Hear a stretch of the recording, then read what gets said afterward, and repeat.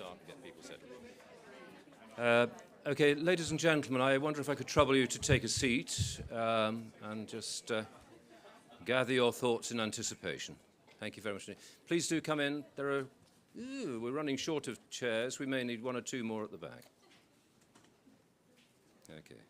Anyway, good morning, everybody, and thank you very much indeed for coming. I have to say, this is the most packed of our early morning starts, so bravo. Thank you very much indeed for that.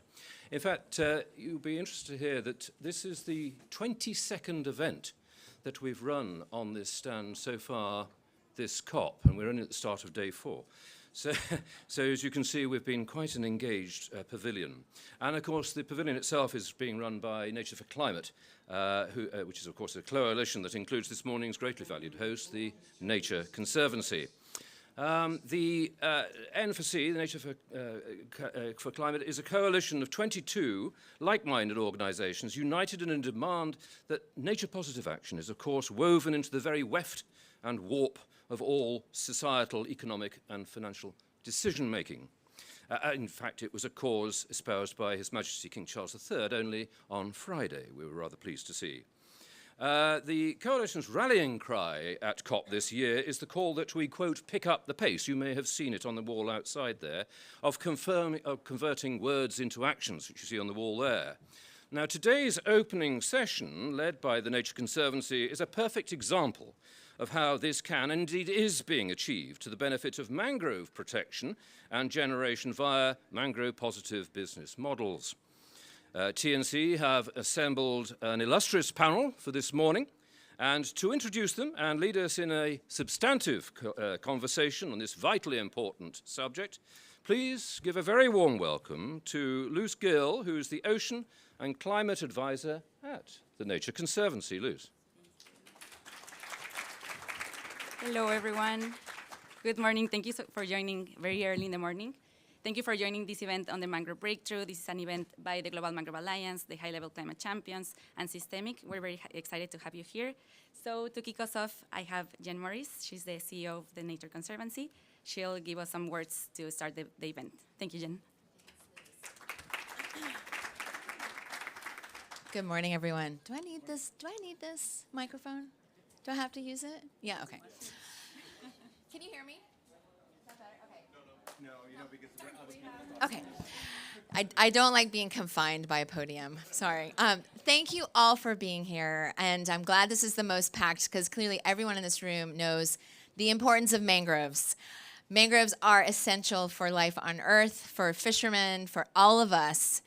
It is the uber ecosystem, and I know that's why you all got up very early, or maybe it was just to skip the lines and get the coffee, but we're so happy you're here. Eileen, come on in. Come on in. So I want to correct one thing. This is not a TNC event. This is a Nature for Climate event, and I also want to give huge shout out to Conservation International and all of the partners in this room. This is about collaboration. So it's putting our egos away, our logos away, and talking about how do we radically collaborate for what is, again, one of the most important ecosystems on planet Earth, and that is mangroves. So, as King Charles said, we need to pick up the pace. We all know that this is the implementation COP. And conservation without money is conversation. So that's what we're here to talk about, is the financial roadmap launch. I'm so thrilled to recognize some of the partners here who are going to help all of us unlock $4 billion to help conserve 15 million hectares of mangroves across the world. And for those of you that don't immediately know how big that is, it's the size of the country, more or less the size of the country of Panama. So huge amount of land that's mangroves that, again, is such a critical ecosystem for this planet. So we are going to have a wonderful session today. We're going to hear from some of our incredible speakers, the organizations. I want to give a huge shout out to Salesforce, to the Bezos Earth Fund, to Systemic, to UBS Optimus, to so many organizations that are here today that have supported this. And we're only going to be able to achieve this 4 billion and 15 million if we all do it together and we pick up the pace. So look forward to today's conversation, to digging in and to really making sure that we as a collective community do what we can to help not only mangroves, but the people who rely on those mangroves every single day. So thank you so much. Thank you so much, Jen, for such great words. And I agree with you, it's all about collaboration. So now we're going to go to the financial roadmap. So we have Jennifer Ring from Systemic. She's going to walk us through the financial roadmap, and then we'll move to a conversation around this roadmap with some experts. So Jen, you can come.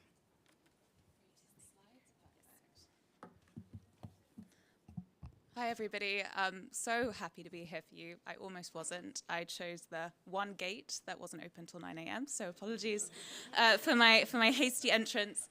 My name is Jennifer Ring. I'm from Systemic, and I worked with the team that led the development of the Mangrove Breakthrough Financial Roadmap. Of course, as we've already heard, this was a true collaborative effort that was really a co-creation with many of the people here in this room. So mangroves, as we all know, and I won't labour the point because you're all here because you're very aware, mangroves are true, although often unsung champions of the natural world. Yet, despite all these incredible ecosystem services that they provide, their future is at risk. Half of mangroves have already been lost. And this year, science confirmed that we've already passed 6 out of 9 planetary boundaries. The Earth is approaching, or indeed has passed, in many ways, the safe operating limit for humanity. Now, more than ever, we cannot afford to lose mangroves and the critical services that they provide. So action is needed, urgently needed, but so too is investment. And specifically, $4 billion of investment between now and 2030, and hopefully much more after that, can truly create a paradigm shift in how and how much finance we unlock for mangroves. So we're here to talk about the Mangrove Breakthrough Financial Roadmap, because we know where we're going directionally. Details of exactly how much finance flows to mangroves today are somewhat murky, but what we do know is that, and you'll excuse the pun, relative to the need, it's a drop in the ocean. So there are, however, questions that remain. How do we mobilize the finance at the scale that we need? What types of finance are needed? And what are the real opportunities on the ground to deploy this capital? And this financial roadmap was developed to answer these questions. Of course, we didn't do this alone. We leveraged the expertise, the insights of investors, experts, and practitioners, many of whom are here with us today, but many of whom are not. And I'm really happy to share some of the key insights and recommendations that emerged from this work. So first, to start with some good news. There is an emerging asset class of regenerative mangrove positive business models out there. And we developed this mangrove transition curve that aims to articulate what these opportunities look like. So starting on the left-hand side, we have business models that create value from standing mangroves. So business models that ensure that mangroves are more valuable intact than destroyed. So here, of course, we have things like carbon credits. In the future, we also hope biodiversity credits. We have marine protected areas, we have ecotourism, and we have business models that unlock the adaptation and resilience value conferred by mangroves. Second here, B, we have mangroves that are still healthy, intact, but are really focused around unlocking sustainable, productive livelihoods. So here we think about things like sustainable fisheries and aquaculture, and these are, of course, imperative because we have to create incentives for those communities who we rely on to steward mangroves to keep them safe and to keep them standing. The middle of the curve, C, mitigating and transitioning degrading activities. So this is where we have deforested and degraded mangroves. Of course, we'd much rather not be in this part of the curve, but the reality is even here, investment capital is urgently needed to address those drivers of degradation. So for example, through investing in things like sustainable intensification of aquaculture or investing in infrastructure that addresses drivers of mangrove pollution, such as wastewater treatment plants. On the far end of the curve, we of course have mangrove restoration. So this is really about business models that help us move back to the healthy side of the curve. And then finally, along the bottom, we have technology enablers. So hardware and software solutions that improve the sustainability and the productivity of all these other business models. However, what you'll have noticed, no doubt, as I go through those examples, is that we're talking about an incredibly diverse set of business models, different risk-return profiles, different levels of maturity, often projects at very different scales. And what that means is there's going to be no silver bullet in terms of financial mechanisms that can unlock capital for these business models. We're going to need the full spectrum of capital, right through from grants to commercial capital, and in many cases, we're going to need a blend of those. But we can also draw on the host of different financial instruments that we're already seeing in the blue economy. Some of these are more established, but some of these are really innovative solutions that we can work to build proof points for. So what that means, if there's no silver bullet, we're going to need multiple financial instruments. We're going to need, in many ways, a toolbox of solutions. And we thought hard about what it meant to have a fit-for-purpose toolbox. And we came up with a couple of principles to help guide us. The first, clearly more of all types of capital will be needed. Public finance, in many ways, will continue to do the lion's share of the work because mangroves are, of course, public goods. But relative to its share today, private finance is going to have to grow most, and catalytic capital is going to be absolutely vital to unlock that. Second, we need to prioritize pipeline, first and fast. There's no point having a host of financial instruments if there are no projects for them to invest in. The third, restoration is of course important, but it's far more efficient and effective to ensure that we conserve what exists. So we need to make sure that remains in focus. The fourth, of course, tried and tested business models and instruments will be key, but we should also embrace innovation and we should move fast to build track record for those new solutions. And then last but not least, we must foreground equity, both at the community level, but also for mangrove countries and emerging markets. That needs to be at the heart of both design and implementation. So based on all this analysis, based on these principles, where did we land? And this is a busy slide. So just to give you a bit of a high level, as you'll see, and the details of each of these instruments are elaborated much further and much more fully in the roadmap. But essentially, the roadmap identifies 7 priority interventions to create a paradigm shift that can really change the whole landscape of mangrove positive finance. And what you'll see is that these 7 interventions are diverse financial instruments. They would deploy capital right across that mangrove transition curve, so across the business models that I described earlier. They would unlock different sources of capital right across that spectrum. And importantly, they aim to be synergistic. So some focus on developing and scaling early stage projects and pipeline, building capacity on the ground. And some are focused on providing follow-on finance and helping scale those projects to really get to commerciality to unlock greater and greater sums of capital as we move towards 2030 and beyond. So much more detail in the roadmap. I can't go into each of these much as I would love to, but I'd like to just highlight 3 for you, and apologies for the formatting error at the top. So first, we've already established pipeline absolutely must be a priority, and this is what this first intervention, which we call Partnerships for Mangroves, would focus on. Many of you will be familiar with the Partnerships for Forest model. This would be a facility that would look somewhat similar. It would deploy grants and technical assistance in an integrated incubator to first develop new projects, and then an accelerator to help them scale. And it would focus not only on those mangrove positive business models, but also market access players to help those projects reach high value markets. This can be very catalytic. We've seen that with Partnerships for Forests. And we believe that a $50 million Partnerships for Mangroves facility could unlock $600 million in follow-on private finance. The second, mangrove positive microfinance. So we know that many coastal communities in emerging markets lack access to basic financial services. And microfinance, of course, exists to address just that issue.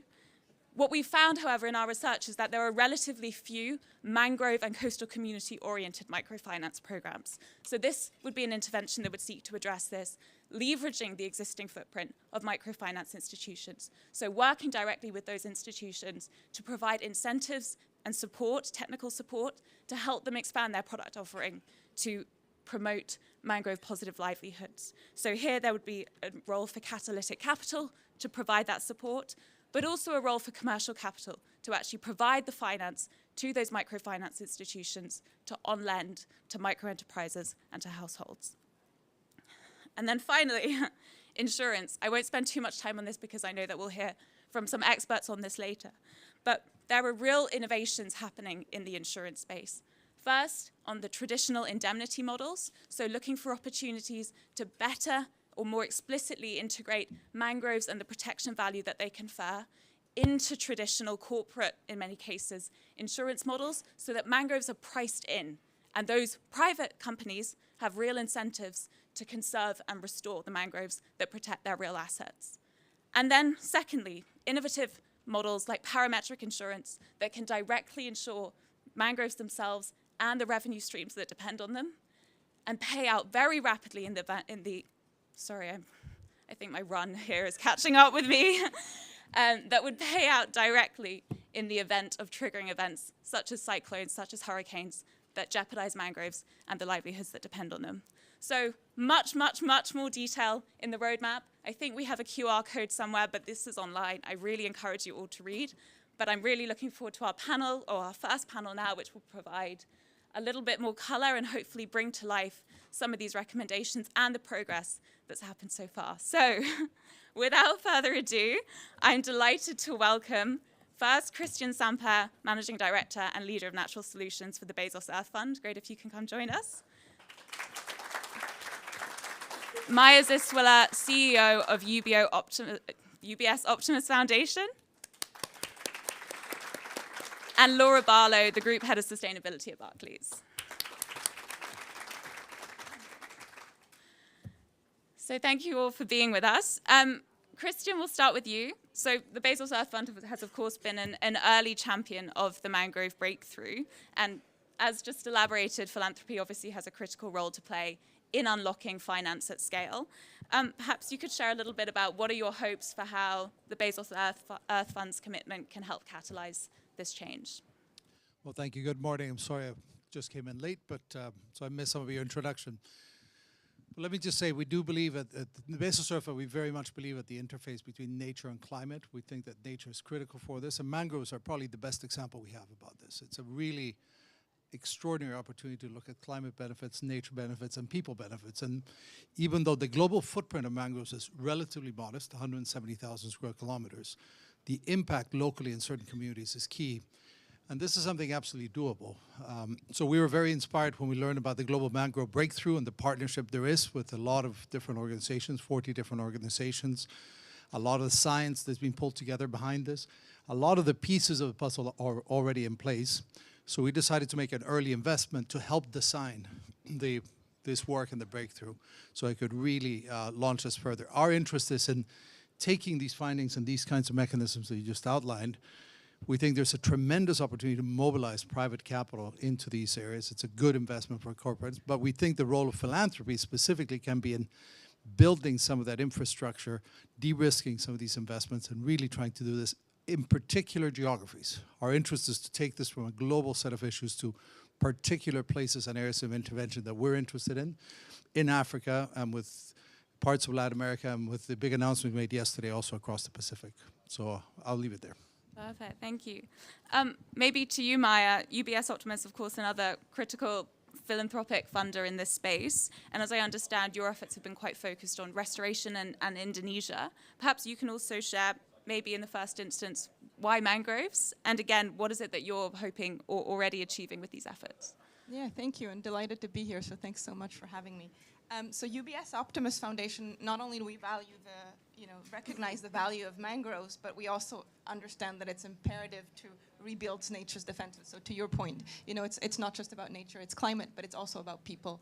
And I think at the core of our vision is to try and build an impact economy that actually values environmental and social incomes and prices them into all business and investment decisions. And at the core of that are nature-based solutions that really kind of run across the spectrum of environmental and social outcomes. So just that as a kind of preface in terms of why nature-based solutions and why mangroves in particular. We have three main pillars that we focus on in terms of the way that we approach the work that we do. One is around what we call impact transparency, because if we don't know what impact that we're having, it's going to be very difficult to value it.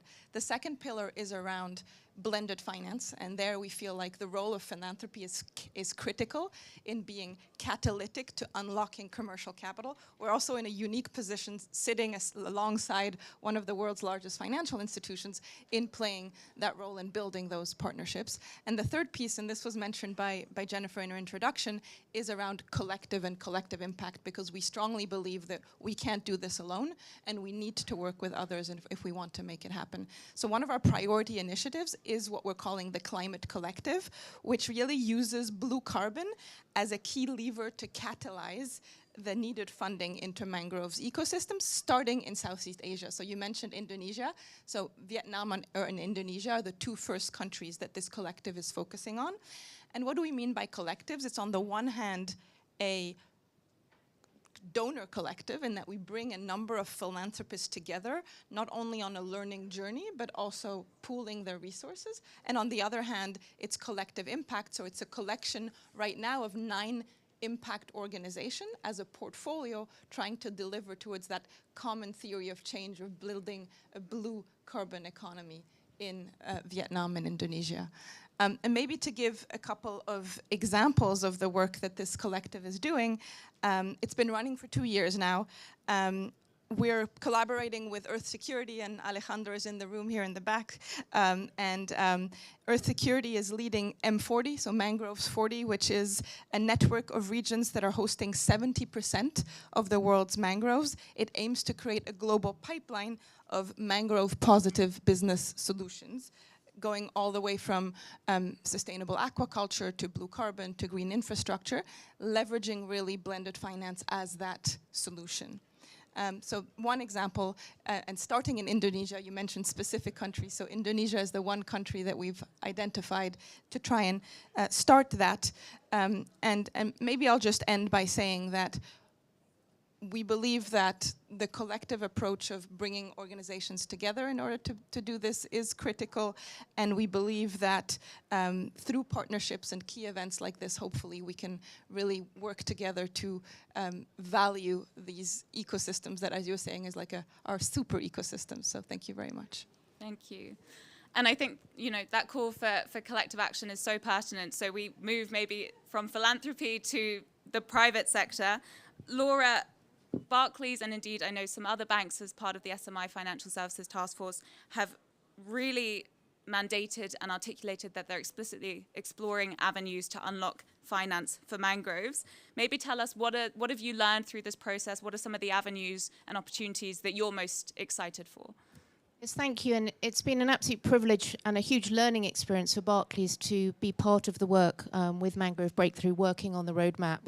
And we've learned a huge amount from it. And our work is really focused on both contributing to the roadmap, but together with HSBC and Pollination and other banks and the Financial Services Task Force, developing a practitioner's guide for financing coastal nature-based solutions, in particular mangroves, to really help build capacity in financial organizations. Because I think if you talk to most global banks, they'll go, mangroves, yeah, that's interesting. What's it got to do with banking?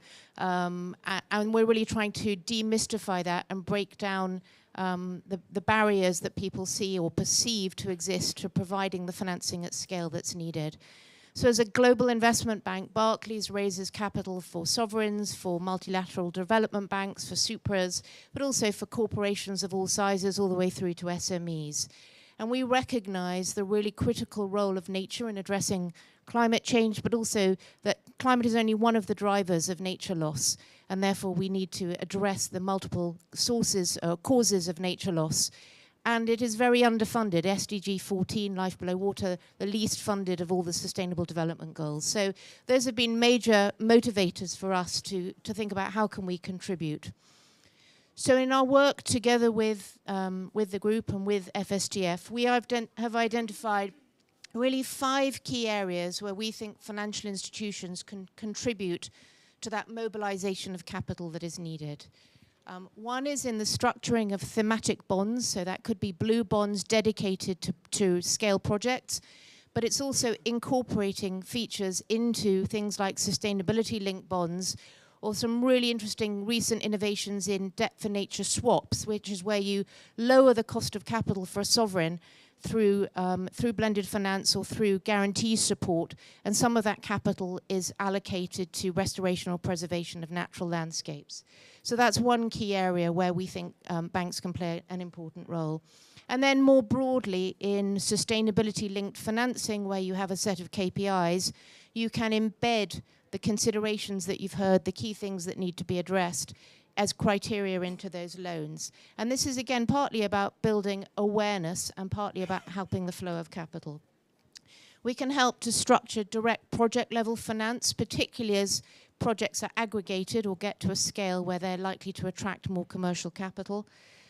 We can support natural fund managers. I was speaking yesterday with a fund dedicated to natural capital.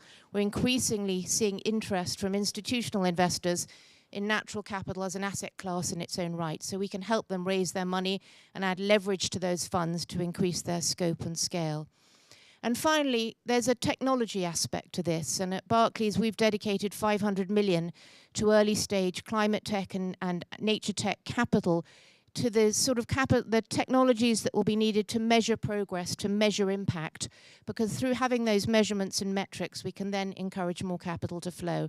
One of the companies that we've invested in is actually here at COP, that builds what's called e-concrete. It's biopositive concrete. So in restoring marine infrastructure, it actually creates artificial reefs and supports the restoration of marine environments.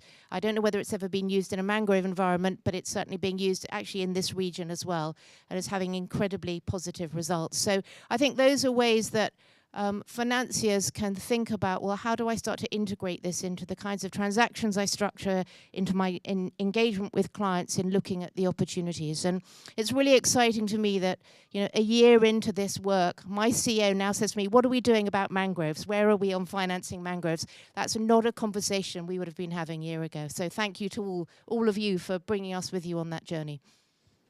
Well, thank you to all our speakers.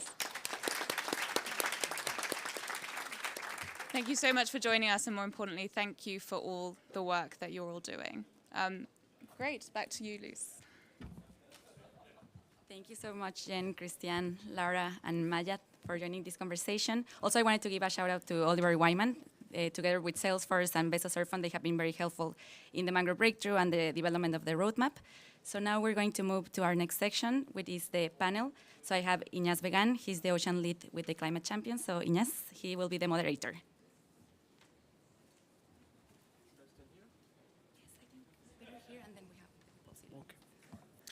Thank you. Hello. Wow, it's full. That's nice. So, you know, but before moving to the panel, I just want to say a few things which I think are important to mention. Is that, first of all, the Mangrove Breakthrough, working with the Mangrove Alliance for Climate, we have about 40 governments, including the largest governments with the most mangrove committed to this goal of 15 million hectares of mangrove restored and protected by 2030. And this represents about 50–60% of the world's standing mangrove. In addition, we have 15 financial institutions and philanthropy and insurance sector that have formally committed and endorsing the finance roadmap. So when we talk about collaboration, I think we are really on a exciting path forward for this to be, turning into action for mangrove. Just to put that in perspective as well. And I think the panel that we will have just now really represents the theory of change of the mangrove breakthrough, that is pulling all the necessary actors together, talking together, and working toward the same target, neater target. And this is what we are aiming to do collectively. So I would like to invite on the stage Tim Christopherson, Vice President of Climate Action at Salesforce, Ignacio Lorenzo, Director on Biodiversity and Climate at CAF, the Latin America Caribbean Development Bank, Lord Bennion, Minister of State of the Department for Environment, Food and Rural Affairs of the UK, Jenny McGuinness, Group Head of Sustainability Policy and Partnership at HSBC, and finally Simon Young, Senior Director, Disaster Risk Finance and Parametrics at Willis Tower Watson, WTW. Tim, first starting with you, we had a discussion a few months, years ago, about the mangrove breakthrough, and Salesforce has, been a strong supporter to guide the work and bring us all where we are here today. But I have a question: is why a global tech company like Salesforce is looking into mangrove and the mangrove breakthrough? Thanks, Ignace, and I'd like to thank everybody in this room, because this is a collaborative effort of all of us, going forward even more than throughout the past 2 years. Nobody can do this alone, right? We need to raise 4 billion, probably more, but we can do it together. It's absolutely feasible. Why we're excited about this is when we set out a goal a few years ago to buy 1 million tons of high quality blue carbon, we quickly figured out that that doesn't really exist. So we took 2 steps back and first built the principles and guidance for what high quality blue carbon is. Then we looked around for efforts that could lift all boats in this tide. And that's where we came across the mangrove breakthrough. So we were one of the earlier supporters of the coordination behind it and the financial roadmap. Very pleased to fund that. We will definitely be a supporter going forward with the full power of Salesforce, which means philanthropy, technology, our $100 million climate justice and ecosystem restoration fund, purchase of carbon credits. But we are one player amongst many. Voluntary carbon market funding will be a small part of the 4 billion. I believe domestic infrastructure funding will be the majority, as we realize that nature is critical infrastructure and that we need mangroves for coastal resilience. We're also excited about this because it is an overall contribution to generation restoration. We're in the UN Decade on Ecosystem Restoration. Under the Trillion Trees Initiative, we mobilize, by January, we will be 100 companies who focus on restoring and conserving the world's forest ecosystems. So I also call on other companies to join this effort, to join 1t.org, because we can do this together, and sometimes we also need to fund the non-shiny things. We all like to do with our philanthropies, the trees in the ground, the local efforts, but the coordination behind this is also essential. I'd like to thank in particular all the NGOs. This is one of the best examples of inter-NGO collaboration that I've seen. There's absolute collaboration, there is no competition. I would really hope that that continues going forward as this effort grows and becomes much more concrete and practical. So thanks to all of you, and we'll definitely be in this for the long run. Thank you.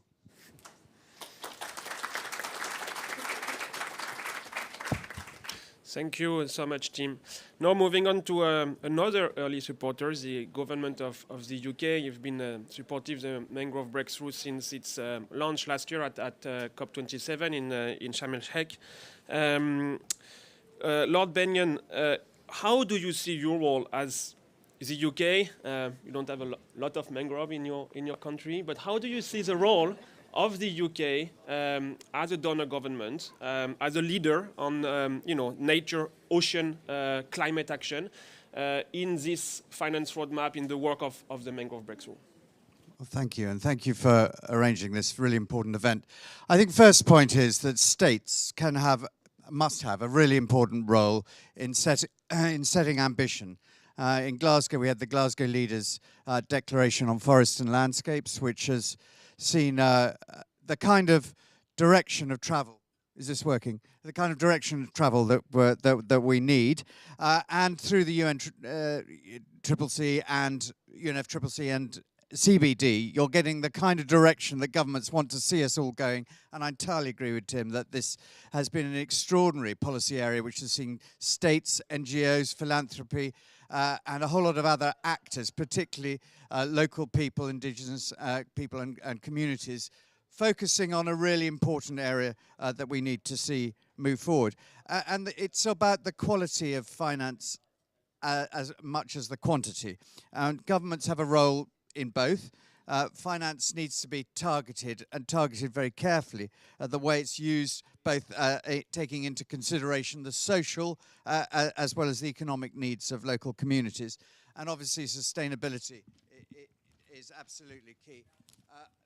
The UK has decided to also put its money where its mouth is. We have our £500 million Blue Planet Fund, which is delivering for mangroves around the world where it's most needed.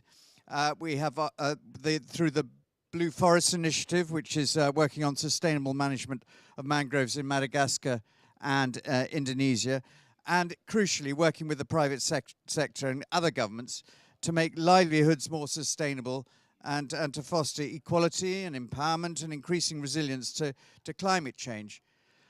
I would also just add that supporting initiatives such as Aura, which is piloting and scaling new innovative finance solutions to generate that long-term finance is really important. And my final point is that we are announcing today that we're providing £3.2 million to fund 12 new Aura projects. These will be focused largely on financial innovation, but also on policy and governance, science and research. And that's another area where government really can play its part. It does have the resources to deliver really important scientific input into making sure that the combined buck that is going into mangroves is really effective and science-based. And so it's projects like this that I think, that can create confidence, and government's role, not just the British government, but government's role, working with philanthropy, with the private sector, leveraging that private sector income, and delivering on a high ambition that was first promised in Glasgow and then underwritten in the UK, was one of the first people out of the box at COP27 to make sure this mangrove breakthrough worked.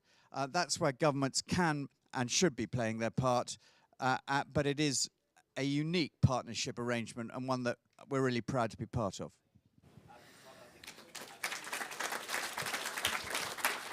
Thank you, Lord Benyon. And you mentioned Aura, Earth Security, and other initiatives that are indeed all committed to deliver on this vision of the mangrove breakthrough. Right? The idea here is not to create a new initiative as such, but it's to bring the collective power together, unlock silos, break the silos, and all work towards this vision of the 15 million hectares of mangrove restored and protected, and reach this tipping point of the 4 billion target. So thank you so much for highlighting these precious and partners. Now I would like to move on to Ignacio Lorenzo from CAF. We heard from Jen Ring the need for blended finance mechanism, and obviously MDBs, regional or global, will have a critical role to play in unlocking the capital and give the confidence to investors. After governments, after philanthropy, we need the MDBs also as part of this framework of capital. How do you see your role as CAF? And maybe if you have, example in the region, a very rich mangrove region that you are living in. So over to you, Ignacio. Thank you very much, Ignacio, and it's great to be here. It's so full of people. We are in the right room for the conversation here at COP. Well, for CAF, it's great to be here, and our bank, established in the 1970s, great work on infrastructure, traditional projects. Heading after COP21 in Paris and having a very clear mandate to align our investment in terms of climate, we established a very in-depth conversation within our institution to see how we can align and how we can be leaders in the region in terms of green finance. So by Glasgow, we presented our our goal for green finance of a 40% floor of our investment, having a $15 billion a year approval rate. And that was, at that moment, the largest, most ambitious goal set for MDB in the MDB ecosystem. So we start working in our green finance approach which is for us an integrated one that includes climate, both mitigation and adaptation, but also hand-to-hand to biodiversity and ecosystem.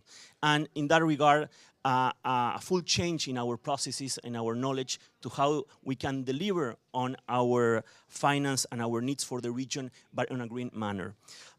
Coming back more recent, last year on the Oceans Conference, and with the leadership of our new executive president, Sergio Díaz Granados, a man himself from the coast of Colombia in the north, he set a new goal for us and say, we are going to be the green bank, but green bank, not alone green and blue bank for Latin America.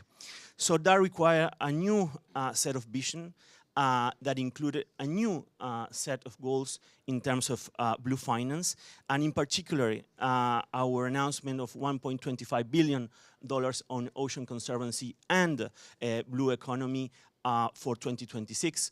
And that also includes a vision in our regions to expand our business also in the Caribbean region as a decision of the board. So the Green Bank and the Blue Bank of Latin America. And in that way, and I somehow was thinking of this this morning, if we are the green and the blue, and I don't think anything more green and blue than a mangrove, we are definitely the mangrove bank in the Latin American region. And in that regard, we would like to announce a very clear commitment to endorse the breakthrough initiative, the Mangrove Breakthrough Partnership, and CAF will also be joining these great partnerships in delivering projects for the region. When we were thinking on what will be the right approach for our bank in terms of delivering in both climate and biodiversity, we came out for the concept of strategic ecosystems for the region. And we are doing a work all throughout this year, and we're going to get on more depths next year, on what are the key ecosystems for the region. And we signal, of course, we got the Amazonia, we got the Cerrado, the Mata Atlántica, Pantanal, Chaco, but we also signal the relevance that mangroves have in all coastal areas, in the most critical places in terms of resilience, of social inclusion and social development. So it makes complete sense to us that we partner with all this partnership to bring robust projects, and I believe the case was made very clear today in terms of the benefits and the business model behind the mangrove breakthrough. So we're happy to join and working with you in the next months to deliver on the ground for our communities. Thank you very much. Thank you so much, Ignacio. You spoke a lot about several billion in your first part of your intervention. So I hope some of them will flow to mangrove. But we know that the challenge is getting a pipeline of investable, if not bankable, but at least investable project. And this is really at the core, at the essence of the work of the Mangrove Breakthrough. And Tim, you said, we have to invest in not the most, sexy or attractive things, and developing the pipeline of project is critical. And this is what, will be front and center in our work with all of the partners moving forward. And thanks to the Bezos Earth Fund and to Salesforce and others philanthropy to help kick off this emergence of the pipes and the pipelines for this capital that you mentioned, Ignacio, to flow. Now I would like to move on to Jenny McGuinness from HSBC. We heard from Barclays and HSBC, and when I meet with your team, I'm always so surprised, why are these guys so exciting about mangrove? For me, it's always a challenge, and this is why we are working so closely with you to the commercial banks, the big commercial banks of this world, are looking to, understand how they can play a role in securing the future of the world through investment in natural capital. So what is making you, as HSBC, excited about this partnership, this collaboration moving forward? Thanks, Ignace. It's great to be here. So I think I'd answer that from a number of perspectives. The first thing I'd say on mangroves is mangroves are iconic as an ecosystem, and that's what brings us all together, right? But they are just indicative of an ecosystem that will need financing from multiple revenue streams for long-term protection. So it's a way of testing and demonstrating and building political will that we can then hopefully replicate and scale in other ecosystems. So we're interested because the opportunity arose and we want to collaborate, and we've been working with Laura and Barclays and other banks through the Financial Services Task Force to play our role as an industry platform to support that development of banking expertise and the plugging in of banking expertise into initiatives like this. From HSBC, we're very much looking at how do we integrate nature in our net zero transition plan thinking holistically. So both in terms of avoidance of nature loss and destruction, but also positive investment in natural capital. And one of the ways that we've done that in the last couple of years is we set up a joint venture with Pollination and our HSBC asset management business called Climate Asset Management, which is really trying to test and scale the emergence of natural capital as an asset class. Because until we have that fungibility in investment, we're not going to get to the scale. So can we develop investments that bring in institutional scale investors in order to be able to move to long-term financing? Climate Asset Management closed at 650 million at the end of last year, so it's a growing fund. And it's got two strategies. One is on natural capital and the other is on nature-based carbon. And I think it's relevant that we've separated those out because we need to think about all of the revenue streams that might be used to finance nature projects, mangroves included. So obviously the nature-based carbon strategy is looking at high-quality, high-integrity carbon credits. And we've got a number of projects that we're working on that are land-based, and we're actually exploring mangrove-based projects at the moment, but they haven't closed yet, so I can't say more about them yet. Invite me next year. The natural capital investment strategy is more about what are the alternative revenue streams through agroforestry, through sustainable aquaculture in the case of mangroves. And sort of trying to move to scale in demonstrating some of those opportunities. I suggest that a lot of that commercial scale activity is still in quite traditional and well-known and well-understood investments. And so we're using our philanthropy to really try and test what the future might look like and to build a bit of confidence in different models. So we're doing some mangrove projects through our philanthropy portfolio, a number of global projects, but that are really trying to test, okay, where are those potential revenue streams?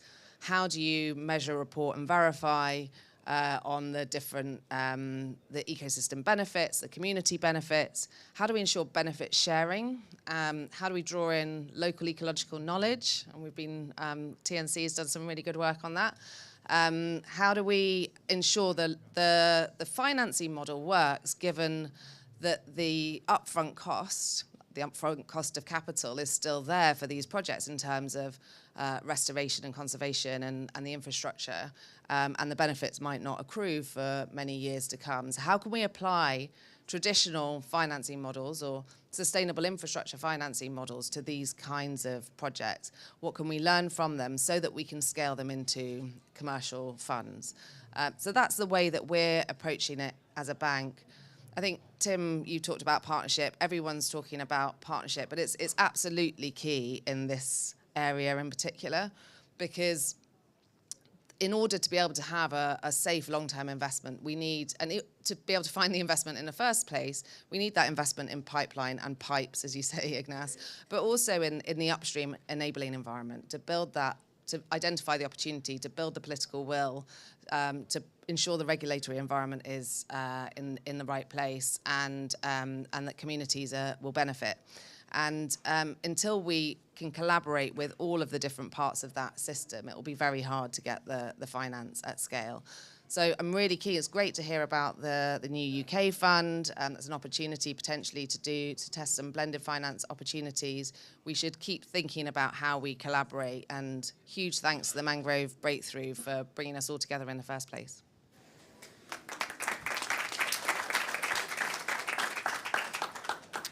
Thanks a lot, Jenny. Now I would like to turn to Simon Young from WTW, one of the major insurance company in the world, and you've been, quite ahead of the curve, thinking about how to include natural capital into insurance product.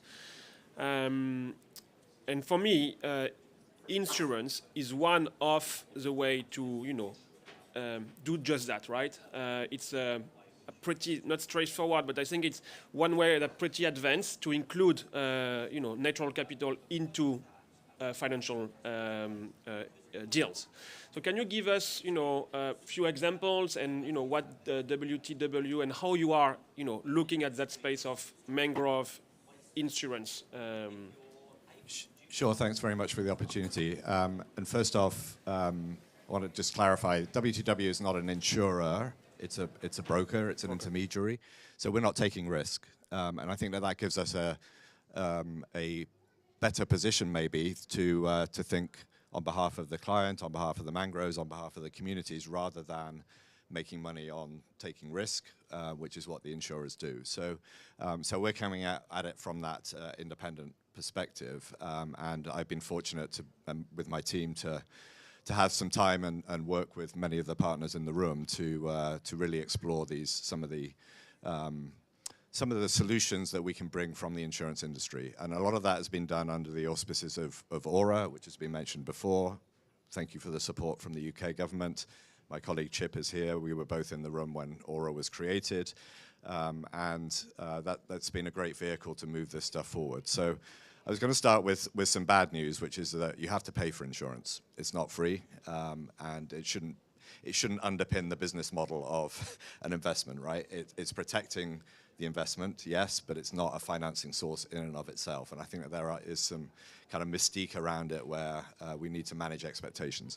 But the really good news is that a lot of the instruments that were mentioned by Jen in the introduction and that are in the report, we've made really good progress over the last few years in terms of testing those out, seeing how they work or how they don't work, and we're ready to scale them. A few examples I could give, we're doing mangroves is a little bit slower. We've done quite a lot with coral reefs. We are working with CI on mangroves in the Philippines and just about to start in India and Thailand, so trying to move the Risco project forward.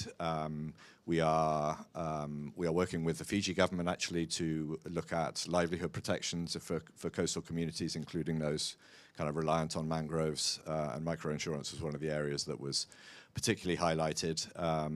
And we're also looking at kind of micro business protections for investments from blue bonds, for example, in Fiji. So some blueprints for new insurance products. So you can't go into an insurance broker or to an insurance company and buy protection for your reef diving business or your business that is reliant on nature, basically. So we have to create those tools, but I think we've come a long way in doing that, and then we have to mainstream them. The other thing I would mention was the amazing blue bond deal that TNC NatureVest led in Belize a couple of years ago, and I think most people in the room will be aware of that, and the, I think, amazing unlocking of both conservation investment and also better credit for Belize was amazing.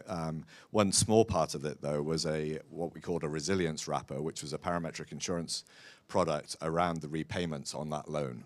And if government of Belize, obviously, its economy is very exposed to hurricane risk in particular, and so we created a trigger which, if a certain intensity of hurricane or a number of hurricanes in the same year or a very wet hurricane hits Belize, the next debt repayment gets waived, and the insurance policy triggers and makes that payment. So the Belize government doesn't have to worry about finding the money to make that next debt repayment.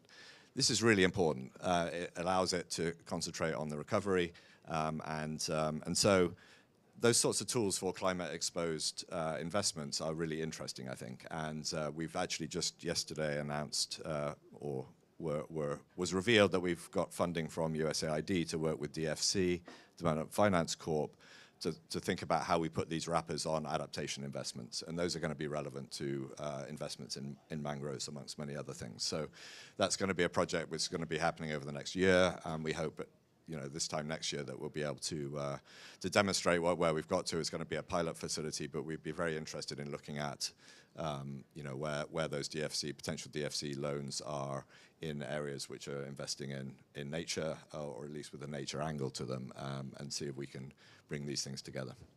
Thank you. Thank you. Thank you. We can go on and on, but we'll have, you know, the partnership is here, so we'll continue the conversation, obviously.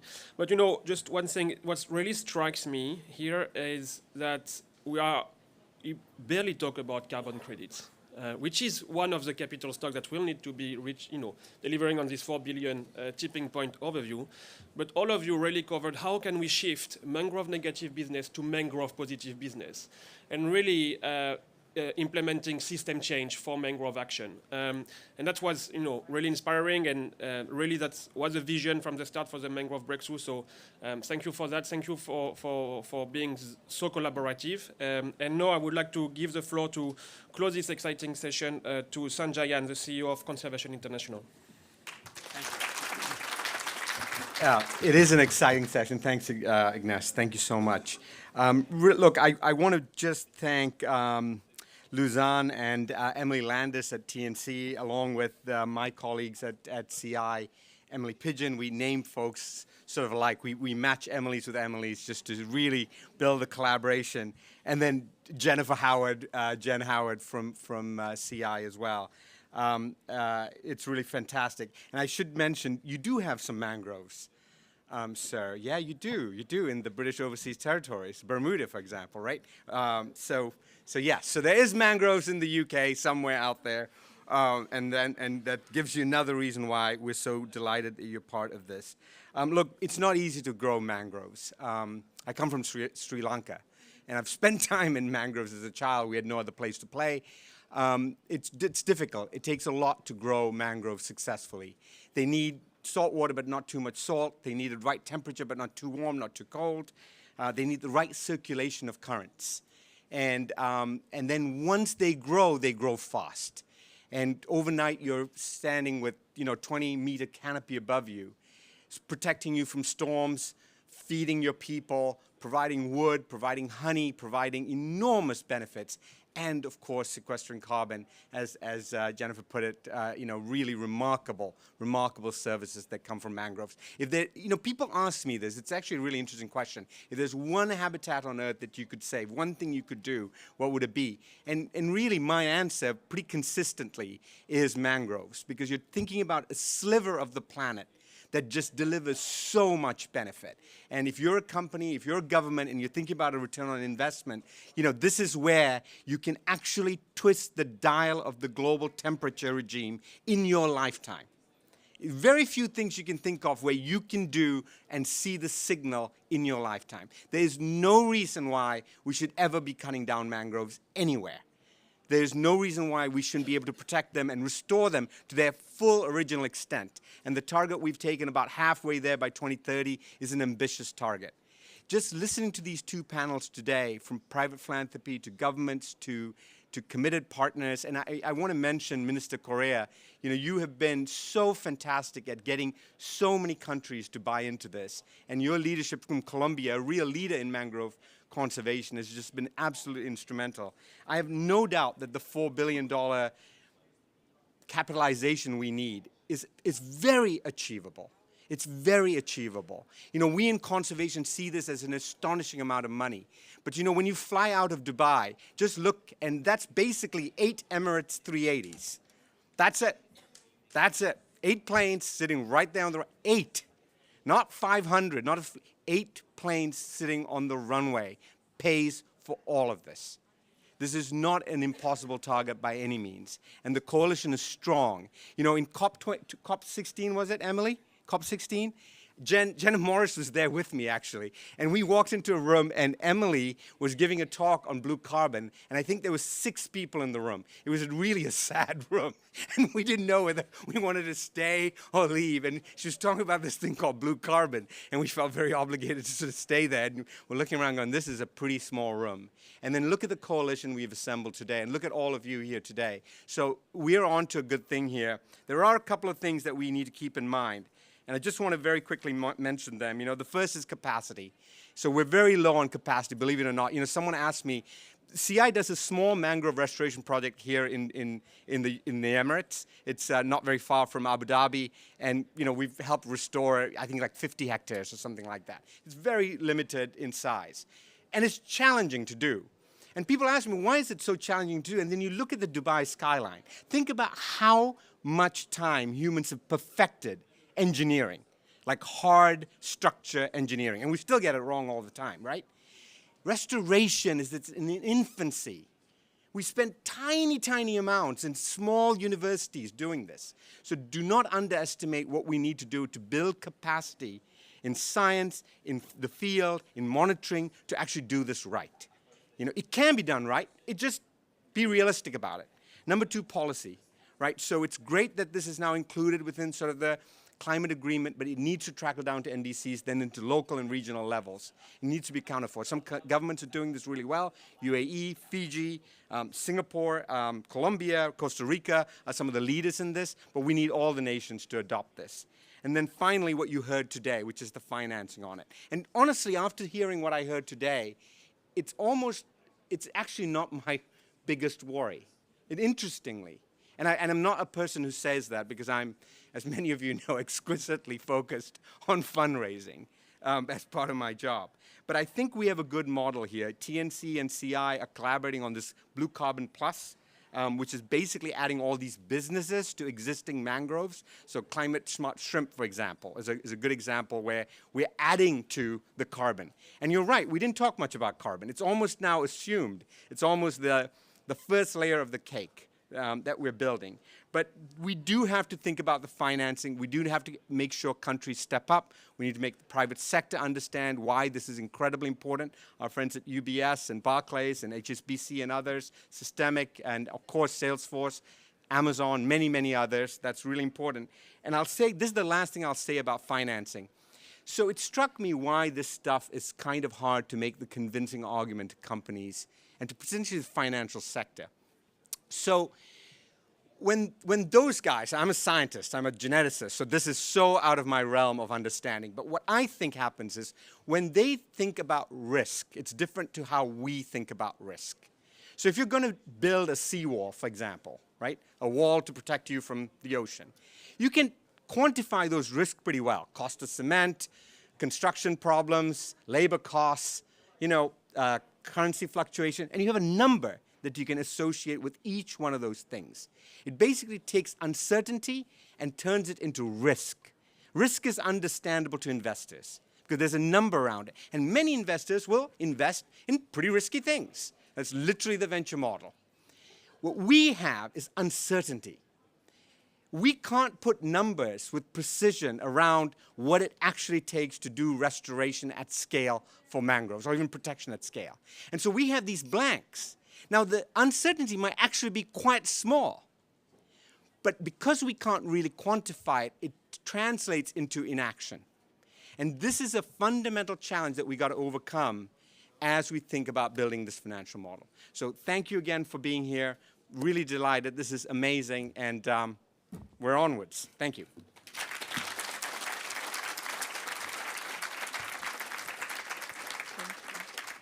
Thank you so much, Sanjan, for these very inspiring words. And also I wanted to thank IUCN, WWF, and Wetlands International, which are also part of the Global Mangrove Alliance and have been really great supporters of the Mangrove Breakthrough, and we have been together created this amazing Mangrove Breakthrough.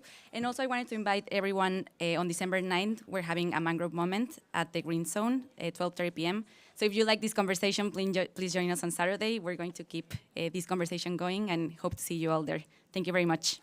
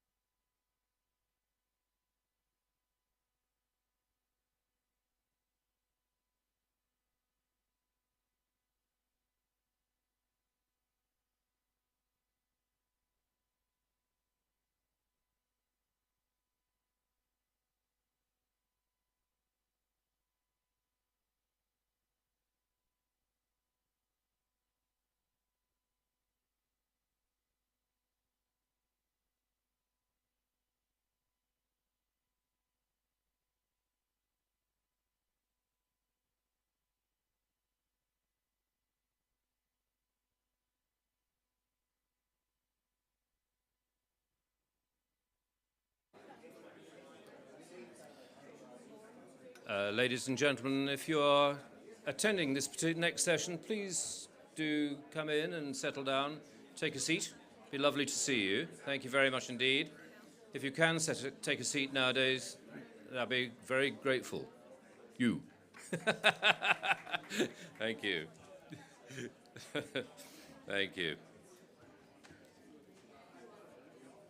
Okay.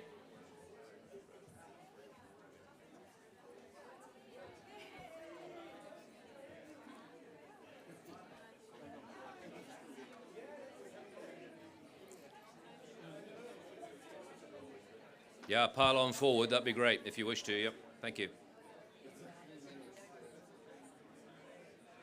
Okay. Okay.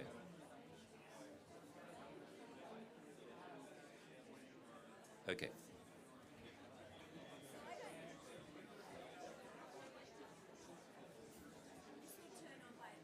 Yeah. Gentleman at the back. Right, well, anyway, look, welcome everybody to this, what is, you'll be amazed to hear, this is the 23rd session that we've run in this pavilion so far, this COP. So welcome to that, and of course welcome from the Nature for Climate Coalition team who are behind this, of course, of whom the Global Evergreening Alliance is a member, and we're very proud to have them on board in that respect. The goal, of course, of the Alliance is to see nature-positive decision-making incorporated as a core component of all governmental and societal, economic and financial decision processes. Our partners, of who, as I mentioned, our hosts are a cherished member, are also united in the view that this year is the year to pick up the pace, to change our focus from talking the talk to walking the walk, and to show us how they are doing, please welcome Sally Armitage, who is the Global Evergreening Alliance's Head of Media and Communications, who will introduce the panel, who I know, like you, were finding it exceptionally difficult to make it in today. So, Sally, in your own time. Thanks so much, Nick. Good to be back here again with you.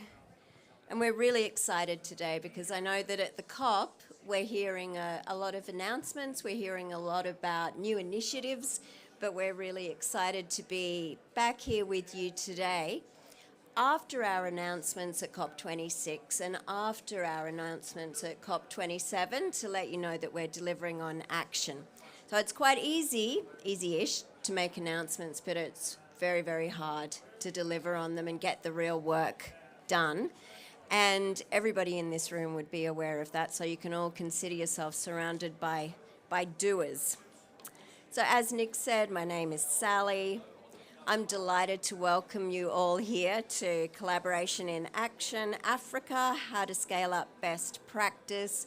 Hello to everybody who's watching on the live stream, particularly our colleagues back home in Australia. And I'd like to give a special shout out to Natasha Murray, who made sure that the whole delegation got here safely and is still watching over us today. And of course, I'd like to welcome our fantastic panel, and I look forward to introducing them to you all individually as we go on through the next hour.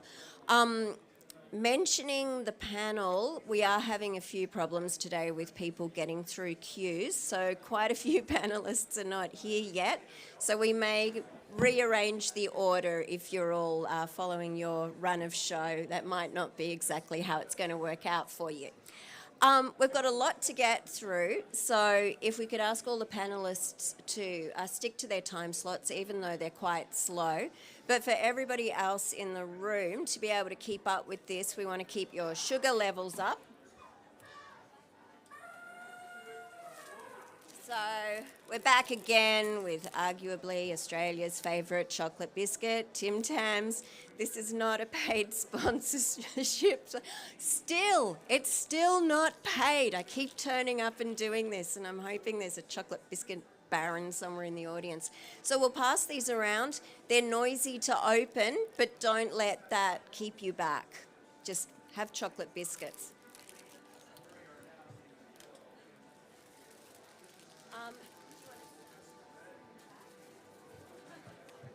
There's plenty more. I'll start bringing them round in a tick. I was going to introduce our keynote speaker, Dr. Dennis Garrity, who's our chair of the board, but unfortunately there's been a bug that's been travelling through our entire delegation and he's gone down with it today. So playing the role of Dr. Dennis Garrity is Dr. Alan Channer. So Alan, I'd like to welcome you up to make some opening remarks. Thank you so much, Sally. Good morning, everybody. I must say it's an absolute honor for me, actually, well, not to take advantage of this unfortunate circumstance, because Dennis Garrity has been my mentor since before the inception of the Global Evergreening Alliance, and I was inspired by his vision to form this alliance, and I've been with it ever since. So it's such an honor to have this opportunity to read his notes today, and I hope I'll do them justice. So he shared this with me to share with you this morning. The Global Evergreening Alliance is a coalition of 95 organizations that includes many of the major development and conservation organizations in the world, with tens of thousands of dedicated staff on the ground in communities all over Africa, Asia, and Latin America, with combined annual budgets in the billions of dollars. We came together because we have a dream. Our dream is that our world will once again be evergreen, not brown and degraded as much of it has become. Thus, we have a beautiful vision, an evergreen world, evergreen with healthy vegetation that repairs our hurting planet. But how do we realize such an audacious dream? It can only be the handiwork of hundreds of millions of people, particularly smallholder farmers and village communities throughout the tropical world, supported to restore their land and landscapes as they enhance their livelihoods. It's a beautiful vision, and we are seeing another beautiful thing beginning to unfold. We can achieve this vision with the collaboration of hundreds of businesses that are themselves committed to zeroing out their emissions through the race to zero, and are willing to invest in nature-based solutions to offset a small part of their hard-to-abate emissions by sponsoring land restoration programs. We are not blind to how difficult this endeavor is going to be. There are hundreds of millions of hectares of currently degraded land in the world, but we believe we can mobilize the effort that can turn these brown spaces green. We can evergreen Africa. We can green up to cool down. And in achieving this vision, through nature climate solutions, these lands will not only be revegetated, they will enhance livelihoods, they will be able to soak up billions of tons of carbon dioxide from the atmosphere and conserve and protect the precious biodiversity of Africa.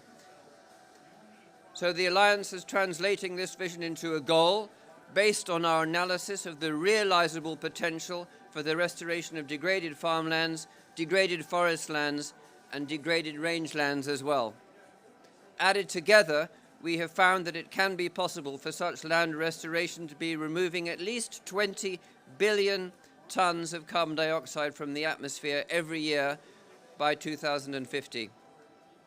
And thus, once humanity controls its carbon emissions, helping enormously to reverse global heating, to launch the process of cooling the Earth again. So this is the basis for our Evergreening the Earth, Green Up to Cool Down campaign. There is hope. There is hope in Africa.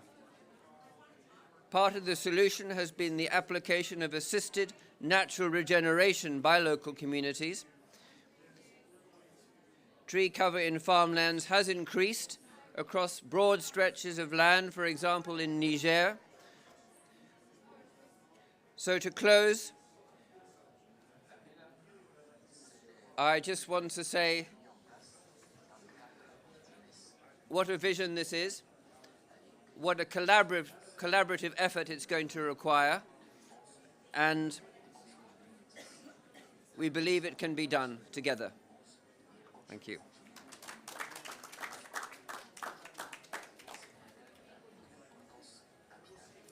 Thank you so much for that, Alan, and for everybody else's understanding. Alan only found out that he'd be playing the role of Dr. Dennis Garrity a couple of minutes before he started speaking. I'm about to introduce our CEO, Chris Armitage, to give some context to this event and also to provide some background on the way we work and the Restore Africa program. But I'd just like to briefly acknowledge that the Honourable Collins Mazovu and the Permanent Secretary, Dr. Chabamba, have just joined us in the room from Zambia, so I'll just welcome them quickly to the room. Chris, if you would like to come up and speak. Thanks very much, Sally, and a warm welcome to everyone in the room today. For those of you in the room who aren't already familiar with the Alliance and what we do, I'd just like to briefly build on the words of Dr. Dennis Garrity that were so eloquently communicated to us by Dr. Alan Channer. And explain just a little bit more about who we are and what we do and why we do it. So the Alliance was created back in 2012, originally as the Evergreen Agriculture Partnership, by many of the world's largest and most capable not-for-profit organisations, particularly development, NGOs and technical and research organisations, coming together all with the individual understanding that they were trying to solve many of the same challenges, the same global development challenges that have been so difficult to overcome for decades, particularly acute rural poverty, food insecurity, the increasing impacts of climate change on farming and food production systems. And they're all trying to work in very similar ways, but largely with small-scale isolated efforts, often incentivised by competitive tender grants. But I think we all recognise that to achieve the sort of long-term transformative impact that needed to be seen, we had to work better together to harmonise our efforts.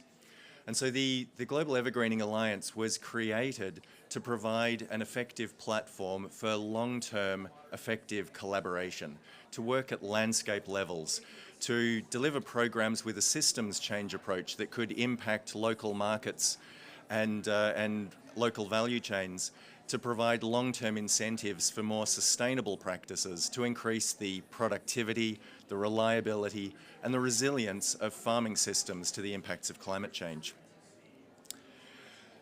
And this approach is tried and proven in Africa, where we've just seen the conclusion of our proof of concept program, the Regreening Africa project, which many of you may be familiar with. It was implemented by ICRAF across 8 Sahelian countries. This was the Alliance's first proof of concept, and of course ICRAF is one of our founding members, and the secretariat for the organisation was at the time based at ICRAF. That program was, at the time it was developed, Africa's largest farmer-led land restoration program, and proves the collaborative methodology that we've all worked tirelessly to develop since our inception in 2012. Today we have almost 100 member organisations. We've built on the base of large international NGOs with an increasing number of small grassroots organisations as well that bring the community perspective up to the design and implementation process. Sorry about the background noise. Hopefully the helicopters will leave us shortly. But we've also recognised in recent years that there simply isn't enough public funding available to address the scale and the severity of the problems that we're trying to overcome together. We need to get better at working with the private sector to mobilise much larger amounts of resources and to get that effectively to the grassroots in a way that delivers real sustainable change. And so in the last 3 or 4 years, we've worked with leading private sector investors, particularly our colleagues at Temasek and Gen Zero and Climate Asset Management, which were our 2 first major investors, Gen Zero in the piloting of our approach in Kenya with the first significant scale program, and climate asset management with our first massive scale investment of a program with a budget of 150 million US dollars that's designed to support 1.5 million farming households across 6 countries in Africa to deliver real sustainable change and support much more sustainable livelihoods across 1.85 million hectares of land. This is, as far as we know, the world's largest carbon removals program led by small-scale farmers and hopefully provides a template, an opportunity for replication and scaling, and a demonstration of how private sector investment can transform development challenges and provide real food security and lasting change. We're also, in the next couple of months, going to start implementing programs with some additional investors, climate impact partners in Kenya, Rabobank in Nigeria, and there's an emerging pipeline of interest building on these initial successes and the scale of impact that we're starting to see through these really transformative initial steps. So this work is building momentum. I hope you'll agree it does represent a major paradigm shift in the way development outcomes can be achieved with large-scale private investment. And I hope that we can all work together effectively in the months and years and decades ahead to build on this approach to really transform Africa and the rest of the developing world. Thank you all. I look forward to some insightful interventions over the minutes ahead. Thank you.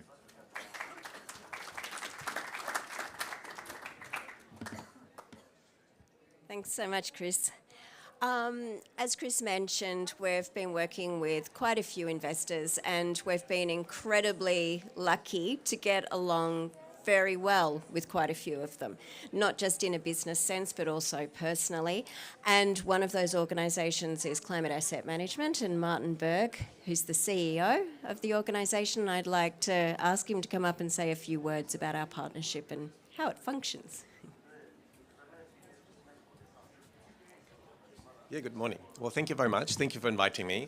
So first, as introduction, so as was mentioned, Climate Asset Management, we are an asset management firm entirely focused on natural capital. We are supported by HSBC on the one hand side, on the other side, Pollination, which is an investment and advisory firm. So firstly, I have to say, I'm so pleased to speak at an event where we're talking about implementation and not the next kind of goal. And I know I had a lot of discussions with the team at GA, why we always have to announce something new. Why can't we talk about the things we're actually doing and showing that something is happening? Because that is something that I'm actually often being very passionate about. You hear all those announcements and these conferences, and then nobody shows up again and says, what actually happened with all that money that was announced? And I think the reason being is because it's really hard, and I think that's what we're noticing. So that's why we're really pleased to have this event here. But maybe where I would like to come from is to explain a bit how we are working with the Global Evergreening Alliance, because I think it's also important for the wider context here in COP. We hear a lot of criticism about corporates buying their way out or greenwashing. Offsets are under very much attack. But I think what we're really showing here with this project, and you mentioned it, Chris, is how voluntary commitments from corporates can actually be funneled into real projects on the ground that are not only achieving emission reductions for their net zero targets, but also for huge benefits for the local communities. And I think that's what we are working now with GI for almost 3 years. I think since we started the firm ourselves 3 years ago, I think one of the first discussions or the first partner we were starting discussing the possibility of carbon project with was the Global Evergreening Alliance. And then 2 years ago, pretty much from as of today, we announced our initial partnership. What we are doing is we are a fund manager. So the way we are financing this project is that we are pooling commitments from large corporates that then allow us to finance projects on the ground like the Restore Africa program. So it's in our view, a really good way to funnel the financing down on the ground. And as I said, I really want to highlight that there's actually this positive element that is often forgotten when people talk about some of maybe the negative aspects around offsetting. So where are we? What have we been doing? We're working on the 6-country program. We've been focused now on the first 3 countries in Kenya, in Uganda and in Malawi. And I think what we've been, we had now various teams down helping with the implementation and discussing with teams. I think what we find really interesting is every time our team comes back from one of the site visits, I think they can show to the rest of the team and also to our investors the transformational aspects of these projects. We just had a team down in Malawi, and I think when I see like the team before, there are difficult discussions that we have to have when we implement these projects, and it is a long journey. But when I see how the team comes back and how motivated they are, and they're saying, look, we're having such a transformational opportunity here on the ground. So when just a team came back, and there was one team member in particular came there the first time, you can really see in the eyes of the people, there we are really actually doing what we want to do, which is using the carbon finance to make a difference. So maybe I stop here. So we are, of course, very much looking forward to continuing the partnership and to implementing the program. So thank you very much for inviting me.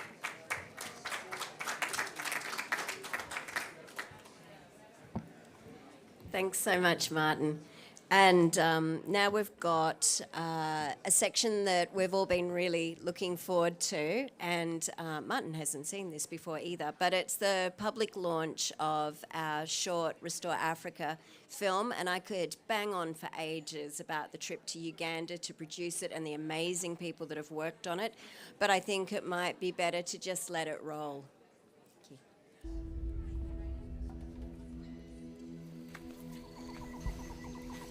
Regeneration is bringing back what was once destroyed. This is our planet, and we need to look after it.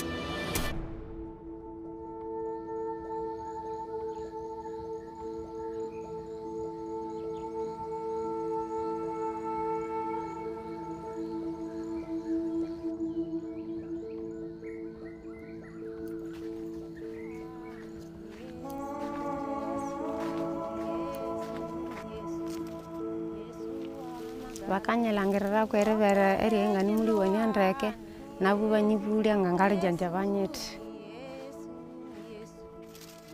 Pamavendure emeremere yetu tukasamalira ihanga lyetu kusangwa lerifata ilo ndeke liwene ndeke muri mutaku wene.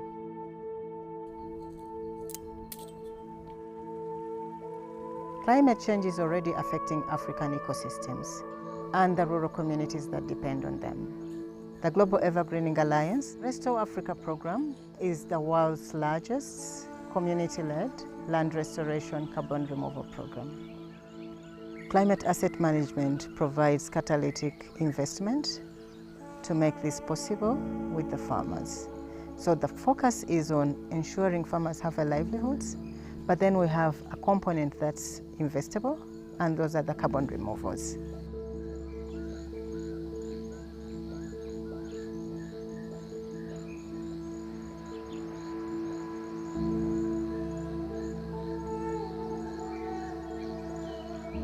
Agriculture is the backbone of Uganda. We cannot live without agriculture. I have to protect my land, such that I do carry agriculture on it to support my family. Restore Africa is supporting millions of vulnerable farming families by empowering them with the skills and knowledge they need to improve their livelihoods, income and food security. Abokuba nkabantamanyire okulinda obuhangwa nokulinda itaka baitu ekitongole kino bukyayizire kikankonyera kulinda kurungi itaka lyange nokulinda ebirumwa byange okwikara biri birungi n'orwezo mu itaka. FMNR is farmer managed natural regeneration. You do your farming as you manage the growing of the trees. You just manage what was there naturally. Baitu abo itaka tibyaba kurungi ebintu byange baitu ati bwen kubyara emiti obwire bundi kijja kunyongeraho ntitaka emiti gino ejja kuletamo ekirisa habinte byenkulima sobole kugoborera mu mbiro by'amaizi. Ikangasira kutsibu ekyo kubanza emeremire iyi yekatokena tokereba mechereri nerishe family ya echakabere ngatokereba na musukuru fizi y'abana. Letting the coming generation keep knowing that they are existing because there is nature. Without nature, there is no life. So we live by the trees. Everything is done by the trees. Yes.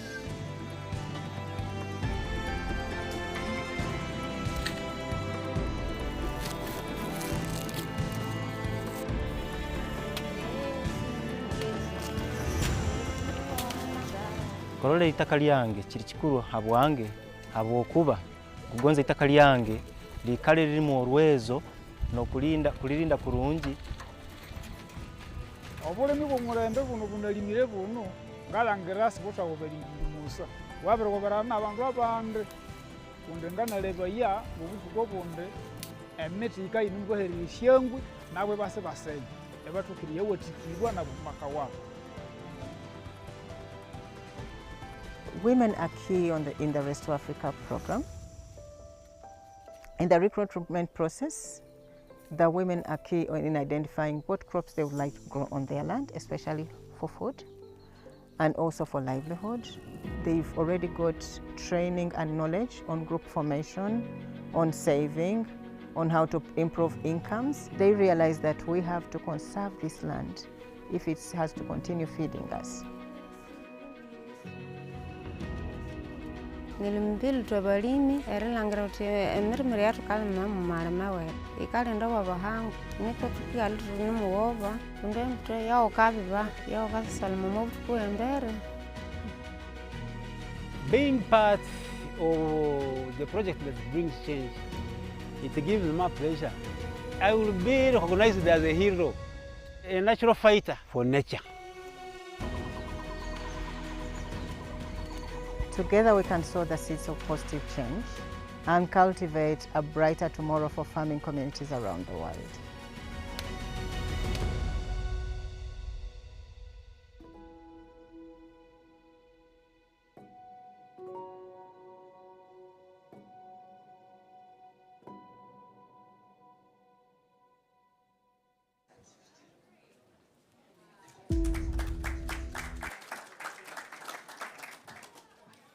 It's a little bit like what Martin said before about people going out into the field and seeing the difference you can make and how it then appears in their eyes when they talk about it. This film just makes me so proud of the organisation I work with and the investors we work with and the people on the ground and our members.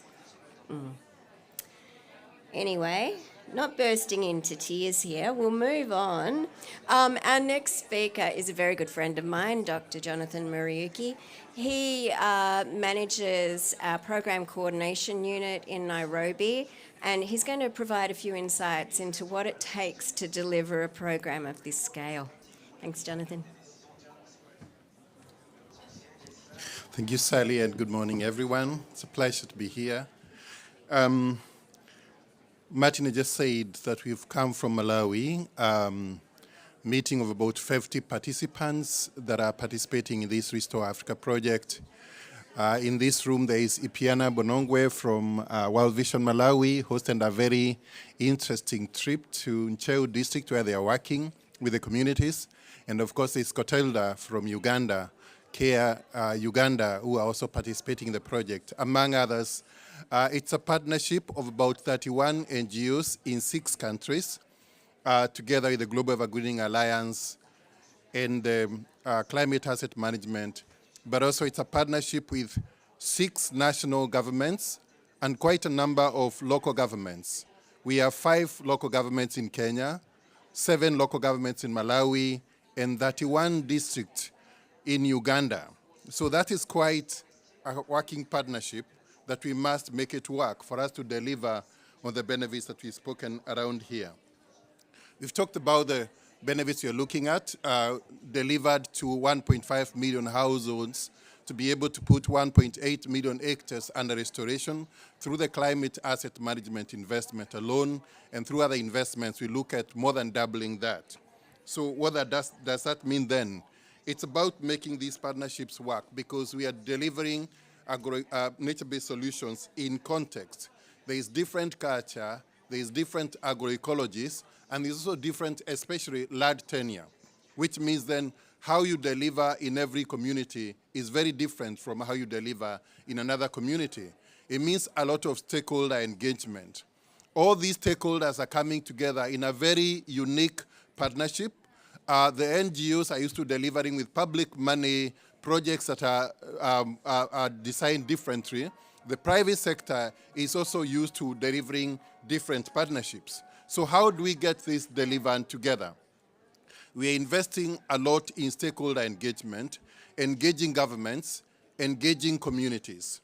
In our free, prior, and informed consent processes, we make sure that we do not speak about carbon as a first communication, because we know then it is going to distract from the main benefit, which is land restoration. We've invested about 6 months with communities discussing land restoration and what benefits it brings to the communities. In Kenya, we are using an approach called community vision and actioning process, where farmers and their communities are able to look at what is it they want their landscapes to look like, where are they coming from, what are these 3 species that would work for them, what are the markets that would work for them, and what is going to be their role in terms of contributing to this restoration, so that we can build a vision together that then will be able to deliver through the climate finance that the investment is all about. We do not begin to talk about carbon until farmers are aware where the real benefit is. The reason why that is important is because the value of the carbon credit, it is not in the pricing you get at the market. The value of the carbon credit is the benefit bundle that the communities actually receive. They receive improved productivity. They receive functioning markets. Because some of these communities, you've got farmers that have got very small plots of land. The average plot of land that we are working with is about 1 hectare. In some places like Malawi, it even gets smaller. So how are then farmers going to collectively work together and deliver the benefits at the market and the value chain strengthening that they need? They must learn to collectively work together. So we are using this investment to bring farmers together, to build their capacity to be able to vision together, but also to deliver together at the market and negotiate with value chain partners. We are also in a space in which the government has a lot of deliverables to deliver to the community and to deliver within climate mitigation. We are seeing a lot of regulation changing around the countries that we are working, and sometimes these regulations are informed by only one part of the understood context, especially the REN Plus projects. Our project is not a REN Plus. It is an agroforestry project working with farmers, but most of these regulations are informed by REN Plus processes, and they may not work for our kind of projects. So we have been involved in the last few months engaging governments, speaking about the regulations that are being drafted in Kenya, in Uganda, and Malawi, to ensure that they work for the farmers and ensure that farmers are not going to lose on some of these benefits that are delivered by these projects. So in the last few months, beginning with the Africa Climate Summit, we have been engaging governments. We have seen Malawi moving very fast. Kenya has been able to go back to the drawing board and draft new regulations, and Uganda is working together with us. And the other benefit that we are working is to be able to deliver FMNR in carbon standards, because that is one nature-based approach that has not been known by various carbon standards. And so we are discussing that with the various carbon standards to see how it can work in the methodologies and make such projects work. A lot of work ongoing. 3 minutes cannot be able to deliver this, but those are some of the nuggets. Thank you very much. Thank you, Jonathan. I know it's not very long. I was trying to do the polite creep towards you. We've talked today about the importance of working with our member organisations and the collaboration, and that's what Jonathan was just explaining as well. So we're lucky to have a friend here from CARE. So if I could ask Katilda Nakyuyunye, did I get that totally wrong? I did. I can tell by your face. Oh. You can correct me. Yes, thank you so much. Katilda Nakyuyunye. I work for CARE International in Uganda. And the previous speakers have eloquently spoken about this huge collaboration that is going on. And obviously, for the scale of restoration that we are undertaking, you cannot run away from these kinds of partnerships and the kind of collaboration that we are doing. My experience is from Uganda, and in Uganda, obviously, we are a nice mix of civil society organizations, both international and local and national partners. And like Dr. Jonathan has put it, we are working very closely with the government, both at national level, at the local level. But most importantly, I think for me, what is central in this entire collaboration is the smallholder household that is looking at investing in restoration, and not for the short term, not for just months, not for 1 year, but for over 20 years. So as civil society organizations, we understand the intricacies within the cultures, within the gender, that would either bring about the success of this long-term investment or undermine. And that is where we come in as civil society organizations. The governments, they have a very critical role to play. Like Dr. Jonathan has mentioned, this investment is on land. And if you're coming from Africa and the African nations, issues of land are very, very, very critical. It's very political in sometimes, a lot of conflict sometimes. And so you need government to be very invested in this, to be able to work around the policies and the issues and around access to land for the smallholder farmers. So I think all in all, what I can say is that these kinds of partnerships and collaborations are very, very critical for us to be able to deliver the scale of restoration that we are talking about. One single organization does not have the approaches, does not have the structures, does not have the capacity to be able to deliver on this kind of a restoration program. And obviously, as CARE International in Uganda, as part of the consortium in Uganda, we are very proud to be part of this restoration. The kind of first in, I think, the first of its kind that CARE is involved in Uganda. We have done a lot of restoration around protected areas, but I think when it comes to restoration, when it comes to a carbon project, I think this is the first of its kind.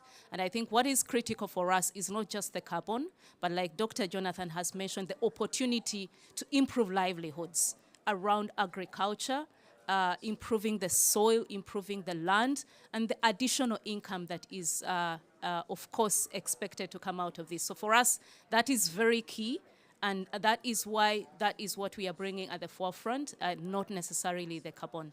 So thank you so much. We're very proud to associate with the Restore Africa program.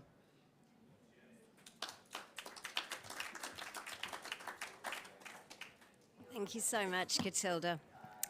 I don't think that CIP has slipped into the room. No. Okay. Last year, we were joined by Max Berkelman from Acorn, a Rabobank initiative, and he announced that we'd be working together to deliver and design a $12.5 million program in Nigeria. But we're really proud that we've got Dr. Roland van der Vorst here today to provide an update. Roland.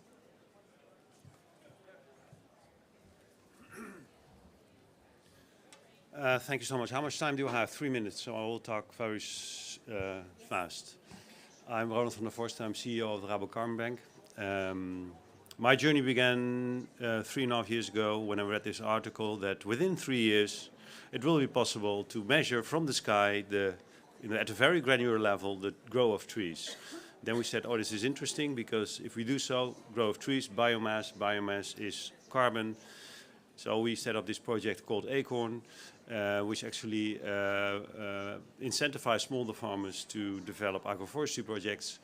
We measure the difference in biomass and we sell a carbon credit. Yes, I'm critical of the carbon market, very much so, but at the same time it provides us, and especially the smallholder farmer, with quite some income, extra income. 80%, so 80% of the revenues of the carbon credits goes to the smallholder farmers. And that's quite substantial in most cases. So we started 2 years ago with the project. We have now onboarded to 250,000 smallholder farmers. 6, 7 countries in Africa. We are massively accelerating there. Asia as well, South America as well. So this platform turns out to be very scalable. We work with partners, so 10% of the income goes to our local partners, Solidaridad, etc., etc. So the question is now, how are we going to scale this up seriously? So we set up a fund. We're setting up a fund for $200 million, and the investors get partly paid by the income of the revenue of the carbon credits. So of the 80%, 40% goes to the investors after the loan is being paid back, and then everything goes again, the 80% goes to the smaller farmer. And this turns out to be a very interesting model, because it is a way to get massive funds flown in to develop agroforestry projects for smaller farmers. We're setting up this fund, so everyone interested to chip in, please contact me. Everyone interested on the operational side, we're looking for partners in all countries actually. We have a working platform, it's there ready to scale, so it's a big invitation for everyone. Please let me know, drop me a mail via LinkedIn or a mail, whatever. I think we're here to stay, and I totally agree with the fact that carbon credit, that the benefits of agroforestry go well beyond carbon, well beyond carbon. It's social, it's biodiversity, it's yield, but we use the carbon market to get an extremely good price for the farmer, and this helps us to get them invest in their land and their families. Thank you very much.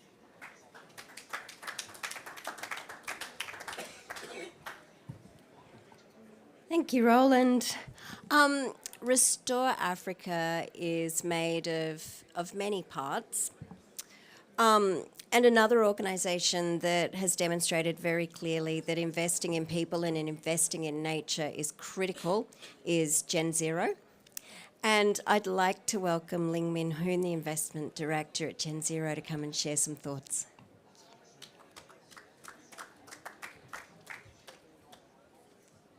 Good morning, everyone. First of all, I really want to thank Global Evergreening Alliance for the invitation to participate in this very meaningful forum. And Sally, what a powerful video. I think it really brings to light the positive, tangible impact on the ground. And it's been wonderful also hearing from a lot of the other different partners who have been working with GEA. And like many of them, we ourselves have been very delighted to be partners with GEA on this journey. And for those of you who are not familiar with us, Gen Zero is an investments platform company backed by Temasek. We're focusing on decarbonization investments globally. And in 2021, we launched a pilot program with GEA to support farming communities in Kenya to improve their livelihoods through land restoration and tree planting via various farming practices, including farmer-managed natural regeneration, FMNR, which we also saw in the video earlier. And as part of the program, Temasek staff committed to plant 2 million trees over 5 years.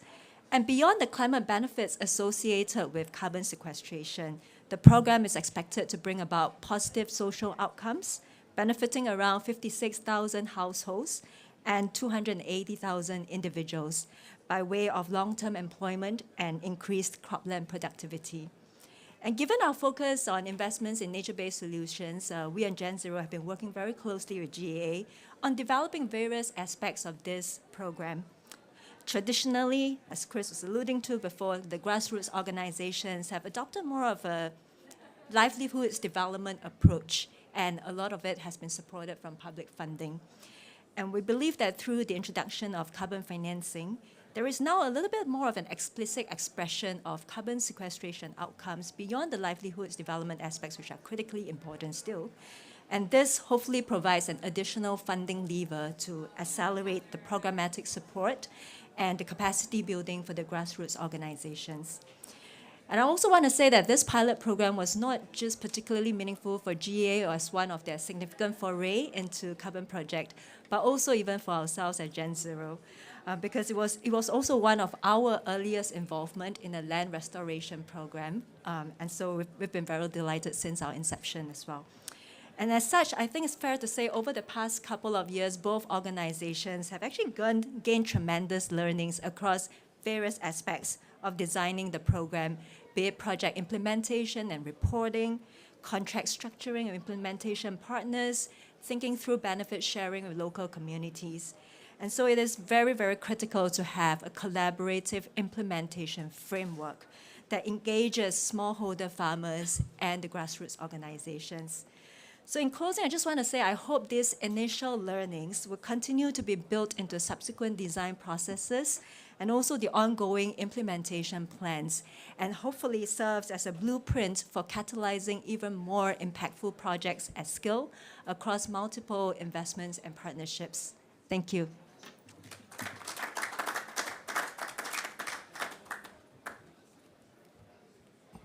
Thanks so much, Lingmin. It's lovely to have you here and to meet you in person today as well. It's very good. You've probably noticed a theme today. Basically that if we're to get the job done and scale at the rate that we need to, it's going to involve harmonisation of efforts and working together and sharing information. So we've got another example of this that we've just started working on in West Africa and the Sahel.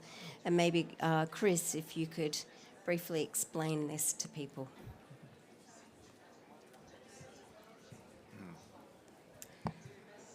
Thank you very much, Sally. This is an interesting approach that I just wanted to share a few thoughts on. I'll try and be reasonably brief, but at the Alliance we've been working very, very closely with our partners and colleagues at the AFR 100, the Great Green Wall Initiative. We've had a coalition of significant stakeholders working across Africa, including 1T.org and IUCN and FAO and others. And for some years, we've been looking at how best to come together with these major global stakeholders in land restoration to develop meaningful landscape-level programs. And as I'm sure everybody in the room will appreciate, it's very, very challenging to bring these global partners together in a way that allows true collaboration, particularly long-term collaboration, because there are so many aspects to the work that these organizations do. There are so many things that these global partners lead, and it's very difficult to find a way to bring them together and navigate the politics and navigate the competition and all align our visions and our efforts to maximize the impact, to get the job done and to deliver real transformative impact at a landscape scale. But what we've come up with through these deliberations, through these group discussions over the last 6 months, is the enormous opportunity for harmonization between what are often discrete programs. So historically, you'll find there are very, very large initiatives developed by these organizations, often funded by the Global Environment Facility or the Green Climate Fund or others, but they're usually quite fragmented. They can be very large scale, but they're usually disconnected. And the long-term impact can be enormous, but it could be so much greater if they were designed intentionally to harmonize with other efforts, particularly efforts funded by the private sector that tap into climate finance and provide additional potential revenues from the sale of carbon credits over very, very long-term time horizons. So the programs that we develop are usually at least 30-year programs, and the hope is that as carbon credits are issued throughout these programs, usually every 3 to 5 years, that a significant portion of those credits, usually at least 50%, go back to communities on the ground. This provides an opportunity for long-term transformative financial impact. Most of these revenues are flowing through village-level shared decision-making frameworks such as village savings and loans associations. And we've seen in the past some of the most successful long-term development programs have actually been carbon projects, using these funds to invest in shared facilities at the community level.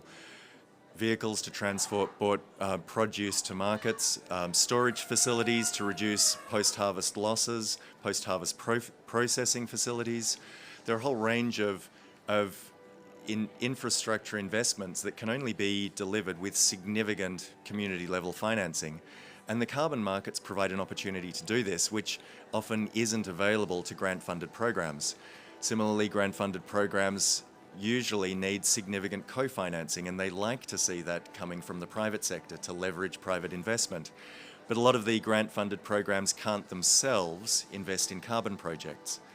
And so this is an intentional strategic harmonisation approach that we're now committing to. And I'd like to say today that the AFR 100, the Africa Restoration Initiative, the Great Green Wall Initiative, and 1T.org and others have committed to developing this strategic approach going forward so that our future large-scale initiatives will be designed from their inception to harmonise with private sector invested carbon programs, so that the communities that are being supported by these projects can benefit from systematic scaling across landscapes, and that the benefits we provide to our communities in these long-term carbon projects can also be extended to support the communities supported by other initiatives. So this is a massive change in the way things are done, and these incentives are what ultimately bring these large-scale global players together, recognising the increased value proposition that everyone can benefit from in working in harmony. So I'm looking forward to providing further updates as this approach continues and as we start seeing the fruits of these sorts of efforts. This is really just the start, but we'll be discussing this in much more detail and making significant progress in the planning of these approaches at our upcoming conference in Zambia in mid-March. So I hope you can all join us there. We'll be talking a little bit more about that later in the program. Thank you. It's all right. Thank you, Chris. It's time for a quick ad break. So we're going to show you a short video that's got some really great music. So play that.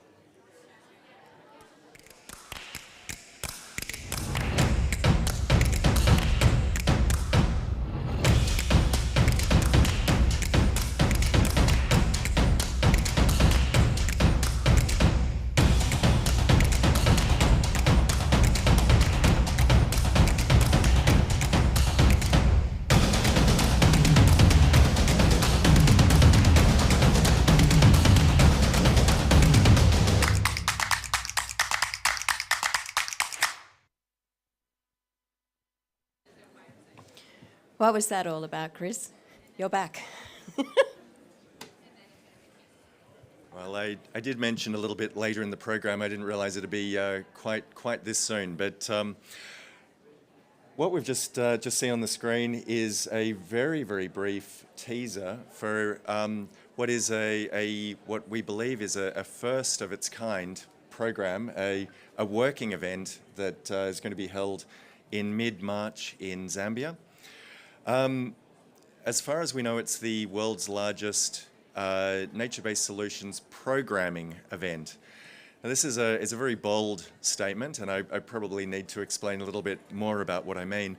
There are two very significant, and I would suggest equally valuable aspects to this event. And it's an event that I should mention is being jointly hosted by the Global Evergreening Alliance, the Zambian government, through their Ministry of Green Economy and the Environment, their Ministry of Tourism, and also working with their Ministry of Finance, together with the AFR 100 and the UN Decade on Ecosystem Restoration. But this conference was originally conceived back in 2019 by a couple of the Alliance's founding members, large international NGOs. They put forward the idea that with an alliance that was rapidly growing and had so many small grassroots members, as well as the very, very large international members, that there should be an opportunity to bring all stakeholders together from around the world, from every office of every organisation we work with. And the only way that that could meaningfully happen is if there was a mechanism for supporting the participation of small grassroots organisations, to provide an opportunity for them to directly engage, to be part of strategising and planning, to provide visibility to the great work that they do and the value that they can bring to collaborative efforts.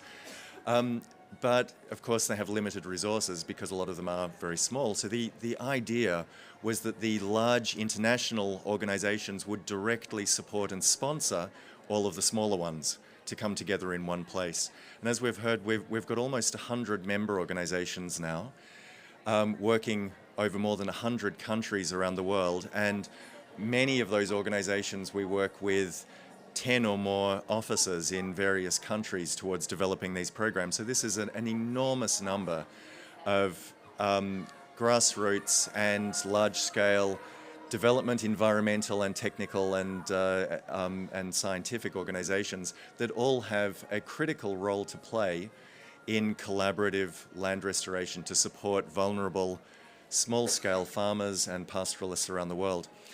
So this is one aspect of the event that we're holding in Zambia, is an opportunity to bring all of the stakeholders together that actually deliver these programs on the ground and to better understand what they do.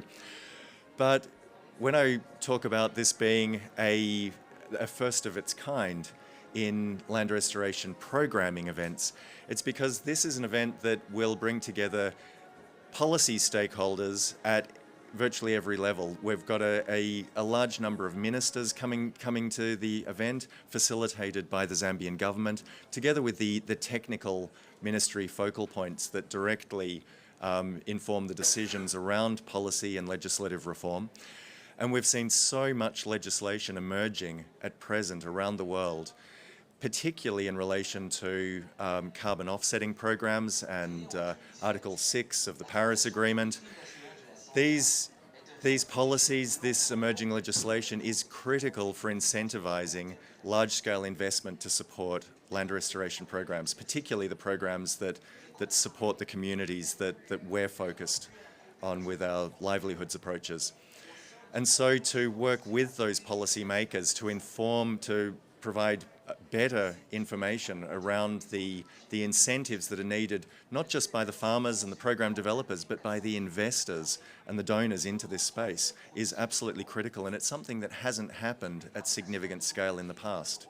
So this conference is bringing together not just the governments and the policymakers, but the investors, the donors, the financial institutions, the insurance agencies, all of the key financial stakeholders that have a role to play in this sector, together with the communities, with the program developers, with the UN agencies, the intergovernmental organizations, all of the key actors that need to be part of the solution. And this conference, it has multiple streams that build understanding and capacity and awareness of the challenges. But what is unique is that strategically throughout the entire conference, it will spin out key decision makers and stakeholders into side sessions for working together to actually overcome, to come up with solutions, to commit to resolve, to work through these problems and to plan together around large-scale opportunities, around policy reform that will support these investments. And hopefully this is going to lay the foundation for reducing risk, for incentivizing much greater involvement in the sector, and to accelerate and scale nature-based solutions around the developing world. So I hope everybody can come together and join us and be part of this solution that we're wanting to facilitate in Zambia. I look forward to seeing you all there, but please let us know if we can provide more information. This has been a very, very brief insight into what we're trying to achieve. It's a very ambitious goal, and one that I hope you can all be part of achieving. Thank you. Thanks, Chris. We just have one more speaker. So sorry that we're being squeezed out. It's been awful competing with the helicopters and with over here, but the elephants next door have actually been quite nice, I think. But if I can ask our friend Rakesh Warrior from BIOF to come up and share what he's hoping for the conference. Thank you, Sally. Good morning, everyone. Greetings from BIOF Development Research Foundation, India. I appreciate all of you being here. And as Sally mentioned, I won't take more than 2 minutes. BIOF has been working in various domains of sustainable rural development for over 56 years in different states of India, covering land-based programs and livestock production, focusing both on livelihoods and positive climate actions. These have enabled over 4 million families to raise their living standards. In the context of our collaboration with GEA, our innovative tree-based farming model and sustainable natural resource management programs have assisted land degradation neutrality, facilitated gender inclusion, provide nature-based solutions, strengthen climate change mitigation and adaptation in over 200,000 hectares covering as many families. I need not emphasize more how this completely resonates with GEA's vision. We are happy to collaborate with GEA for scaling up this in Asia and replicating this in Africa. As you know, India and Africa share many similarities. We are committed to tangible actions in line with India's philosophy of Vasudhaiva Kutumbakam, which means we are one family, having one planet, and we all share a common future. We are glad to be part of this alliance and look forward to the coming event in Africa as well. Thank you.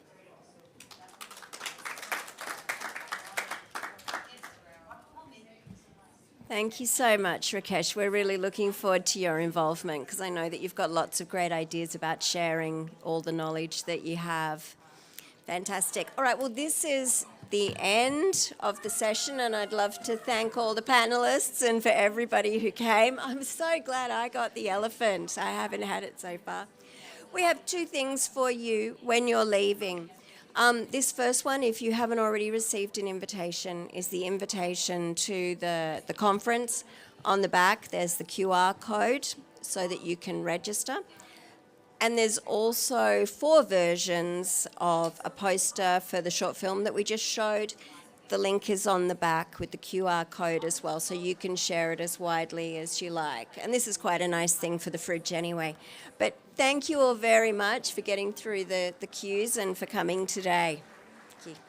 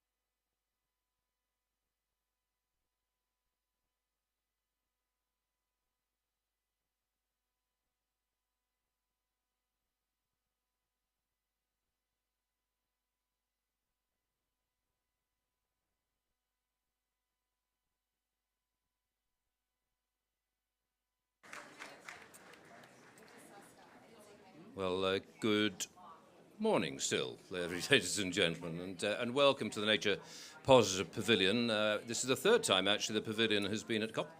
Of course, it is being run by the Nature for Climate Coalition, of whom, of course, the Pew Charitable Trusts are a much cherished member. And, of course, they are our hosts for this particular section. There are still one or two people coming in at the back, but, I mean, if they can sit down, that'd be lovely. And rather than give you a sort of a particularly verbose introduction, I think it's far better if I hand over almost immediately, please, to Courtney Durham-Shane, who will be your host and guide us through this particular session. Courtney. Thank you. Hello and warm welcome, yes, everybody, to the Nature Zone Pavilion here at COP28. I am Courtney Durham-Shane. I work for the Pew Charitable Trust, and we are so pleased to be convening this panel today to talk about creative financing for nature-based solutions to climate change. We know nature has a significant role to play in combating the climate crisis, but yet financing to nature remains a pretty serious roadblock. So today's discussion is one that should leave you feeling pretty inspired and hopeful, because this great panel is going to dive into innovative approaches to financing for nature. I'm delighted to introduce our distinguished panel, each with an impressive wealth of expertise to help us shed light on some of these issues. So first we've got Jen Morris, who's the CEO of TNC, followed by Aparna Srivastava, who's the Deputy Chief Climate Officer for the United States International Development Finance Corporation, and Beverly Wade, who's the Director of the Blue Bond and Finance Permanence Unit for the Government of Belize. Our trustee moderator today is going to be Thomas Hickey. He leads our international coastal wetlands work. And together, this is going to be a pretty formidable team thinking through some unique viewpoints to offering to the conversation. So Pew's excited to be hosting you all today and working with these great organizations around the world. And without further ado, I'm gonna hand it over to our moderator, and we're gonna get the panel started. Thank you.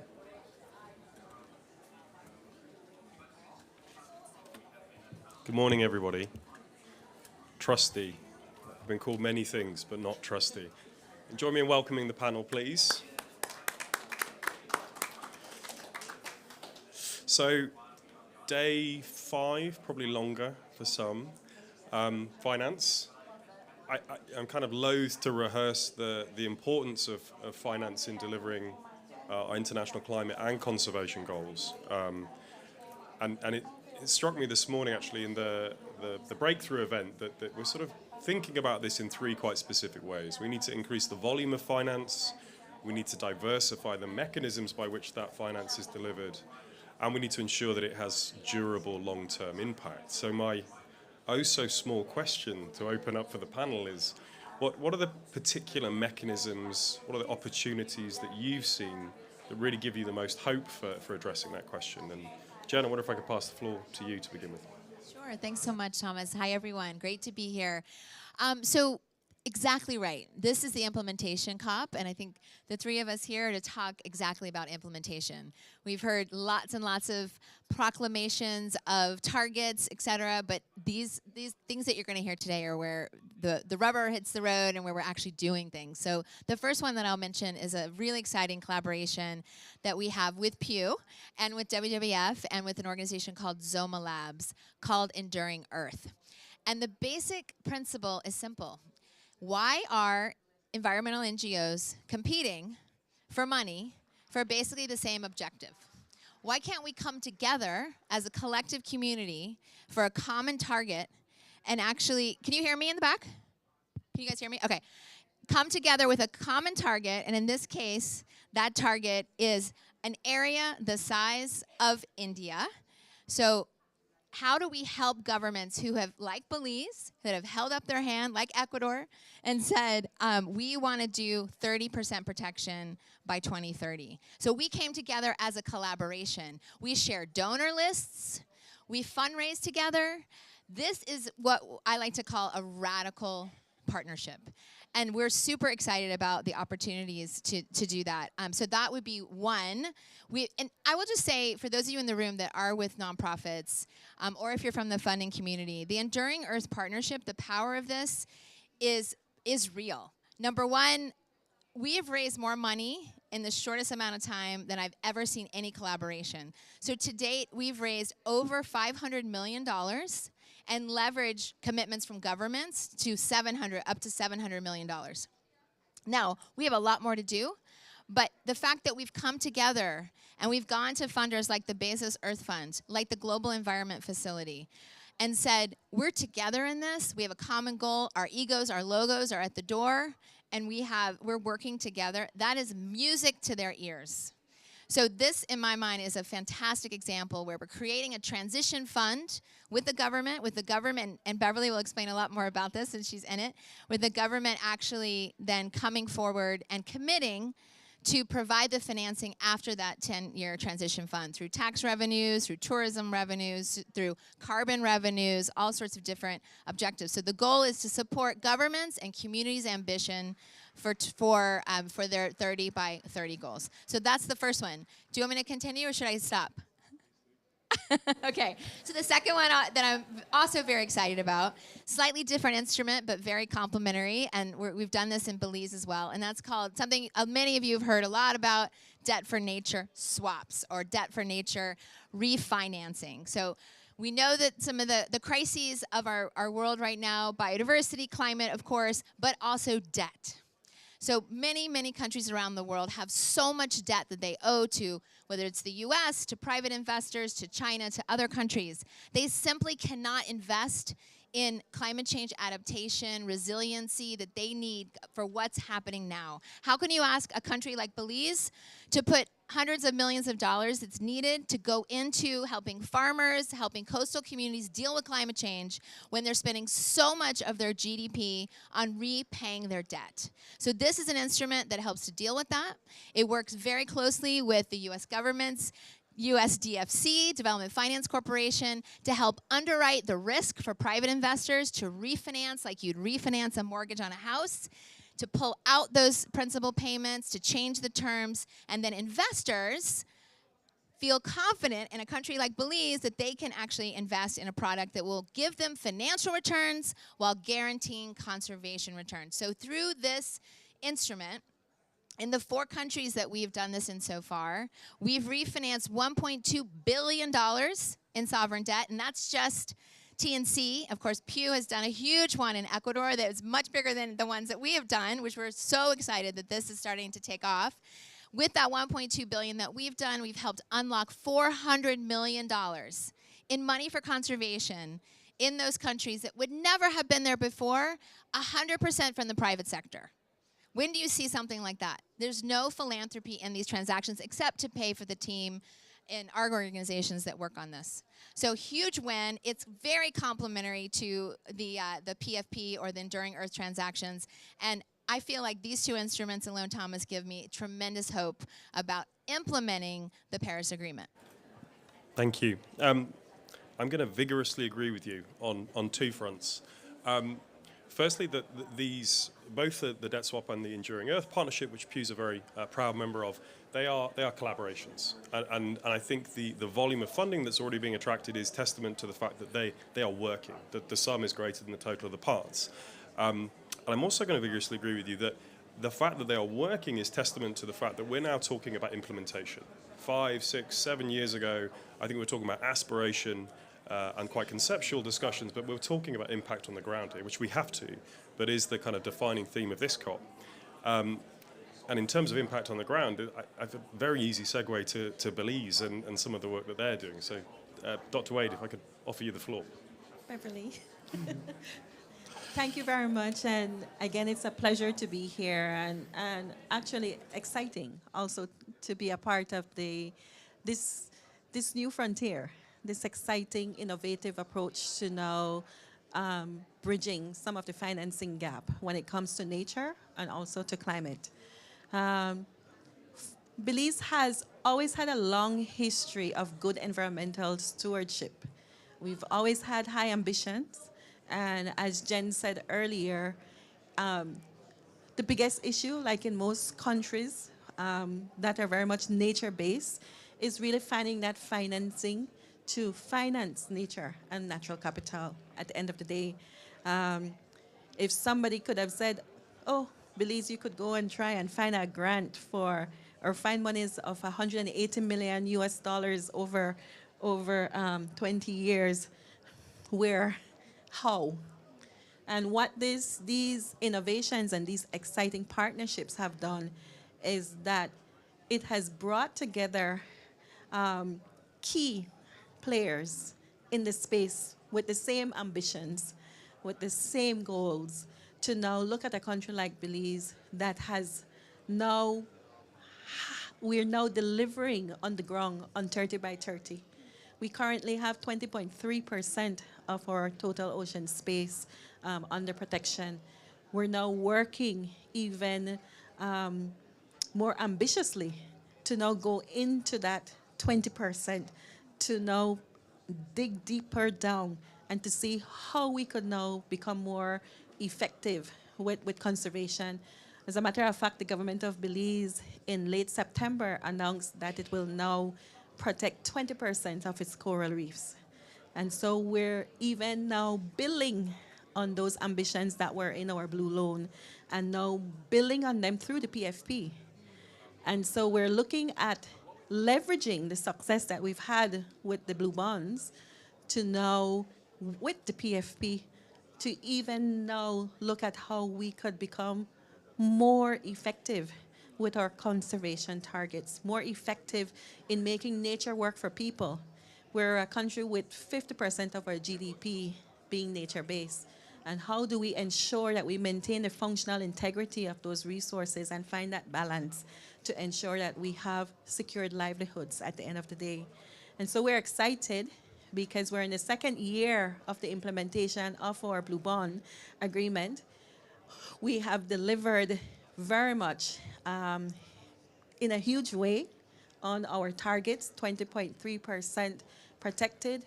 We have initiated our marine spatial planning process, which is expected to now formulate a blueprint for our blue economy framework and conservation in our blue space in Belize.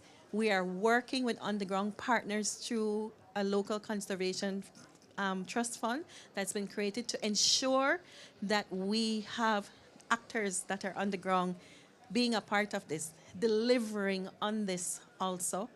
And we're now co-designing the first PFP that will be totally marine and coastal to, as I said, build on those ambitions that we've had with the Blue Bond, adding more ambitions as it relates to our NDCs and also with more protection to our reef system, which is central to our economy and people.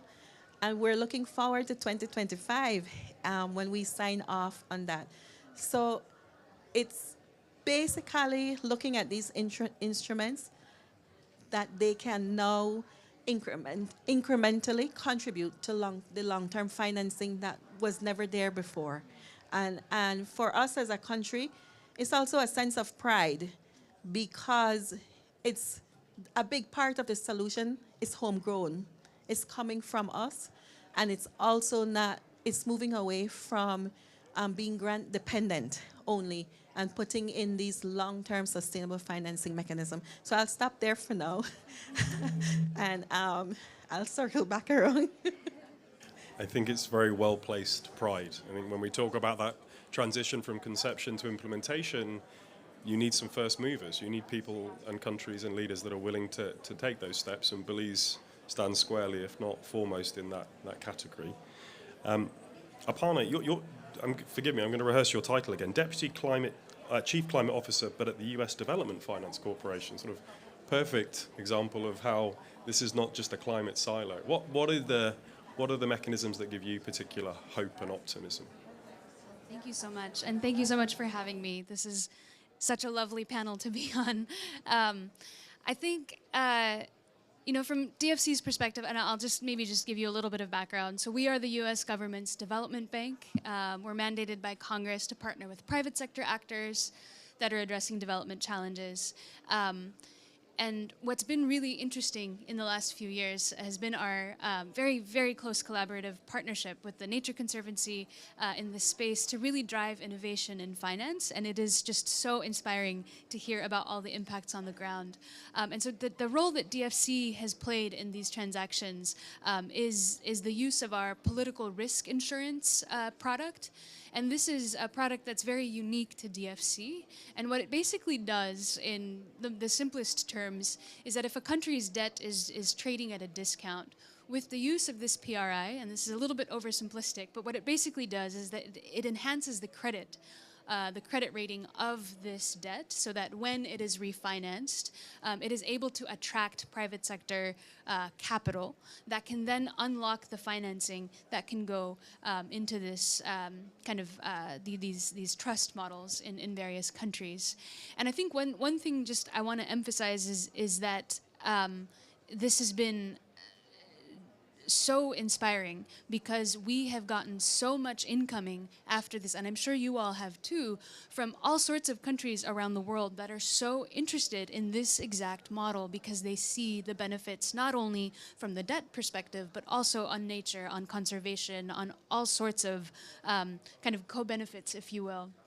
And I think the thing that has been, we've struggled to keep up with the level of interest, but I think that the key kind of threshold level question that we have to ask when anybody comes to us with this interest is, what are the commitments that you want to make? Right? What is that political will that exists that ultimately will underpin the structuring of this transaction? Because the financial engineering, if you will, can kind of happen around anything, but the impacts really have to be what is centered. And so I think that political will, whether it is the Ministry of Environment really in the lead, Ministry of Finance, et cetera, but what that also then necessitates is coordination across various government agencies in markets that maybe don't have that much coordination just yet or haven't had a reason to come together in that way. And so I think what I find just so incredibly powerful and inspiring in this is just the amount of actors around the table that have to be willing to put all of their cards on the table to really figure out how to make sure all of that can really align. I think the tool that we bring to the table is a unique one, and I think I'm consistently humbled by the amount of progress and impact it is able to ultimately facilitate. Fantastic. Absolutely. So, is this on? Hello. Okay. So I would love to pick up on that because one of the things, so I've been working in conservation for 26 years or so, and this is the first time that I've seen environment not be at the kids' table. Because you're talking about debt, a country's sovereign debt, you get the president, you get the finance minister, and you get the environment minister, who we can see regularly. That is a game changer. And what you said about that all-of-government approach, which Beverly, you embody, because you set up an office in the president's office to actually address this. And so that, to me, is another kind of institutional game changer where environment can come out of the shadows and not be a sidecar in many countries and actually be at the table with the key decision makers. And it's super important that this instrument exists for that reason, too.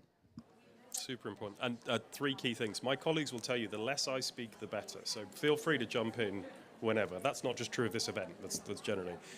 I want to pick up on two things, actually, that you said, Jen and Aparna, is we're not at the kids' table anymore.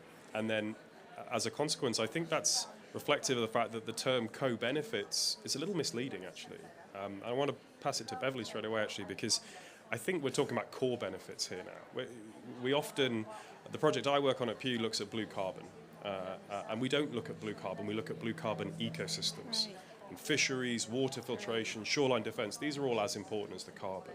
So how do we maintain, what more do we need to do to keep that kind of holistic, that true valuation of nature in the mechanisms that we're designing and scaling? So first, I want to reiterate that point of having now that nexus between finance and I guess you could call it nature. I've been a natural resource practitioner for some 20-odd years, And this is the first time I've really experienced the kind of partnership within my own government, between the Ministry of Finance and between the Fisheries Ministry, where I was the Director of Fisheries for some 20-odd years. Sometimes I have to remind myself that it's really happening because, as Jen said, you're now at the highest level, in the conversations at the highest level. And for the first time, I think what is central to this, and you're perfectly right, it's not core benefits. I agree we should start saying core benefits, because for a country like Belize, where our GDP, as I mentioned earlier, is 50% of our GDP is nature-based, that's not core anymore, that's core. And so if you don't have those natural assets in a state that they can continue to deliver the important ecosystem services that are important for your livelihoods, your productive sector, climate impacts, then where are we at the end of the day? And so one of the things that I've noticed in Belize is that we are now very much focused on understanding the value of nature. And the value of nature, not in terms of just conserving nature for conserving its sake, but now the value of nature from an economic standpoint. The value of nature now around the table with the Minister of Finance when he talks. The value of nature now when you're looking at your outlook for development and for more financial deals. How do we now in country package nature in a way to have nature work for us from a development standpoint and from a people standpoint? And that, Tom, is core. That's not core anymore. And by building in nature into these very important development and financial deals, it now ensures that nature is rightfully seated and that there is this strong political will across the whole of government to deliver for nature and in the end for people. The Prime Minister of Belize, in September, he launched what we refer to now as a people-centric conservation agenda. And I think that says it all at the end of the day. Fantastic. Aparna, I wonder if I turn the same question to you as well. I mean, in a development context, development financing context, the role of nature for livelihoods, for people, not just biodiversity for its own sake, that must feature very prominently in some of the work that you're doing. Yeah, it's a great question. And I think in how we're thinking about these types of swaps in particular, as I mentioned, one of the most important pieces to have us consider the possibility, along with the partnership with TNC, is that political will. But even if that is established, I think once these transactions move forward, the only way they're able to move forward is actually with the establishment of a local trust that we are completely not involved in, to ensure that local action, that local leadership, and that local level of work to realize the ambitions that are really important to whether it's indigenous communities or indigenous leaders or indigenous priorities. And so I think that model, I think, is just really important to keep in mind, that with these swaps, while it is bringing some of the bigger players to the table, that can understandably invite some level of skepticism of whether interests are truly aligned in the best interest of the local communities and to really prioritize conservation at the end of the day. And I think that that model, for me, is what ensures that the benefits that are being prioritized and structured around are really the core benefits that are identified by the local conservation trust that is then established and eventually financed through the savings from these swaps. So, yeah. Thank you. Taking this microphone on. Jen, any reflections on that one? Or if not, I'm going to I'm going to pick up on the kids' table. I actually have a 4-year-old who quite often makes me sit at her table rather than my own. And there's probably a symbolism there to the kind of role of not just youth, but also when we're thinking about that mainstreaming, when we're thinking about that kind of mainstreaming in this place and in others, institutionalizing some of these efforts, it's important that we don't lose sight of local, of indigenous community values in these structures. And echoing Aparna's sort of views there, that causes some skepticism. I wonder if you have any reflections on how we don't lose sight of that. Yeah, absolutely. So every single one of these transactions we've talked about at the high level is embedded in local community ownership, local community participation, following all the principles of free, prior, informed consent, all of the things that we, as sophisticated nonprofits, take to heart as absolutely central to the success of any conservation program. This is not about creating parks and keeping people out. This is about having a really important conversation about how ecology supports people and how people can support ecology. So as Beverly said, this is core not only to the governments for their GDP, but also to communities' livelihood. So it has to be front and center of everything we do. So that's a big part of the process, and often why these things take a long time to negotiate for the project finance for permanence. I mean, we could spend a year, 2 years, even longer doing the consultations, making sure communities are engaged, making sure that we have indigenous knowledge about where cultural sites are to ensure continued access. All of the things that many of you in this room who are conservationists know is the only way you're going to succeed. If you put up parks and guards, we know that's a recipe for failure. So we have to make sure this is community-centered. I love the people-centered conservation. That's exactly what we're all about and is a core part of this process. The other thing I'll briefly say on the Enduring Earth Partnership is a core part of that is community investment in terms of ensuring a development agenda as well as a conservation agenda, and making sure those two reinforce each other.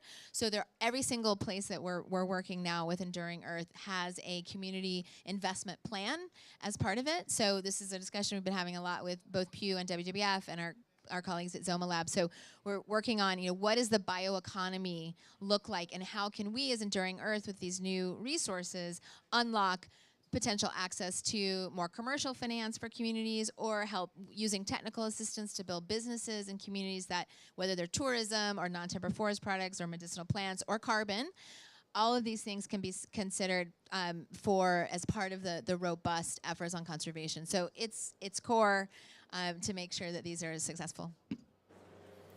Beverly, 20 years in fisheries and then to the Prime Minister's office. I mean, that must be a brilliant case study in how some of that knowledge and that value is now feeding into some of those higher, more institutional discussions on financing. It is actually it's one of the most gratifying experience I've had when you're dealing with managing fisheries and natural resource, and you now are at a stage where you could actually now have the resources to now address key areas that are important for maintaining livelihoods, and also for, as Jen said, how do you now create the local ecosystem and architecture for investment in livelihoods that are encouraging best practices, sustainable practices. And we have a very exciting experience at home in Belize, where through our work with the PFP, because we're in the process of putting together our conservation plan, we're working with our local DFC now to now look at how do we now create these minimum value products for fishers at the end of the day, but that are tied to, one, improving their livelihoods and well-being at the end of the day, but secondly, are tied to doing things right, doing things in a sustainable way, changing behavior at the end of the day, and also maintaining an important economic sector for the country, not only from a livelihood standpoint, but also from a national economic standpoint. And so it is, as I said, it's one of the most exciting experience that you have as a natural resource manager, to now not only have excellent plans, excellent ambitions, but now being able to now work on the nuts and bolts, to now start putting things together and to have the kind of outcomes in terms of people, in terms of biodiversity, and in terms of adaptation measures that are required for us when we're looking at all the various issues that we want to address at the end of the day. So it is. Aparna, you mentioned briefly some of the work that you've already undertaken in incorporating those values in the deals that are structured. What lessons do you think we can learn from your experience within development finance, as we're sort of starting to extrapolate some of that to broader climate finance, to international finance? What can we learn and scale?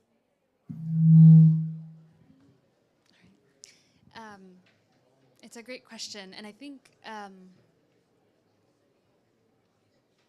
it's hard to know where to start with that one, to be honest, because there's so much that we need to be doing as we move forward. I think one of the things I've been really excited about recently is these sorts of transactions really take quite a bit of, as I mentioned, quite a bit of collaboration, quite a bit of negotiation. They take a long time, several years, to really get over the line. And so I think there's a lesson somewhere in there about perseverance, ultimately. You know, there's very valid points to be made that we don't have the time to be taking this long. But I think with successful blueprints in Belize, in Ecuador, I think there is a path that I think we're beginning to walk in thinking about how we can accelerate these types of transactions. But even in doing that, it does require a tremendous amount of perseverance and patience to really make the case of what we need to do moving forward together, to help demonstrate to the private sector actors that have not yet been convinced, to really make sure that they can bring their capital off the sidelines. I think one of the other, I want to say, and how should I preface this? Let me just say it. I think a few years ago, I don't know that we could have this conversation and imagine that we could have closed these sorts of deals, not only one, but literally multiple, in a matter of 2 years, 3 years, right? In terms of kind of DFC's commitments, our political risk insurance, in terms of what we've committed, we have committed nearly $2 billion over the last few years. That would be truly unheard of in the last, let's say 5 years ago, 6 years ago. I think there has been interest in this type of work, but I'd say there is also, in my view, a lesson around actually giving airtime, giving oxygen, taking that risk on more innovative ideas, and that is just so. Thankfully, so well demonstrated in terms of the payoff that can be possible. But we need more of that, and we need more of that not just from DFIs, but also from that private capital that we need more of. Yeah, if I could just add to that, none of this would have been possible without these guys.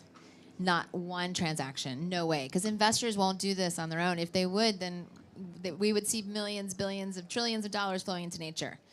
But without this guarantee, without underwriting the risk, and I will say, in addition to DFC, the Inter-American Development Bank is doing this. I was just meeting with several other multilateral development banks, pushing them, bilateral development banks, pushing them to do this, because we're starting to see not one deal, not two deals, we're now almost 5 deals in the same space, billions of dollars restructured using these, what the U.S. has had, this innovative guarantee, just for a while, but to use it in this way is new. But now we need the other MDBs. And just today, there was a joint declaration. I'll be part of another event later today to kind of celebrate a joint declaration on exactly this. How do we, again, following sort of Mia Motley's challenge to the world of reforming the MDBs. This is an element of that reform, of using these instruments for nature, for development in a compelling way that we've never seen before to unlock that private capital. So I just want to celebrate the radical partnership that we have with nations and using these instruments, and as you said, to take some risk. Awesome. I'm conscious you have more events to go to. I'm conscious our audience has more events to go to. I have one more question before I'm going to open it up to the audience. But how do we stay on that exponential curve? So I think it's now being acknowledged. We're seeing more and more finance, but we need to continue to see that grow exponentially. And importantly, we need to see it have impact on the ground. How do we stay on that trajectory? Aparna, please. Yes, I would love to. And I'll actually kind of maybe just take a step back from not just from nature-based solutions financing. I think for DFC, we have never had a deputy chief climate officer, a chief climate officer. We have never had a climate office in our agency before. We were established, I joined just about 3 years ago at the start of the Biden administration. And in that year, we were committing as an agency less than $500 million per year on climate projects. This year at COP, we are announcing $3.7 billion in climate-related investments across pretty much every sector of the economy, including clean energy, food security, health, infrastructure, like you name it. And we really are working so hard to ensure that we are deploying capital at scale. That, to me, I think is a testament to the ability for our agency to really approach climate as a whole of agency opportunity. Every single deal team in our agency we have been able to work with to orient them to understand that there are climate impacts in their sectors, in their geographies, to then think about, okay, if these are the impacts, what are then the solutions that we can be considering? So yeah, I mean, I think just for me, I think it really is important to recognize that it's a whole, for us, a whole of agency approach. For the US government, it's a whole of government approach. But I think ultimately there really is, to ensure that this growth of impact is sustained, we just all have to continue working. We don't have the time not to. We don't have the ability not to do that. So I'll leave it at that. Yeah. 3 things in my mind, very quickly. 1, tell the story, right? We got to get out there and share these messages. And you are the best storyteller out there. People from the countries who see the difference, whether it's fishermen or farmers or national leaders going out there. When Prime Minister Bersenio goes out and tells the world how this has helped him to reduce his debt burden and protect nature at the same time, 50%, maybe even more of GDP of the country of Belize, that makes a difference, number 1. Number 2, everyone in this room, and some of you may not come from democracies, but vote for leaders that will continue programs like the DFC. This is key. We have to continue this. And number 3, and this is maybe a little bit radical, but there have been people who have said that this mechanism, the debt for nature swaps, is terrible because there's high transaction costs and bankers make money. Well, I got to tell you something. To scale, the banks need to make some money. That's the reality, and I'm sorry if that offends anyone, but that is what we've seen. There's not enough philanthropy in the world to finance the gap for nature, the $700 billion a year that we need. Some of that has to come from the private sector, and the private sector has to make some money to make this work. So the transaction costs are high now because it's new. They're coming down. As we develop any product, it becomes more efficient, better, and we can do it in a very less expensive way. The banks are competing to get involved with this, not because they're making tons of money on this, but because they want a high impact product for their investors that also their employees love to do. So employees who are working for banks, they want to do cool stuff like work in Belize. That's amazing. What bankers get the opportunity to swap debt for nature and make an impact on conservation? We had one guy at Credit Suisse who is a fantastic guy named Ramsey who's structured a lot of these deals for us. He's like, Jen, the first one we did in Belize was the most complicated deal I've ever done in my 30 years of banking, and I can't wait to do it again. So that's the love that the banks have for this. Again, not because they're making a lot of money. They have to make some money or they won't do it, but because of the impact. And that is why we're all here, is that collective impact to get private sector to do creative financing for a nature-positive world. I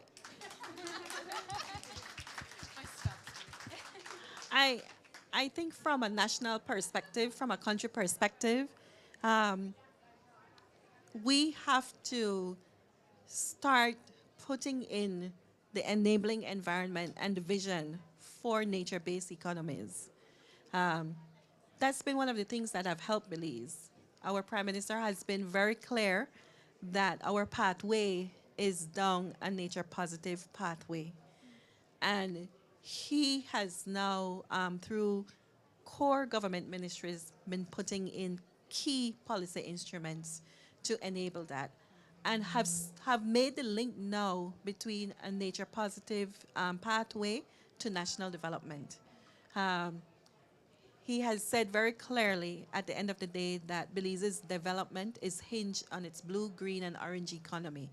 And he's now putting in the framework to realize that. That means a lot to investors. That means a lot to partners when there's a clear vision and there's a pathway being developed to get there. I just want to close off by reflecting on a very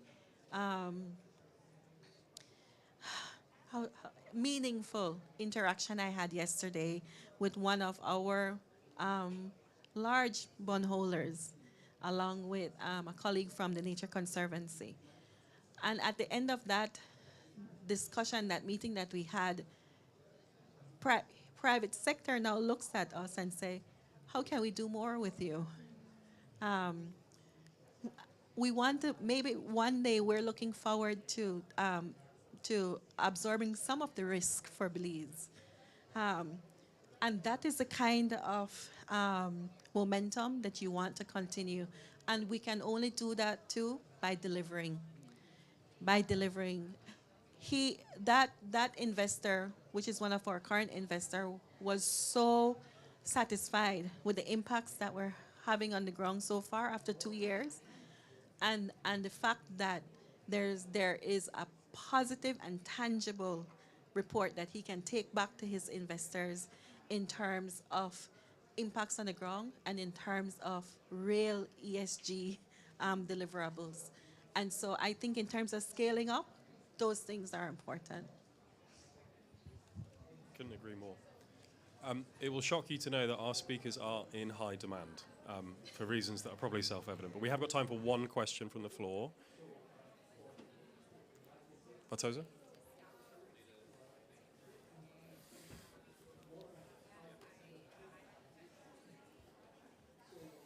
Thank you. Actually, maybe it's not really a question, but actually I'm IUCN's IPLC champion, and we are in the process to design the first ocean fund for indigenous people and local communities.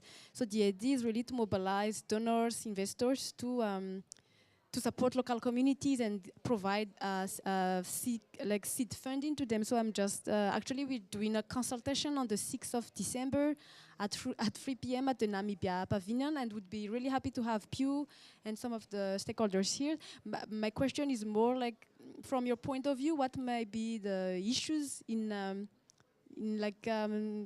to say that, giving direct access to funding for APLC?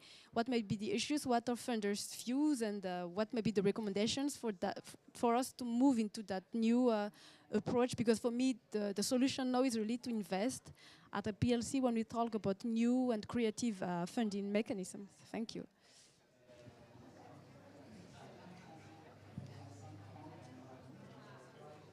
No, go ahead.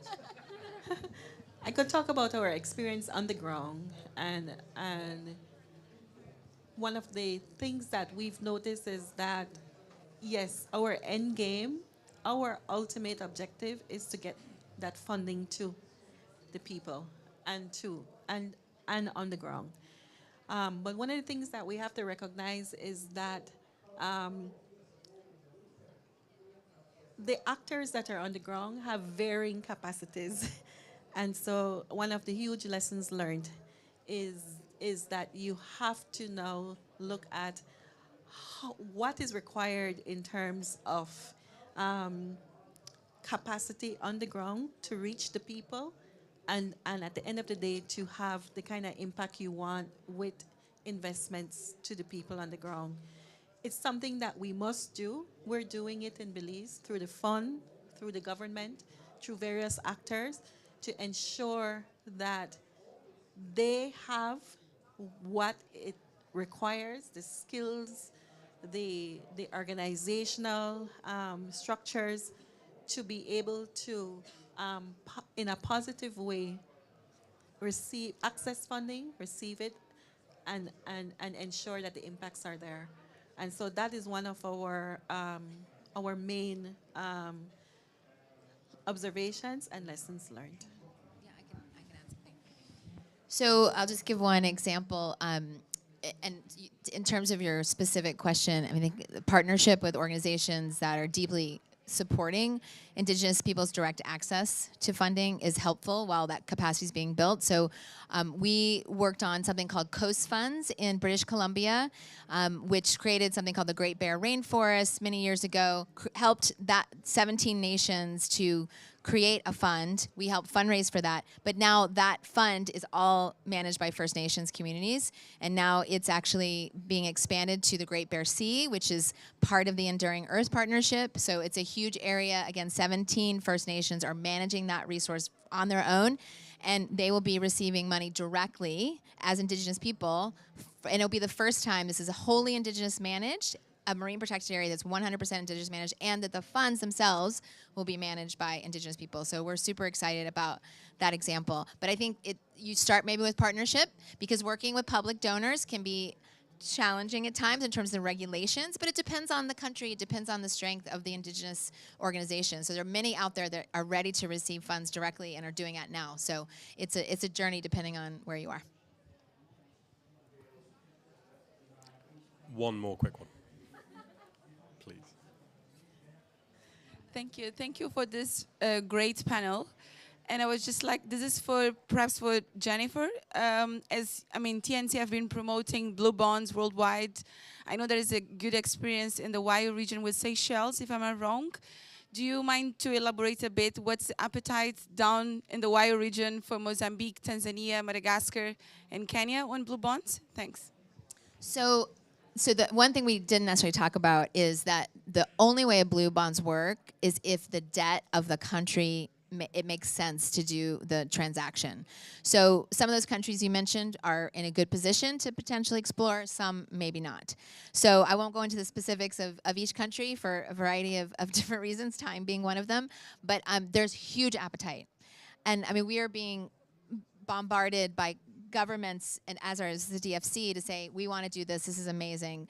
But it just won't work in some countries. Quite frankly, in the richer countries, the countries that have done a great job of repaying their debt and can repay their debt, you don't have as much margin to play with to actually do the transaction to go into conservation. So the countries that have had problems with their debt, sadly, Belize being one, we had massive opportunities to really look at reducing that debt for Belize, restructuring that debt or refinancing that debt, and then putting that money into conservation. So, but there's lots of opportunities of many of those countries that you mentioned.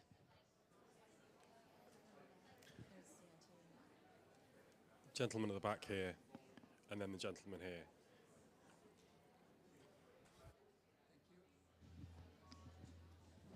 Thank you. My name is Kojo. I'm from one organization called Action for Development of Sahel. And the topic you develop here is very important. As I catch you on the way, but I have one question concerning my, doctor. She talked about nexus, nature, and finances. And I want to ask, because we know lands and waters are national and global treasure for every one of us, and it's not only for America or Nigeria, or it's global situation that we are facing today. And I want to know if it is true that as my country, Niger, is a great, it can be a great base for putting positive nature into action. You mentioned, as you said, nature and finance nexus. How can you, as a private sector, sector and a public or semi-public sector organization, can help others to put this ambition in action? And as she answered the question of my sister of Namibia, she said there is a platform that they reach countries and how governments to reach local peoples. But why not is better to locate directly the organization that works with local communities to put this program or this ambition in acts, more than to locate have an intermediary like government before locate the local peoples that we represent today. Thank you.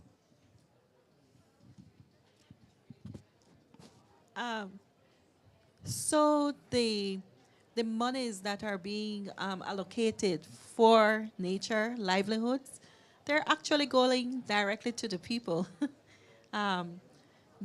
Yes, we have a trust fund, but it's a fund that has a couple of objectives. It's to ensure at the end of the day that our investments are going where they should be going, one.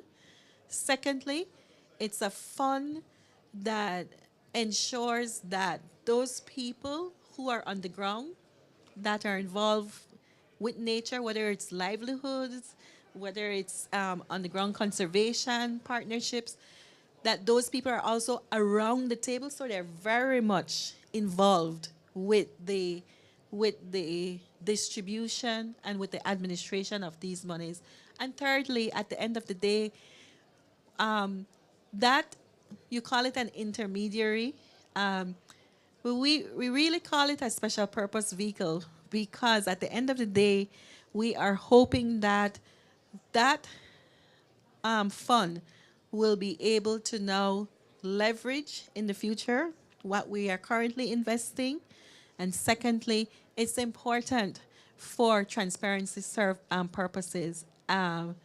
We want to ensure that we continue to build a credibility with our private sector partners, with our donor partners, with critical partners like the DFC, and we have to ensure that we have the right structure in place that speaks to that at the end of the day. As government, we are very comfortable with having that fund there, because it allows us to show to the rest of the world that we want to do this thing right, and we are doing it right. So we don't have any preoccupations with it. We are there at the table too, and we know where those investments are going at the end of the day. Fantastic. Last question from the gentleman at the back here.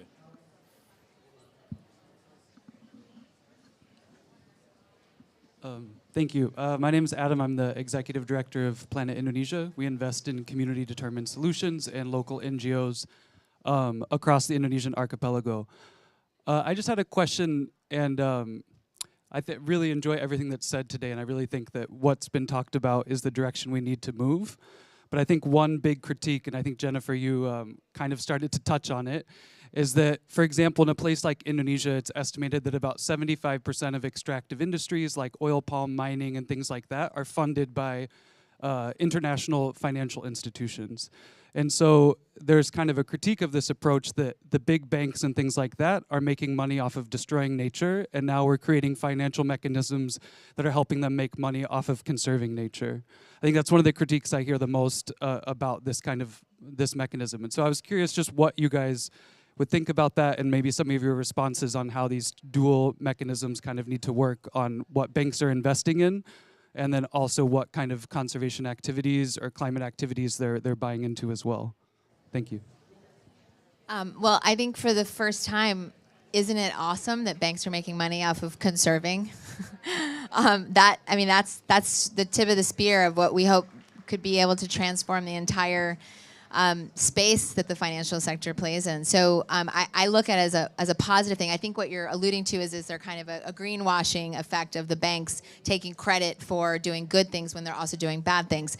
At the end of the day, we as Nature Conservancy are working on both. So we're going to try to have more money go into conservation, and private sector has a critical role to play there, as we've said. I don't see an alternative to that because there's simply not enough public money or enough philanthropy in the world to fill these gaps. On the other side, we have to continue to push the banks to stop funding just extractive industries that are destroying rainforests, Indonesia being a great example, and pushing them and continuing that public pressure on those institutions to change the way they're doing it. I think there's been a lot of discussion this week and will continue about reforming not only the MDBs to ensure that they're doing more sustainable lending, but also to push the banks to do more. And that's just, we all as a collective environmental community have to continue to do that. But I love that there's actual product now for the financial sector to invest in that is conserving instead of destroying. Thank you. I think it's and this is, let me take off my official hat and speak a little bit more personally. I think it's a very understandable, valid critique, but I think it points to much larger systemic issues that absolutely need addressing in terms of just the amount of externalities that have allowed to persist in our economic models. I think there's a lot of very valid points to raise here, but I'll also say that at the same time, we unfortunately only have the tools that we have to work with in terms of what those realities are. And so I think in the context of what we can do, again, I guess this is still with my official hat off, that when we're thinking about impact and scale, and especially scaling and speeding up the deployment of capital, we have to go where the money is right now and figure out how to channel that towards where it needs to be. So again, very much hear and recognize the critiques, and at the same time, we have to get to work. Awesome. I'm afraid we are out of time for questions. I'm going to close probably by also taking off my official hat. As I was having my very early morning coffee this morning, I was reading the newspaper, and it's a bit of a truism, right? You read the newspaper and it just makes you feel pretty sad and dismayed. And then I was reading the brief for this event, and I was genuinely, this is going to be a really cool event. There's great speakers. I'm familiar with something called, this is going to be really, really cool. And I kind of got to the conclusion that it's possible for two things to be true at the same time. Okay, it's completely fair for there to be credible, real scrutiny leveled at some of the discussions here, but also to be quite optimistic about the role that we can play within that. Whether we're talking about a 7-fold increase in your budget, whether we're talking about NGOs leaving their egos at the door, which is extraordinary, by the way, whether we're talking about governments like Belize sort of playing that leading role, that does, I think, give pause for hope and pause for optimism. So I'd just like to conclude today's event by thanking all of our panelists, all of our speakers for their role within that.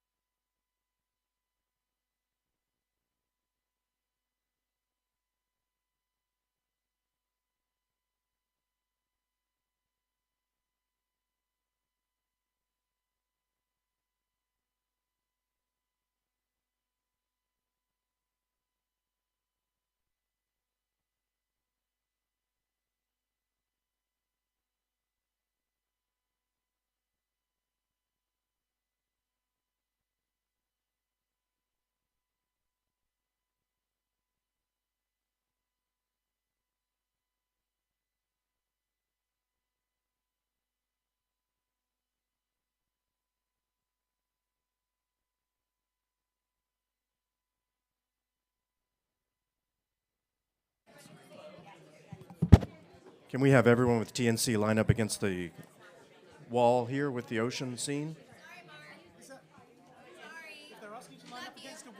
TNC line.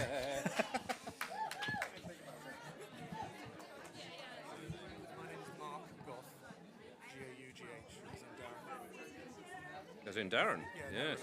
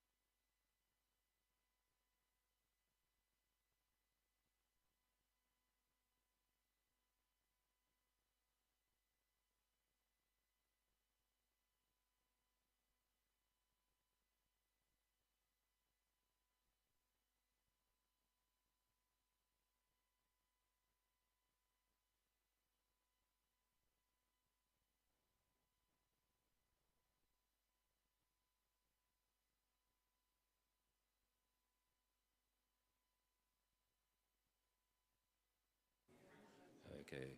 Well, welcome and good afternoon to everybody. Thank you so much for joining us here on the Nature Positive Pavilion, and most especially, actually, for navigating the extraordinary and very variable logistical and administrative processes that have been put in our way over the last few days and to make it here. I suppose in many ways it's a metaphor for the bureaucratic challenges that the sector faces as a whole, perhaps. But anyway, there we are. Now, our next session is led by 3 organisations who form part of the Nature for Climate Coalition, who are behind the management of this pavilion. And this is they're utterly united in converting words into action, as you can see here on this panel, this graphic to my right, by picking up the pace of what needs to be done to achieve everything that has been promised. Now, action actually is very much the watchword of our next session, as it explores the role that the accounting profession has in delivering on the promises made in the Global Diversity Framework, which of course was presented at the end of last year. Now, to guide us through what promises to be an intriguing conversation is an expert panel, and it will be operating under the guidance of Mark Goff, who is the Chief Executive Officer of Capitals Coalition, one of our partners. Mark.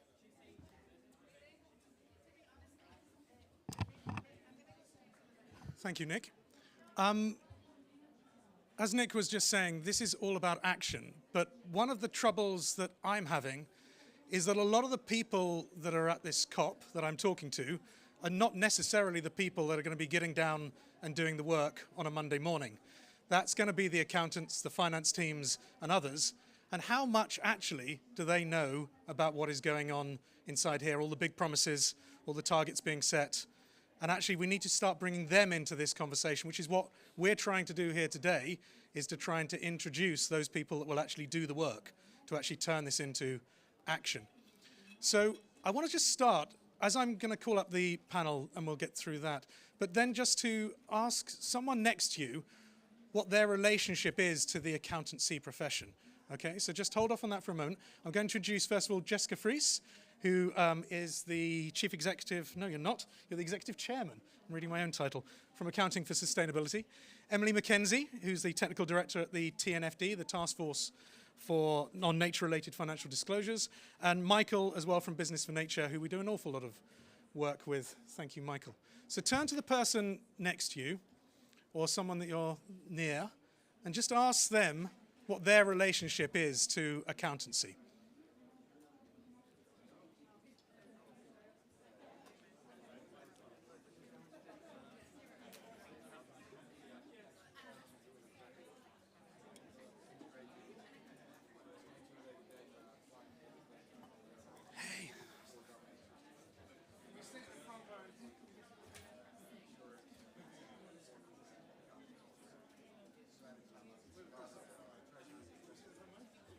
Sit down there.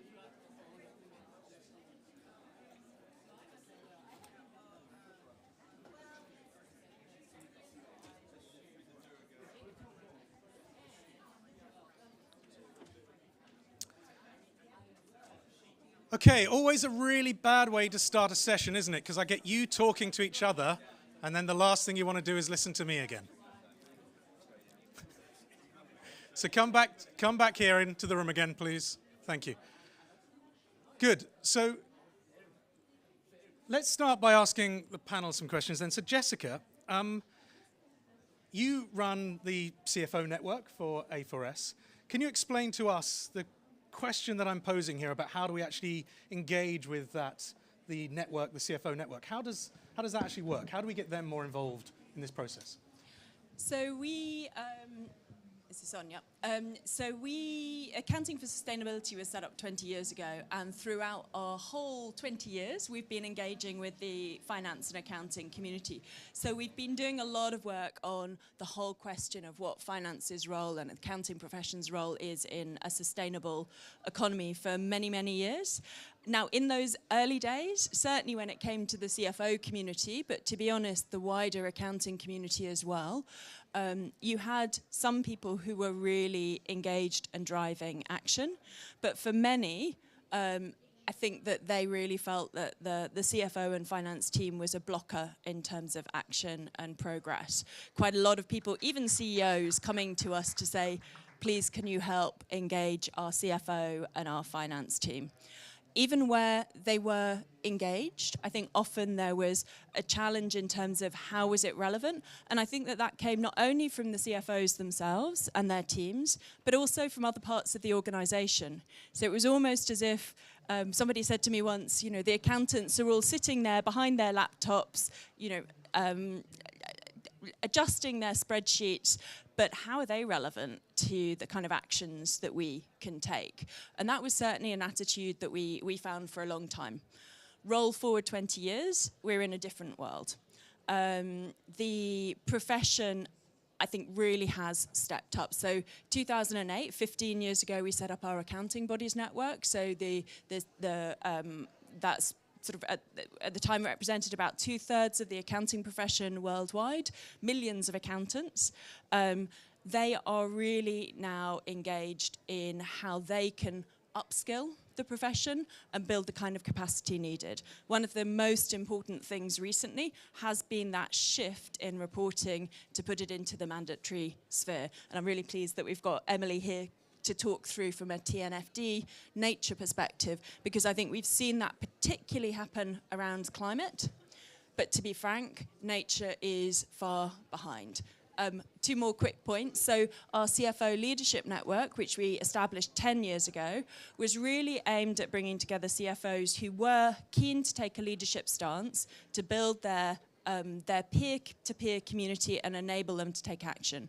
And the work that we did, even in that 10 years ago, included how to account for natural capital, social capital, human capital, and really embed into every decision that a CFO and their team takes, from strategy through to budgeting and forecasting, capital investment decisions, all the way through to, of course, engaging with the financial market and reporting. We have been, for the last couple of years, doing a barometer to really gauge what kind of progress we are making. And as I say, when it comes to climate, more needed, but huge progress, huge shift in understanding, awareness, and really getting into the detail of how finance can accelerate the kind of decisions that are needed. When it comes to nature, there was a shift in interest that we're seeing, particularly with the TNFD being published. But in terms of that question of how can I impact, what can I do, I think that that's something that we're really focusing on to look at how we can achieve a shift in that area. Positive, we had our summit earlier just ahead of COP, so the week into COP, and quite a few of the CFOs were coming to us to say, please can you do some teach-ins for us, please can you help us to really think through how we can do the same kind of shift that we've achieved on climate, on nature. Thank you, Jessica. And you talked there about how to embed it into different approaches. Is there training available for CFOs and finance teams? Yeah, absolutely. So just from an A4S perspective, we have an academy program. It's an 18-month program, so it really takes finance professionals through the end-to-end of how they can think through the issues, what the key challenges that their organization might be facing, building that peer network with others, and then setting themselves a 12-month implementation program to think through how do they apply all of that knowledge within their own organization. That is, I think, one of the key ways that we're working. We're also collaborating with the accounting community and the accounting profession to look at how they can embed into the qualifications and the CPD. So once all of the qualified accountants who we need to be engaging and acting as well can be understanding some of the issues. So there's a huge amount, and I think you'll see a lot more training coming out. And of course, the Capitals Coalition has also got some great materials that people should look at. And we're running a session together on Wednesday as well. Indeed. On that as well. Yep. So Michael, I'll come to you next. You've just launched a 7-year campaign, okay? 7 years is a long time to run a campaign. How are you gonna, so who here knows about Now for Nature? Hands up? Okay, we've got a pretty friendly audience here. 7 years, how are you gonna keep our interest for 7 years in this campaign?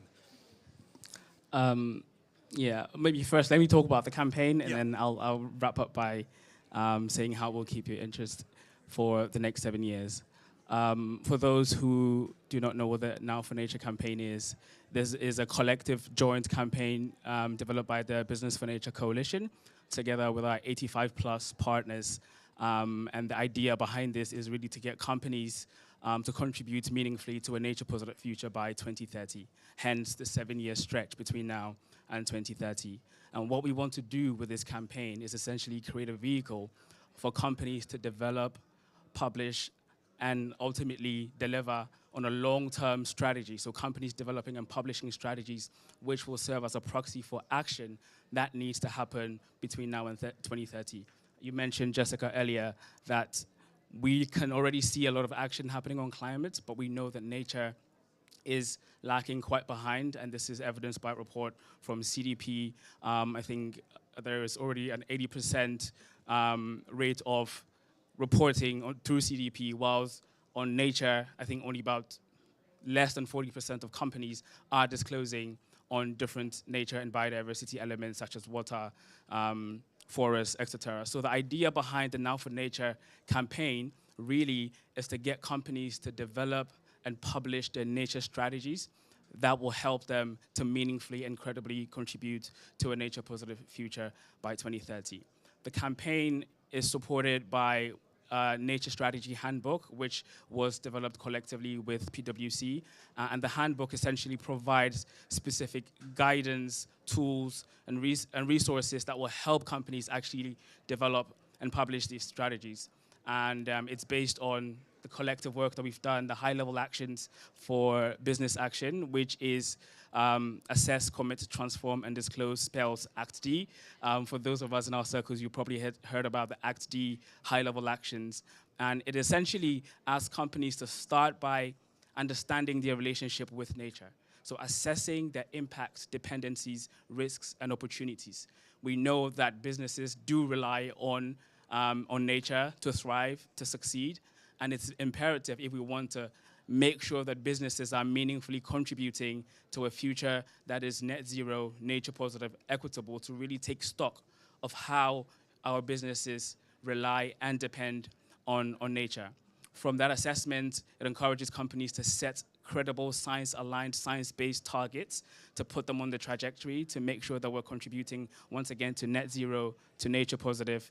Once we have the targets, then, of course, the next step is to take concrete action to reduce negative impacts and work towards increasing the positive impact. And finally, disclose to the relevant stakeholders, building on a lot of the work that TNFD and a few others have been doing. So this, like I mentioned, is going to be a long-term campaign. We know that it will be difficult, but we need to start now with all the resources that we have. We know that there is quite a lot of work that has been done. Very interestingly, when we were developing the handbook, we were actually worried that we would end up confusing companies because of the number of resources that we had. So we had to make sure that we're succinct and selecting the ones that are comprehensive, capturing and making sure that companies are able to go through these sequence of actions with all the resources available.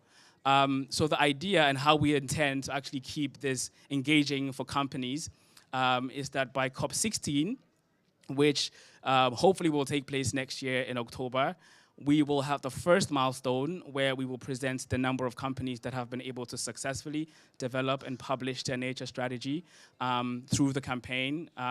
This is sitting on, for those who are companies in the room, www.nowfornature.org. You can go and submit your nature strategy there, which will be reviewed and then published. So COP16 next year will be the first major milestone, and then in that 2-year cycle, in that 2-year cadence, we'll be using the nature COPs as milestone moments to really amplify and showcase the work that businesses are doing.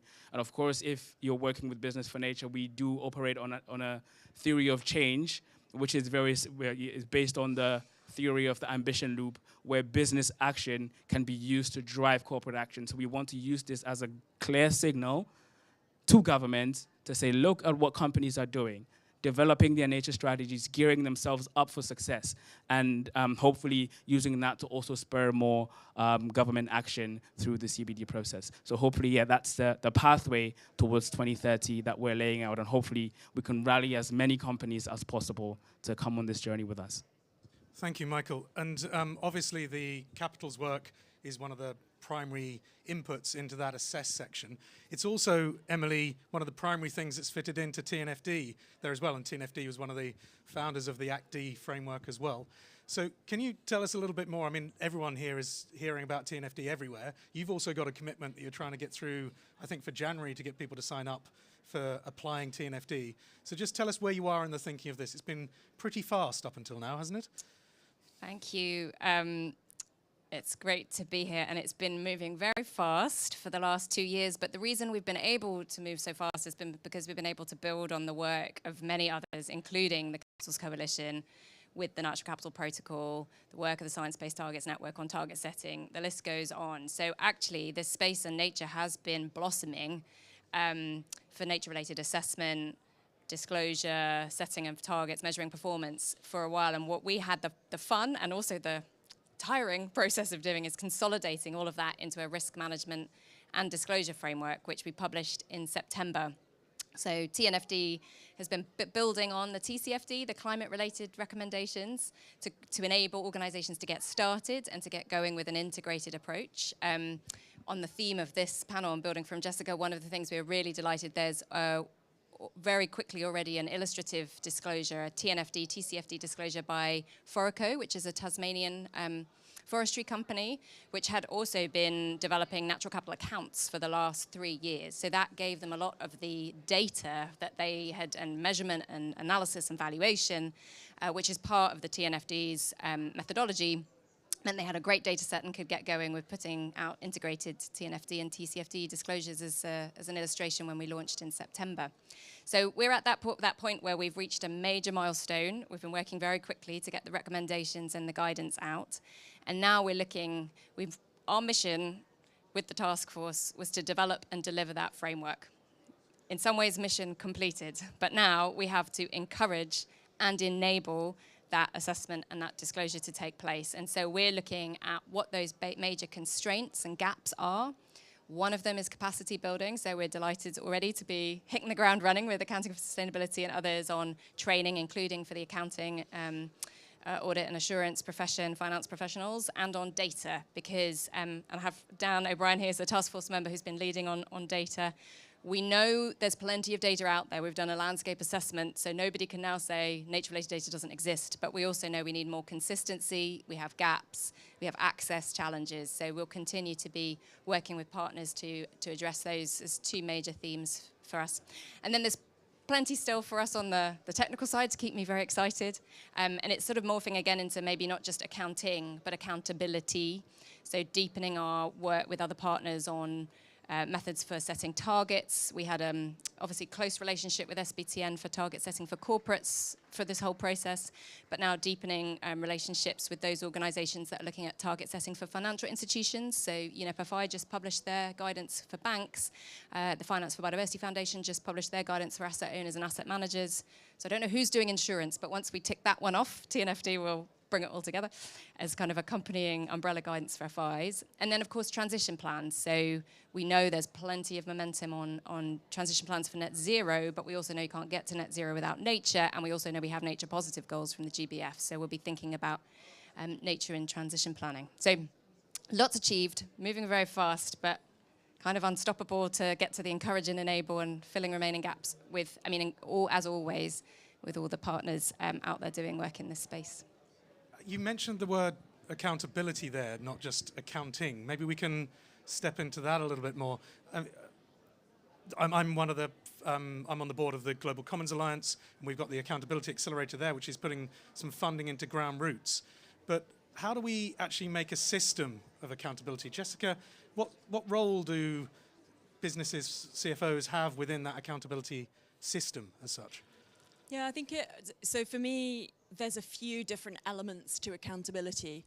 I think some of it is down to personal accountability.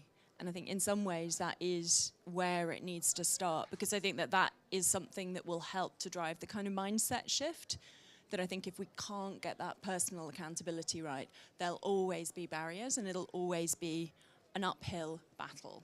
So how do we really do that? I think that some of that comes down to the inspiration and the personal motivation, but I think some of it, of course, comes down to the role that CFOs can play within the organization to provide some of the right kind of incentives for action, and a bit of the stick as well. So the performance measurements, making clear, transparent, external goals, and then reporting in a credible way in terms of performance. And I think that that's where the whole reporting system comes in. Clearly, was that saying it's a good thing or a bad thing? I'm not sure. So reporting standards, because that gives that benchmark, that baseline, that consistency that can give a yardstick for are you performing or not? Are you actually just cherry picking and tweaking the kind of performance so that no one really compare like with like and look at how one organization is doing relative to another, or indeed whether they're really moving forward against the goals that they've set. I think that then the wider system comes into play. And just on the standards, I think it's equally important not just to have the reporting against things like the TNFD and the standards around the information that is nature specific, for want of a better word, but also how that does tie into the financials. So what kind of capital investment is driving some of those goals?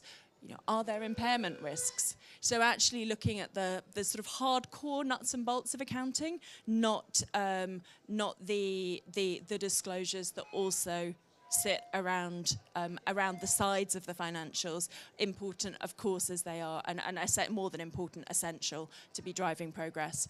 And then just finally, I mean, accountability is something we could touch on for a long time.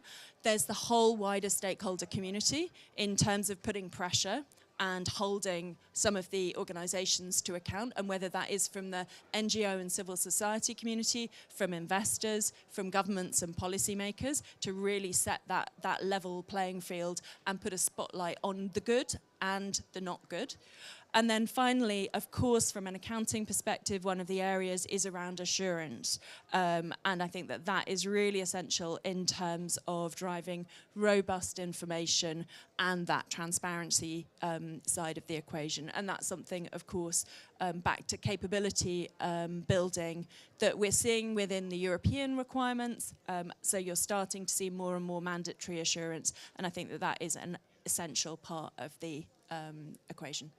Just on the European requirements, there's an awful lot of talk at the moment about ISSB, and yet the European requirements have come in, and I'm not hearing as many businesses talking about them, and yet that's already coming in and is having an effect, isn't it?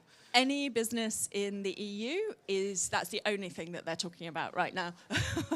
And certainly what we're finding is businesses around the world are really starting to wake up to the impact that the European requirements are going to be having outside. So we're doing a huge amount, again, on training, capability building, both in Europe, but we've done a whole number in the US, in Canada, in the APAC region, and elsewhere around the world. And some of the sessions we've done virtually, the majority of the audience has been from companies outside the EU, because they know that they need to get ready. And this really is very, very broad and deep in scope in terms of what it's asking for, even for those companies who for many years have been adopting frameworks like GRI, which a large part of the European requirements are built upon, are having to do additional work to make sure that they're ready.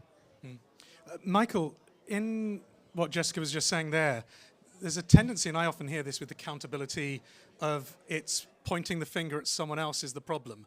It's often business that's pointed at. You run a business network, Business for Nature is leading those. Is that what we need to be doing? Do we pointing fingers, or how do we create a system here? I think the whole narrative around accountability needs to be redefined in a way where we're transitioning away from the finger pointing towards a sense of collective responsibility, openness, transparency, collaboration, and the willingness to solve the problems that we face. Because these are global challenges that affect not only business, but society at large. So I think the narrative around that needs to be redefined, and we need to all agree that we're actually working towards solving an issue. However, I still think that while we work with businesses, we also have the responsibility to ensure that businesses are taking credible action. So we've actually done quite a bit in that regard. And I'll start with, you mentioned the Global Commons Alliance. We've been working with them in developing the Navigator tool around credible resources and tools that companies can use when they're developing and taking action. And I think that is, yes, it's actually going to be launched on the 10th. So please look out for that Navigator, very extensive, comprehensive set of resources to help companies navigate through the journey of corporate action on nature. And I think helping companies to understand and find credible resources that they can use to take action is very important in creating credible action. The second piece is also around just encouraging companies to be more accurate about what they're saying. So not, of course, veering into the space of greenwashing and sort of sometimes embellishing the action. So we developed a paper last year around how businesses and financial institutions can contribute towards a nature-positive future. And one of the key things that we mentioned was not to greenwash, quite explicitly, because I think nothing undermines any good work that you're doing than saying you're doing more than you're actually doing. And I think that's really important. And then I think the last bit is also just taking responsibility. We know that we don't have all the perfect solutions available, but we need to be open and transparent about the resources that we have.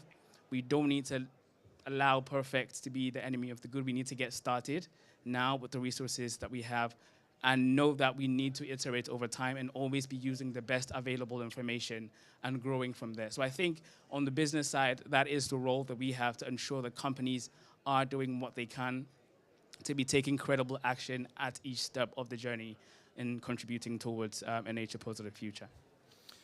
Thank you. And Emily, if we sort of flip it a little bit more towards the financial markets, what's their role within this then? Because if we've got the businesses starting to come together with the strategies, etc., a lot of the work that you're doing is now engaging with finance markets. I was very surprised at our event we did in Paris earlier this year that actually we had more financial institutions than businesses turn up for the first time.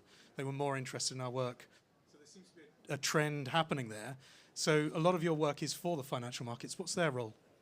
Well, indeed, TNFD is a market-led initiative founded by financial institutions and corporates. So the task force is made up of those, and I think it's really driven from a powerful drive of it is investors wanting this information for transparency around risk, so we can have improving enterprise and portfolio risk management. So it's really the DNA of what TNFD is set up to do, inspired by what TCFD did also to meet the needs of those investors. So there's investor demand and investor drive, but also financial institutions themselves will then be expected to report for their portfolios over time, which is going to be a more complicated undertaking. And so a lot of the work we've done, which is more on the practical kind of guidance for financial institutions, has been to make that seem feasible, to make that seem possible, using tools like heat mapping, for example. The Encore tool developed is a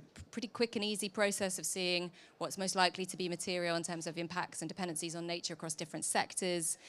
Working with the IBAT partnership has, again, some of the critical data layers for looking at where you may have locations that are important for biodiversity and going to be therefore more exposed to risk. So these are sort of simple, practical ways for investors, financial institutions, who sometimes have extremely large portfolios. One of our task force members is Norges Bank Investment Management, NBIM, which has one of the largest sovereign wealth funds in the world, has 9,000 companies all over the world. So really complicated, but we've able to show how you can still get to analysis through that across portfolios. So in a nutshell, I think financial institutions are drivers of this, recognizing the materiality both from physical and transition risk and systemic risk perspective. I'd be interested in Jessica's thoughts, but I think in particular asset owners, institutional investors, pension funds, see systemic risk in a way which is almost equivalent to sort of what you would hope governments would see, because they can't shift out of particular sectors. They're thinking long term. They see this risk in a systemic fashion, and so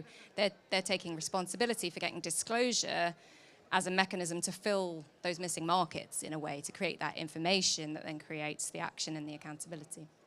Jessica, do you want to hear? Yeah, so maybe just to build on that, we definitely see the asset. So one of our other networks is of pension fund chairs. So working with that, the senior members from a governance perspective of how they can drive change. And they're sort of at the start of the investment chain. Us as the savers and the underlying beneficiaries clearly are even earlier, but the pension funds manage that that money on our behalf.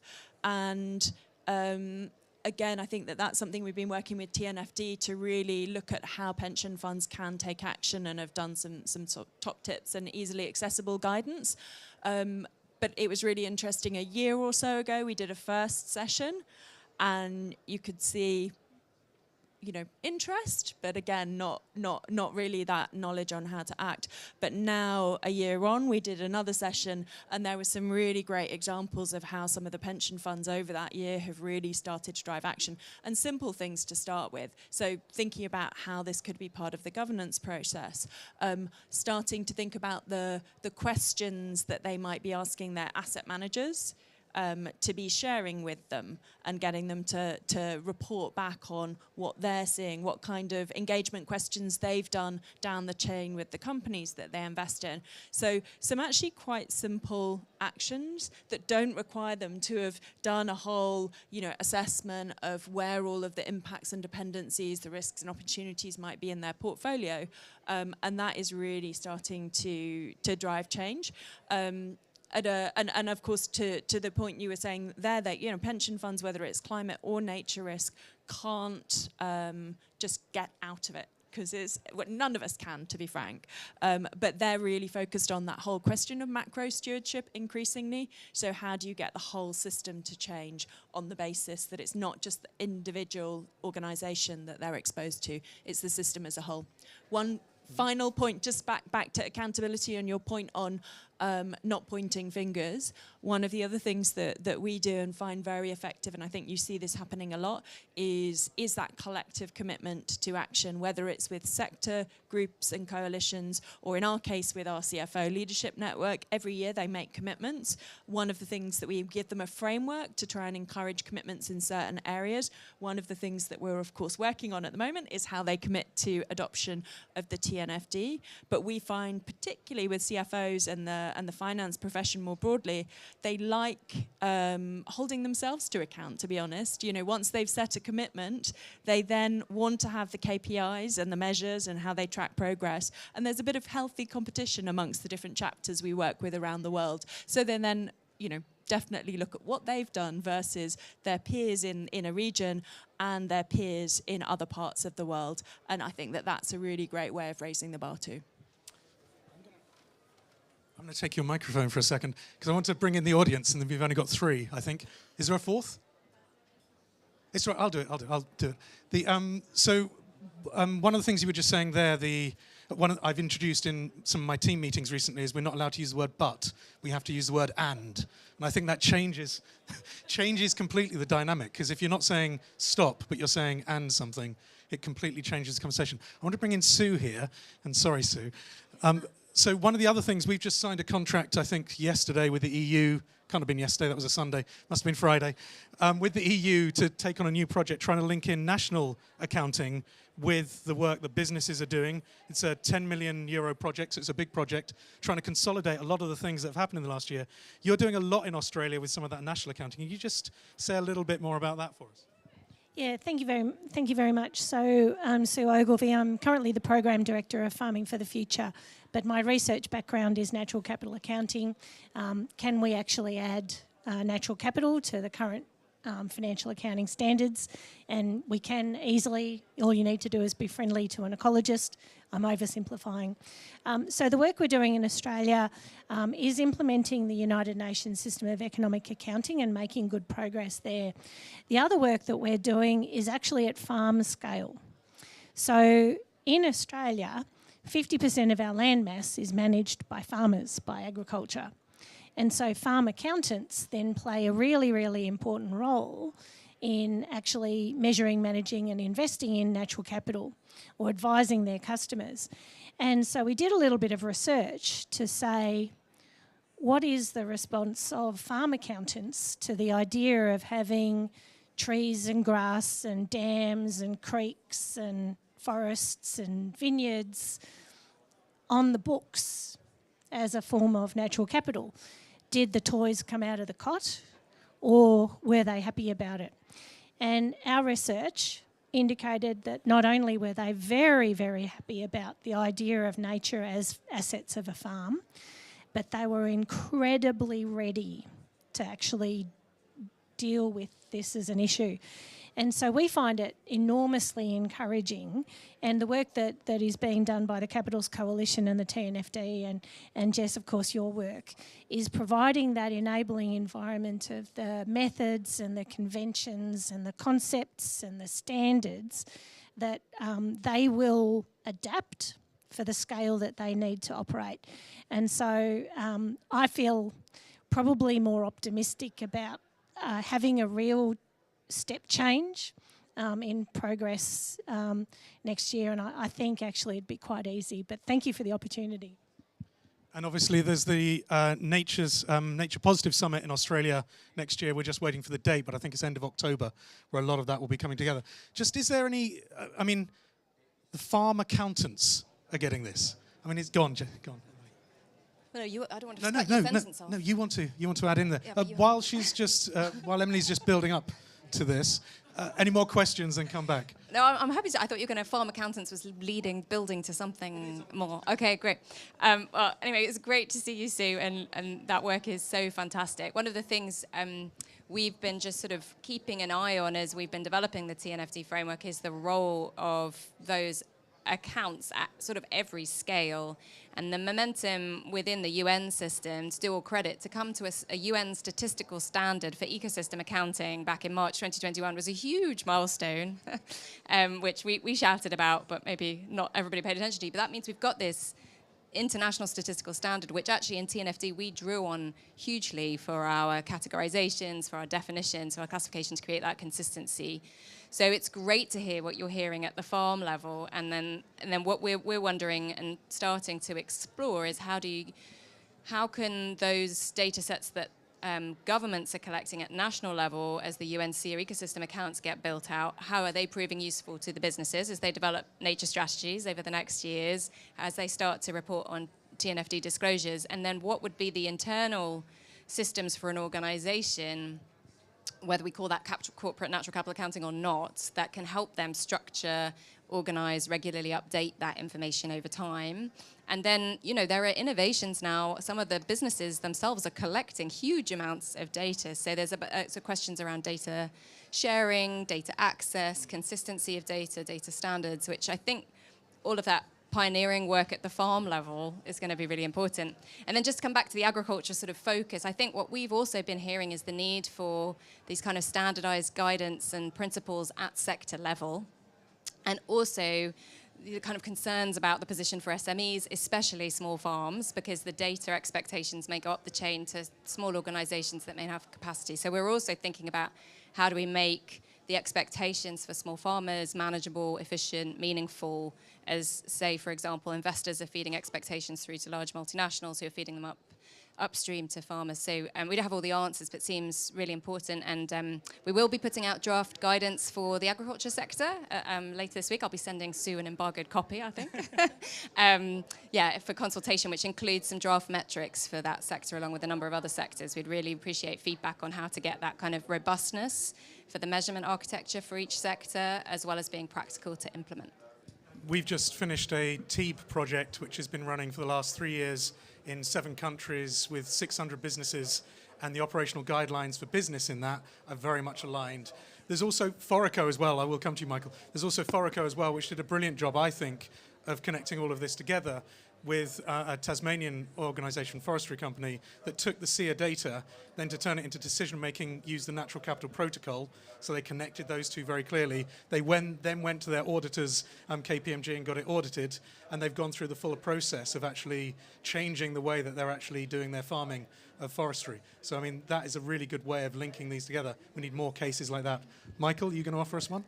Yeah, no, I just wanted to add up to what Emily was saying on the sector-specific guidance, because of course, while they're working on that piece, Business for Nature, together with the World Business Council for Sustainable Development and the World Economic Forum, in September launched a series of sector overviews for 12 sectors, and what these resources provide is an overview of those sectors, basically the impacts, dependencies, and top 5 priority actions to get companies started now. You know, we're in a phase where we're hearing, oh, we're not sure what to start with. So I think while a lot of the rigorous sort of work was done by TNFD, SBTN on sector-specific action, we have come in with sort of no regret, high-level actions to get companies started now for 12 sectors ranging from fashion, mining, and textile, tourism, all of these sectors. We've provided that now. So just as a high-level set of actions that can get companies started now, as you know, SBT and TNFD work on those detailed sector-specific guidance. So I've been keeping a mental tally in my head, and I'm sure there's lots of people that are better at doing this than I am. I just reached 25 new initiatives or frameworks that we've mentioned so far in 40 minutes. Okay, whether it's a training exercise or whether it's... Who's confused in the audience? Paul? Anyone else? Are they connected enough for the audiences? So it is obvious if you put yourself into it, so you can see the connections. Yeah.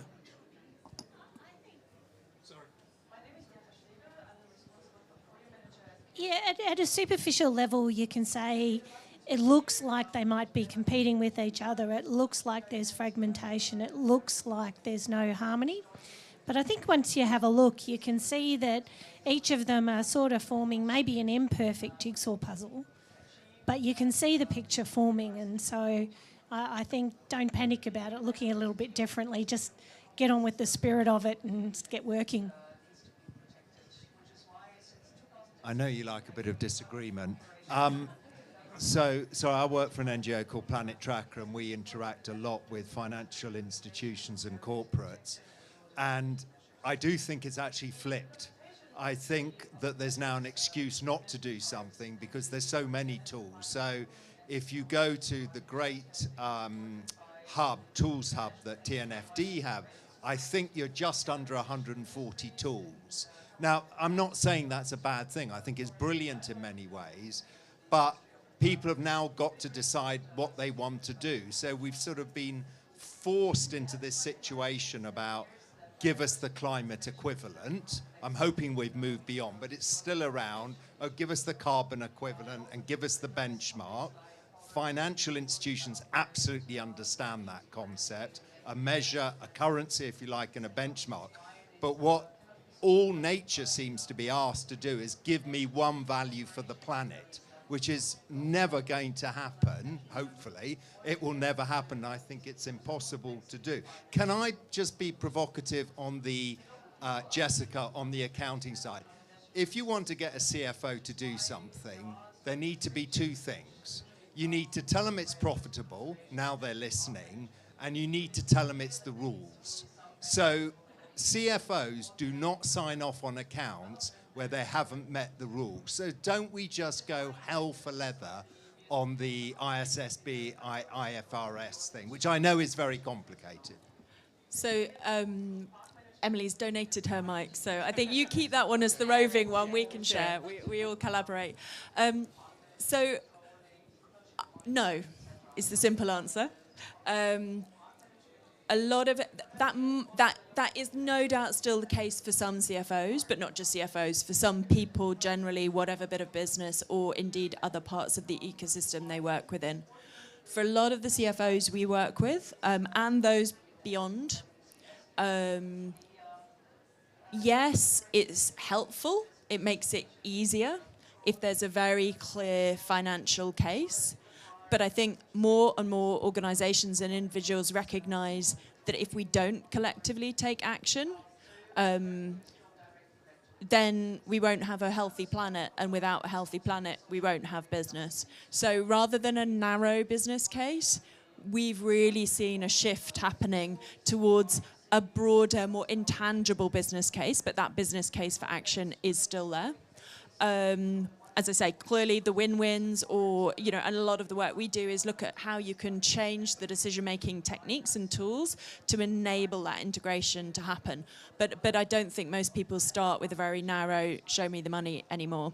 In terms of the rules, yes, to the point on accountability earlier, rules are helpful. They're essential in terms of things like comparability, but they can also be a barrier to action. So one of the things that we've constantly repeated in the feedback we've given through the many consultations that we've been having with the ISSB and others is it has to be about decision useful information. So information has to, reporting for its own sake is not the answer. It has to be reporting to drive a different outcome. That might be because some of the stakeholders are taking different decisions as a result of the information you provide, or it might be that the information is driving different decisions internally. Ideally, both of those. But if you end up with a framework and reporting information that shifts what is always going to be limited resources away from decisions and thinking about how to change the decisions to just complying with reporting, I think that's going to take too long. We haven't got the time. So it needs to be thinking about what's sufficient to drive better decisions now. Michael, I know you want to come in on that. I'm just going to say I've written there's lots of corporate reports I've been involved in writing. My father has all of them on his shelf. I think he's probably the only person that's read all of them. Michael, the rules though, I mean, I do want to bring you on this. Is it rules that we can set? I mean, you were involved in helping to push through the Global Biodiversity Framework, the Make It Mandatory campaign that we did with you, all of that. I mean, that was pushing for rules. Jessica's just said that isn't the only thing. What's your view on rules? Well, I think rules are the foundation, right? And that is also the catalyst for action. As I mentioned, Business for Nature, our theory of change is essentially the positive feedback loop. And on one side, we work with policymakers to define the rules of the game and use that as a catalyst to drive more business action, which in turn will get governments to act even further and faster. So I think the rules are essential in the sense that they create the level playing field, so to say, for businesses to act. And that is essentially why, since the inception of Business for Nature, we've worked so hard to make sure that within the GBF, one, there is an acknowledgement of the role of business in delivering the Nature Positive goal for 2030 and 2050, and that there is a clear ask for businesses, particularly in Target 15 and through the Make It Mandatory campaign, where now businesses are going to be required not to only assess the impact and dependencies, but also to disclose that to government. So I think, yeah, my simple answer will be that the rules really form the foundation to sort of drive that action. And I think in this case, it was you said the rules beget action, and action begets more rules, which will drive this positive feedback loop to deliver on a positive cycle, yeah. I think one of the things I've realized, one of our pillars of our strategy is change the rules, but actually feeling with your peers that they want to do it is as much a rule in some ways. You know, I can't be seen to go out to dinner with my peers and not be doing it, is as much a rule as it might be a mandatory statement that's being made. Any more questions or thoughts? Paul? Hi, Paul Simpson, ERM, previously CDP. So, a few things. I mean, certainly I would agree with you, Jessica, that, I mean, disclosure is really about business model transformation to create a sustainable economy, let's be clear. And that's what the EU is doing with the CSRD. And then that's an explicit strategy from some in the EU. I think, frankly, business is overwhelmed. We shouldn't have too much sympathy because they've got loads of resources, but we want them to do things quickly, and if we confuse them, it's really unhelpful. And there's a lot of learning from climate on this, where not just climate, but disclosure in general, where we had too many things, it got too complicated.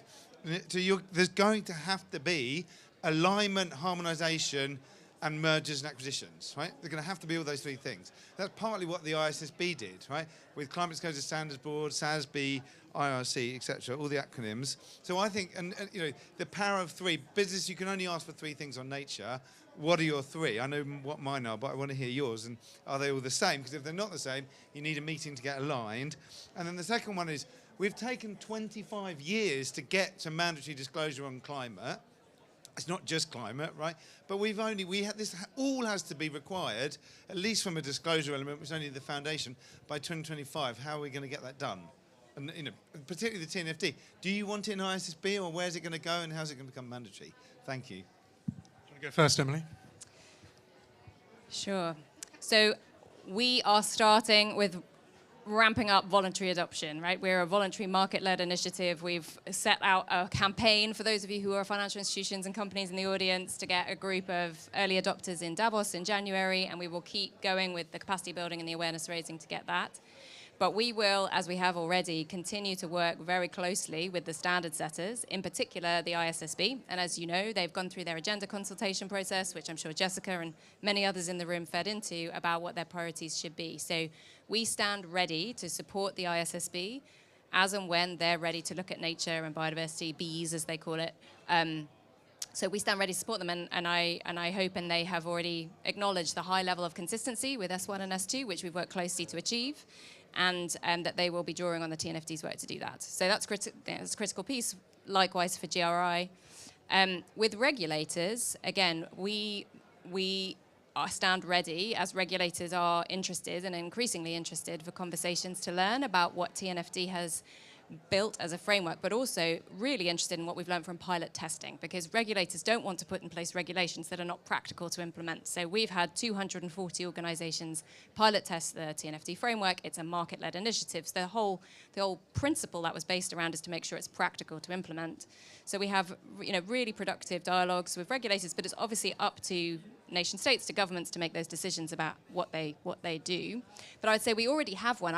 I personally am not as depressed as it sounds like you are about the pace. I mean, we just heard from Jessica, we have the European jurisdiction already making this mandatory, and we've worked closely with EFRAG for the last 2 years, and in fact, in January, we'll be publishing an interoperability mapping between the CSRD and TNFD to show that high level of consistency in our recommendations and our metrics. They signpost to the LEAP approach, which is TNFD's they signpost that for materiality assessment. So I think increasingly we'll see these mappings. Of course, what the ISSB does around nature will be a critical part of the system, but they have their own due process to get to that. But we all stand ready, including TNFD, to be acquired, folded in. But the work has to be done to get to that point. And I think my personal view about the blossoming is that it's great. It's like our colleague from Planet Tracker, those tools are becoming available because of all the innovation. That was partly what we're trying to do, is catalyze solutions, tools, and data. So it's blossoming, but at the same time, I agree that we will need, of course, consistency.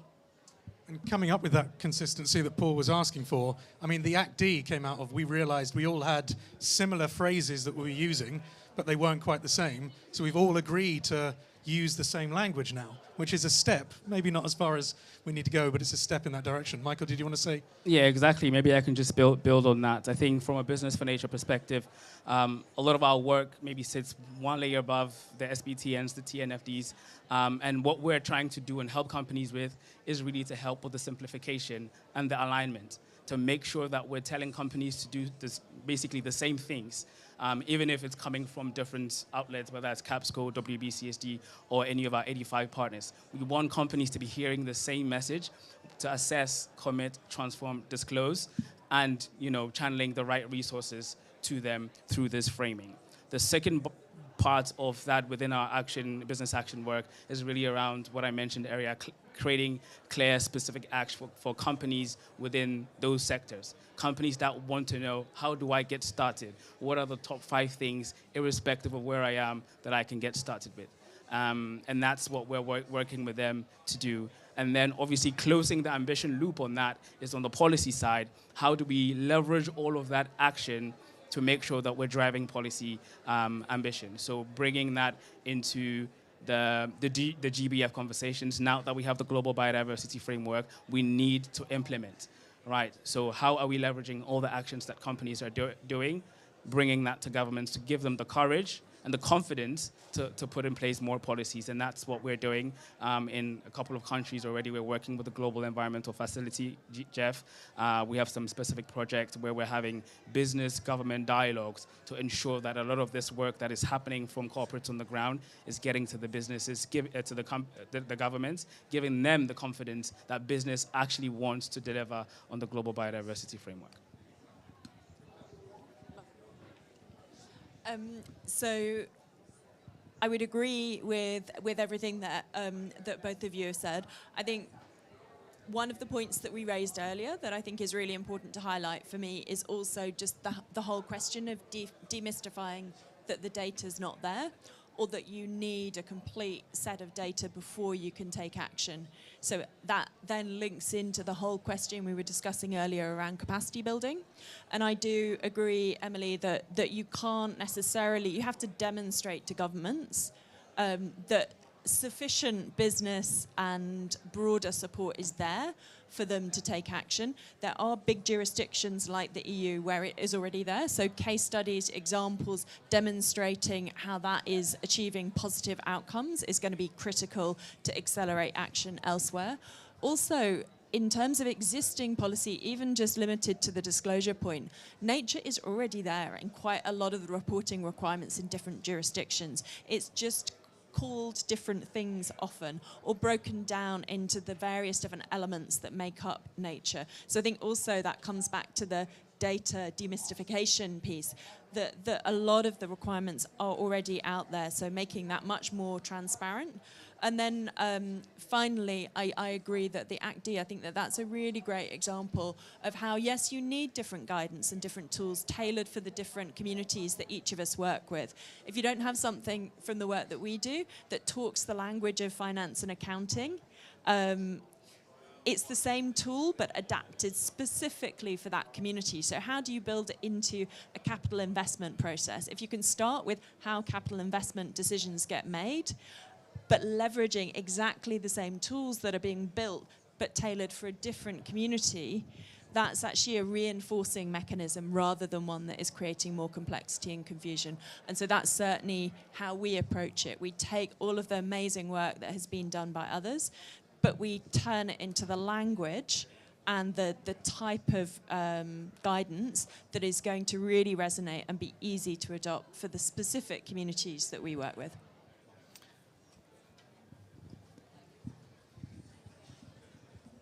Thank you. Hello, Pepijn Rijvers from the World Business Council, working with a lot of you. So a couple of comments that I'd love to make. First of all, great work for the TNFD. We're a huge supporter. ACT-D as a framework to talk about how businesses need to think about this. We're fully aligned. To respond to Planet Tracker, the remark just now, definitely rules and regulations make the CFO wake up, not just the CFO, certainly also the legal counsel and the non-executive board. But also there's very clearly also a real business case in it, an adaptation, simply because, as an example, Nestlé, 40% of revenue is dependent on coffee crops, and coffee crops themselves obviously being significantly impacted due to planetary changes. So that is like the counterfactual of not taking action also needs to, we believe, be better understood by business globally, but that in itself will actually present a very significant business case for change. I'd like to draw on the alignment thing, as the colleague from ERM has, I think, rightfully put it. We hear from members definitely all this alphabet soup, super difficult to navigate. We don't have the resource. You know, if you're a big multinational and you have a reporting team of 20 people, or you have like a climate lead and a nature lead and all these resources, then yes, you can put it off. But if you're like a 1 billion small cap scale up that's not even profitable yet, how on earth are you going to prioritize this? So it needs to be commoditized, and I think there's a real momentum for us as a civil society industry, with both the UN supported action by nations leading into COP16 next year, the real and very clear agenda that is emerging for COP30 on nature markets and the role that nature plays in the context of decarbonization, there's just so much momentum. So I think I can only echo the need for us to listen to each other. What is it that we put out, build on each other, so no buts, but and, so that we can amplify, because we might not always have the time for coordination or clarity on a coordinated agenda, but just listening to each other and building on each other, which we actually are doing, can really, I think, build that amplification and bring everybody to the table. Because it's, you know, not to say platitude, but it's everything, everywhere, and all at once.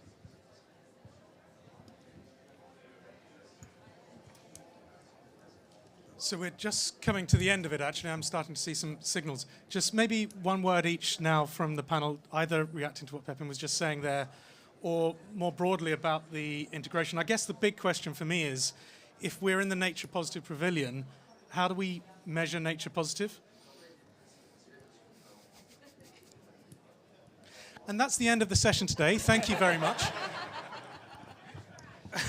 We are trying, and there will be sessions over the next couple of days talking about that, including one on measurement in here on the 9th. Tomorrow is also the business. No, that's for another session. I think we're not allowed to. Go on then. Go on, please. I think we've been cut off. We are being cut off, but if you want to give me, Eva wants to give me the answer then. No, okay, there will be more sessions on that. So come back, is what I'm saying. So tomorrow is the Business and Nature Day. So there will be an awful lot of business events in here back to back if you want to find out more about that. We've obviously got the Nature Day on the 9th. Today is Gender Equality Day, although as someone pointed out to me on the way in, that's every day of the year, the same as everything else. So do come back here tomorrow. We're going to be doing an accountancy session, like I said, outside of this venue. Actually on Wednesday, because there's not enough accountants inside this hall. I would like to see more accountants coming in with blue badges in following years. But go back, the one thing I would say, go back to all of your colleagues, all of your teams. If you don't know who is doing the accounts, who's sitting in that dark room with the computer and putting all those numbers together and making information make sense, go and buy them a cup of tea. That's what you need to do after this. So thank you very much for your time today, and we'll see you all soon. Thanks.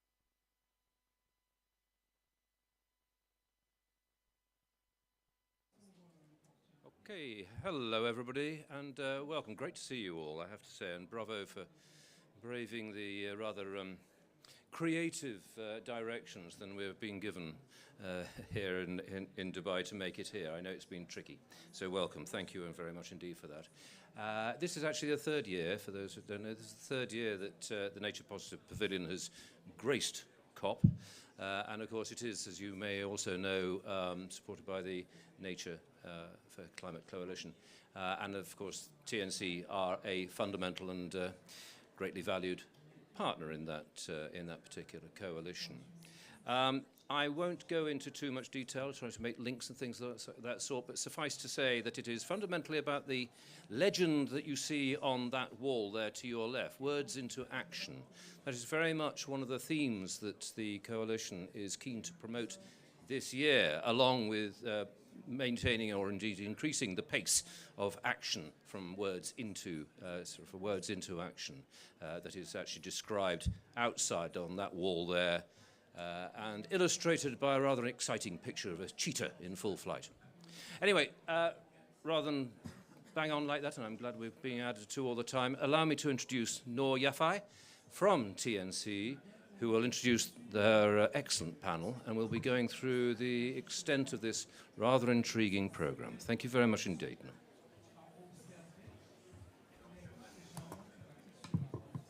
Thank you. Good afternoon, everybody. And for those of you on the live stream, good morning or good evening, depending on where you are in the world with us today. Today's event is especially timely on a day where we are seeing 118 countries here at this COP pledging to triple renewable energies by 2030. And one of the things, of course, about that is the importance of doing that, making that energy transition in harmony with people and with nature. And so that's the topic of today's discussion. We have a fantastic panel set up today, which I'm going to welcome up in a moment. And we do also have a special guest who will be joining us, I think, halfway through the event today. So I'm going to welcome, first of all, Bruce Douglas, who is the CEO of the Global Renewables Alliance. And the Global Renewables Alliance have been driving the charge for a triple target on renewables. So we're going to be hearing from Bruce more on how that's going and what it means to triple renewables in a nature positive, just and equitable way. I'm also delighted to welcome up on the stage Rachel Asante from IUCN. Welcome, Rachel. I'm also delighted to welcome today David Howell from BirdLife Europe, I should say. Welcome, David. And I'm delighted to welcome Stephen Wheeler, who's the Managing Director of SSE Renewables.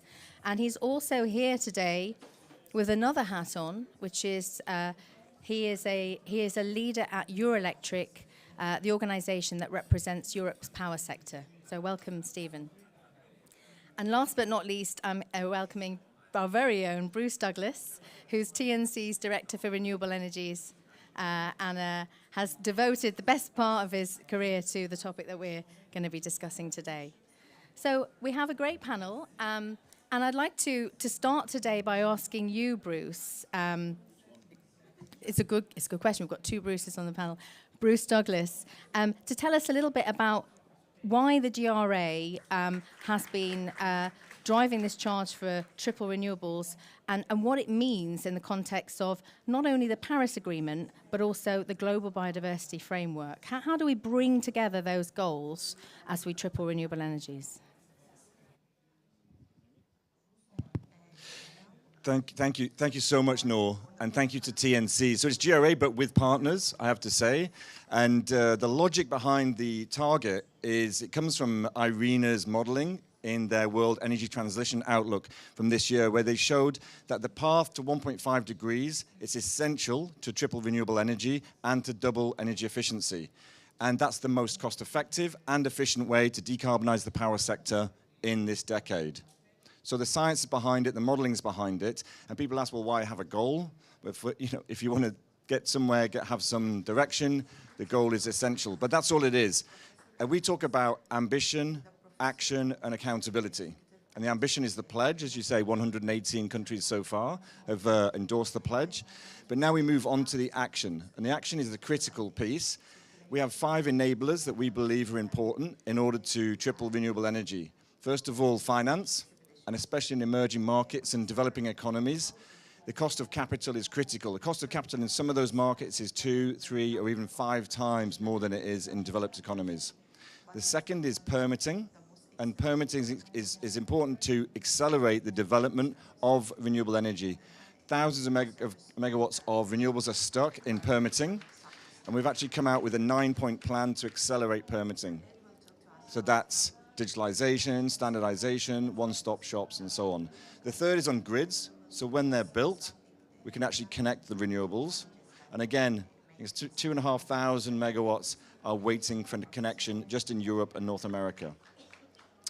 The fourth is on value chains, so that's supply chains for manufacturing, but also critical materials and jobs and skilled labor. And finally, I think the most important one for today's discussion is just equitable, nature positive.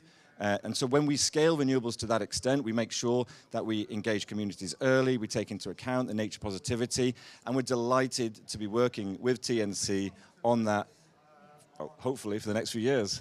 Thanks, Noor. Thanks, Bruce. So that brings up a number of the themes that we're going to explore as a panel today. So I'm going to invite next David from BirdLife to go, if I may, to the other end of the debate today, which is, how do we actually ensure that we expand renewable energies in a way that really works for biodiversity? David, could you tell us a little bit about how you're doing that at BirdLife and what that means in the practice?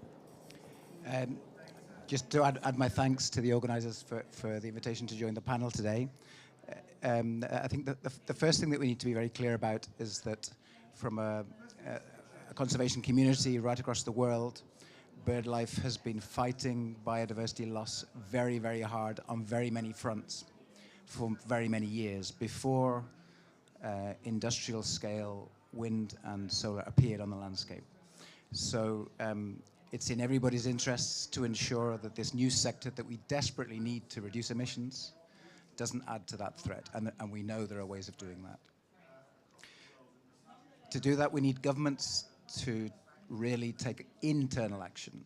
So energy ministers need to speak to environment ministers who are at the same time responsible for environmental impact assessment and biodiversity protection. And they all need to be talking to grid authorities. So that's at the most centralized level, and then, of course, at the local level. And that's in the countries where there is a government structure and a mature, established, functioning electricity grid, which isn't, as we know, always the case around the world. Then we need we're a science-based organization, we need a knowledge-based approach. So we need to know how much renewable technology to install where, not just at what speed, what technology where, so where, on sea or on land, and what types of technology.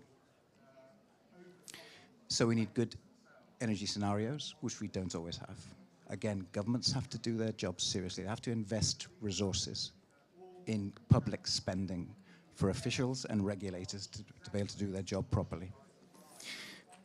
And I'll finish just maybe by two points which I think we'll know very well looking around the audience. That knowledge-based approach should be shared with local communities so that they can feel informed, involved, and empowered to form part of this. And part of them being informed and involved is knowing whether they are in an area which is regarded as suitable by the experts or not suitable by the experts, and why that's the case. And I think I'll leave it there for the moment, and I'll come back later with some more thoughts. Thank you. Thank you, David. So I'm going to move on to you, Rachel. I know IUCN has been doing a lot in this space. What, in your view, are some of the key partnerships that will be needed to make the renewable energy transition on nature positive, equitable, and just? If you could tell us a little bit from your perspective. Okay. Thank you, and first of all, thank you for inviting me. It's an honor to be part of this panel. At IUCN, we are a global international union, so we have state members, we have NGO members like TNC and BirdLife.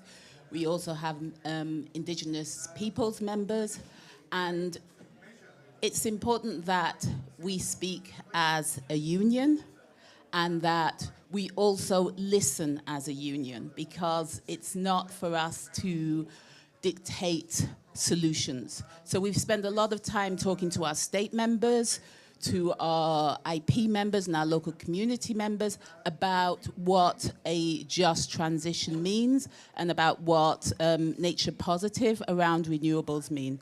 And I think what we have learnt is that it is critical that the expansion of renewable energy, which we all agree on, is done in a way that not only mitigates impacts to ecosystems, but actually restores ecosystems. Because you cannot solve the climate crisis with renewables or with energy. We need somewhere to do adaptation, we need somewhere to do mitigation actions. Those are ecosystems. So for that reason, IUCN is partnering with the Renewable Grids Initiative, because the other missing link in this discussion often is grids. You know, one of the legacies of the fossil fuel era is that tens of millions of people still do not have electricity. As we're talking about how to make renewables faster, more efficient, we should bear that in mind. And we should also bear in mind that last year was the first year in which the number of people living without energy increased. So we're now back at the 2013 peaks. So what we need to do is we need to move renewable energy out faster, but we also need to do that in a way that not only mitigates but restores ecosystems. And we need to do that with the technical knowledge. We're conservationists. We've got 16,000 scientists in our commissions. One thing we can't talk about is grids. Hence, we're partnering with the Renewable Grid Initiative to be able to do that. I'll also add that the other initiative that we'll launch tomorrow is around sustainable grids, because one of the things our state members have said to us is we need a way to be able to expand and to develop grids in a way that will increase energy access. I'll give you one example, then I'll finish. I was 2 weeks ago with our South African state members, and they were explaining to us that they have a grid system that was developed for 20% of the population that is now trying to function for 80% of the population. They need massive grid expansion. How do they do that while still meeting their NDC targets, while still meeting their climate targets?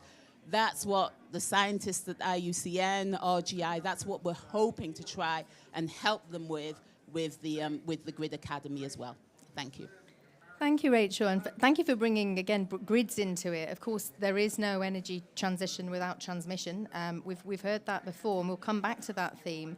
But Stephen, for SSE, what is SSE doing to take forward all of this? Quite a lot, and I'm happy to talk about it. I'm delighted to be here. Is it working? Try this one. Is it working? Try again. A bit there we closer? go. Sure. Hi, everyone. It's great to be here. From an SSE perspective, we're doing quite a lot, and it really, when you look, just by way of background in terms of SSE, we're the largest owner and operator of renewable energies in UK and Ireland. We've over 4,000 gigawatts of assets in operation right now. A big part of that is around our hydro fleet, around our onshore fleet, solar, and also onshore wind. But actually, when you think about our leadership, actually, it goes back to our heritage, because as a number of panelists have mentioned, there's no doubt we need to build renewable energy faster. There's a massive need right now for renewable energy, of course there is. But actually, even when you go back to our heritage, back in 1943 in the Electricity Act, you know, we have the privilege of actually overseeing a significant hydro cascades in the north of Scotland, where huge volumes of water move from the north of Scotland right down to the south of Scotland.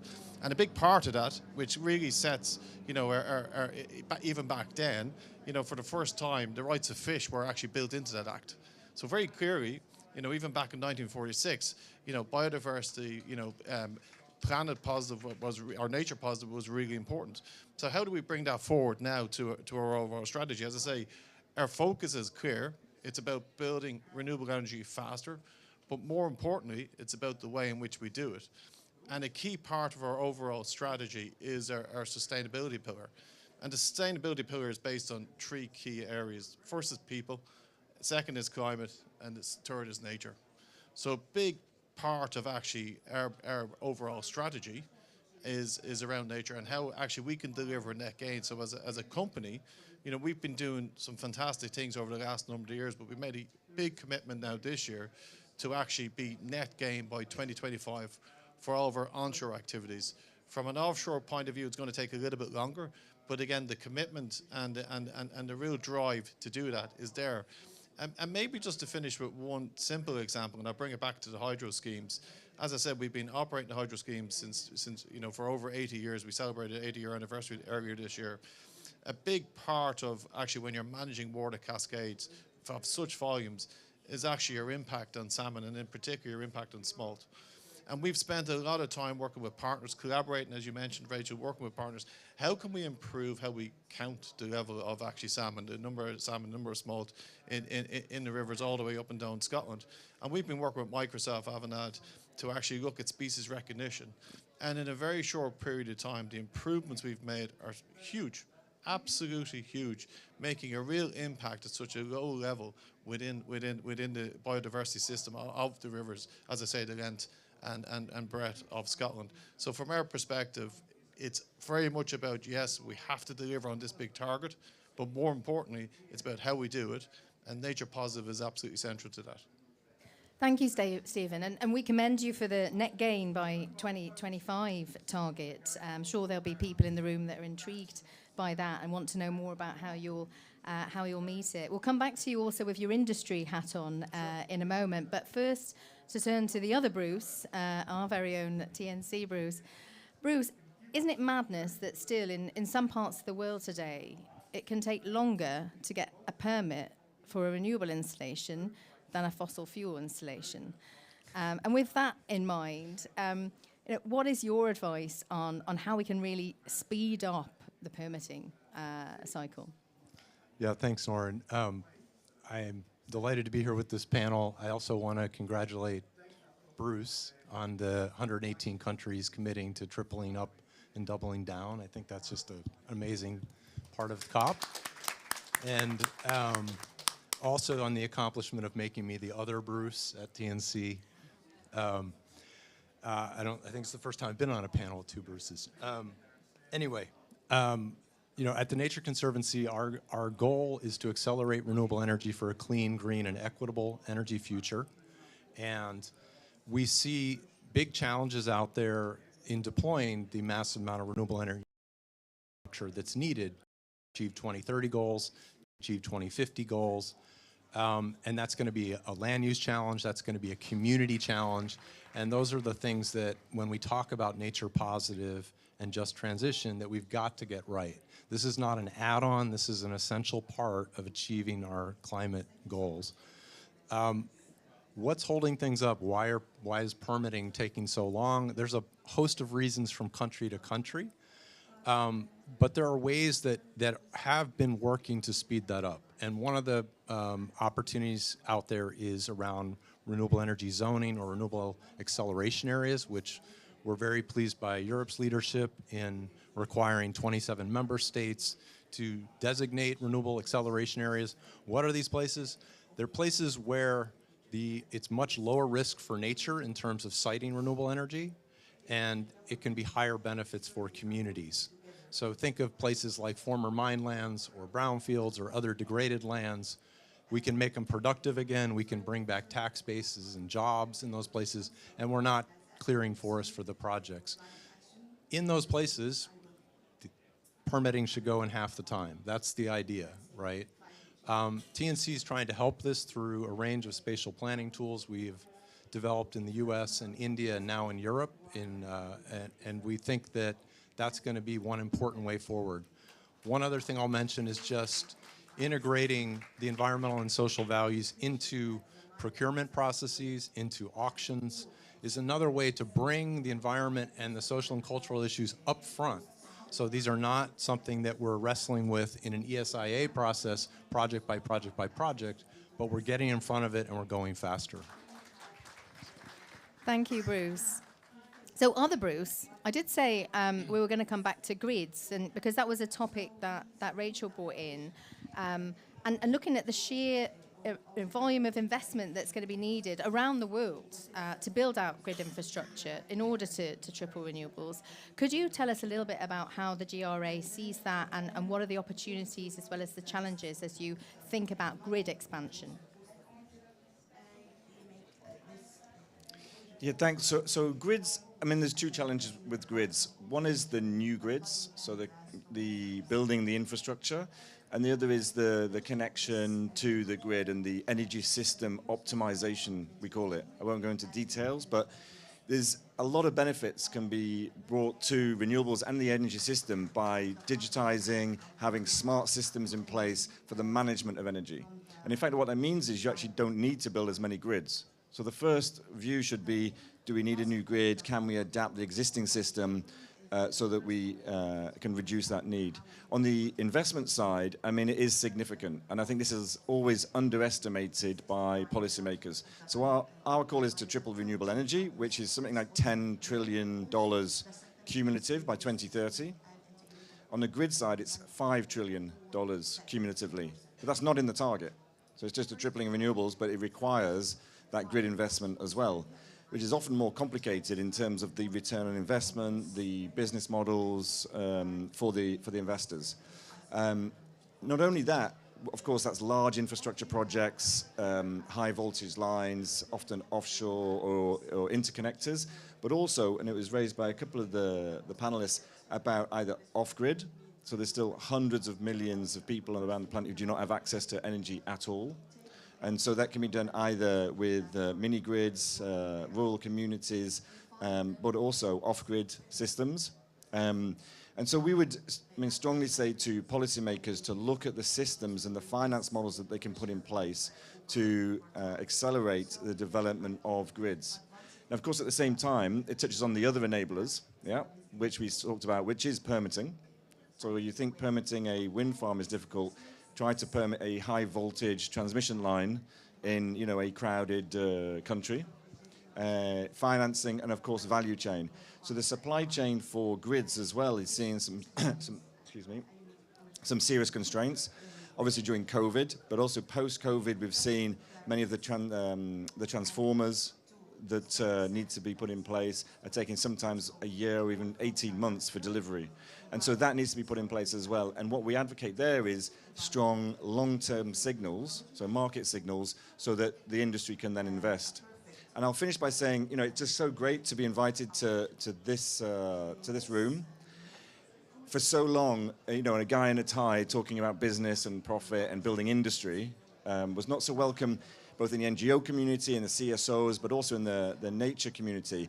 And working together with you to build that nature positive. And I know we've got some projects that are coming up, which show that the opportunity, and it's great that you raised that from BirdLife, the opportunity to discuss and consult at an early stage to decide where best to put it, how to put it, and can we then even increase biodiversity and increase nature opportunities through the installation of renewables. One example is agri-PV, where the photovoltaics can actually be put above agriculture, so existing agricultural land, so not greenfield sites, and that can increase the production of some crops. The other is offshore wind, if well placed and well managed, can accelerate the development of coral reefs. We as an industry accept that we've made some mistakes. We've made some big mistakes, excuse me, in the development of renewable energy in the past. We want to learn from those mistakes and work closely with our partners on the nature side to make sure going forward we do it as best as we possibly can. Thanks. Thank you, Bruce. So I'm going to go to you, Stephen, then, because we do have two exciting announcements that we're going to hear about today. And Bruce has just talked about partnership between industry and civil society as being one of the ways of ensuring that we can indeed drive that tripling of renewable energies in harmony with nature and people. Eurelectric, which represents the European power sector, of which you're a member, Stephen, has been embarking on this process, has been working with civil society and others. Could you tell us a little bit about the news that you'd like to share today, and what that means in the context of a set of enabling measures that will help do that globally and triple renewables globally? Yeah, I think the fundamental message is really clear. You know, the rollout of renewable energy has to be done in harmony with nature. And the announcement today is around our power plant initiative, which Eurelectric are one of the key drivers of that. And that's very much around, you know, finding a standard way to really value biodiversity in how we actually develop and grow and triple and double and just drive this business forward in a very nature positive way. So this is about working together. It's about finding standard approaches. It's about collaboration. It's around partnerships to really understand and bring that really standardization to how we value biodiversity going forward. And we're very excited about the opportunities. But you know, this is the second initiative in this regard. It's the power plant initiative, as I said. You know, we'll see results in a very short period of time. But we're excited by just the level of commitment, the level of people, big parties, the big and small parties, right across all the different stages of actors in terms of actually how we're going to deliver on renewable energy. And we're very excited to really focus on how we bring that standardization, how we bring that collaboration, because ultimately it's about, Bruce has talked about, we've made mistakes in the past, we've learned our lessons. How do we share those lessons? How do we actually take a real leadership approach in this by, you know, demonstrating and sharing what we're doing really, really well, but also being very open to understanding where there's other improvements to be made on an industry, because the size of the challenge here, as we all know, there's never been a bigger challenge.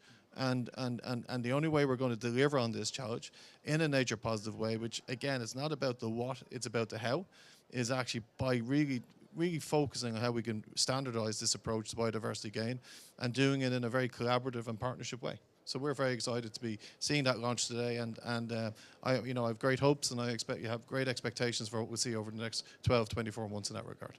And we're looking to hopefully towards the biodiversity COP16, as one major moment where we'll be able to hear more about the outcomes of that project. So Rachel, I'll turn to you, because you and I both sat, I think, on the advisory group for the first power plant project, which brought together industry and civil society, which I think you'll agree was indeed a very encouraging sign that certainly the European power sector is taking biodiversity seriously, is thinking about it right at the beginning of the process when it comes to planning investments.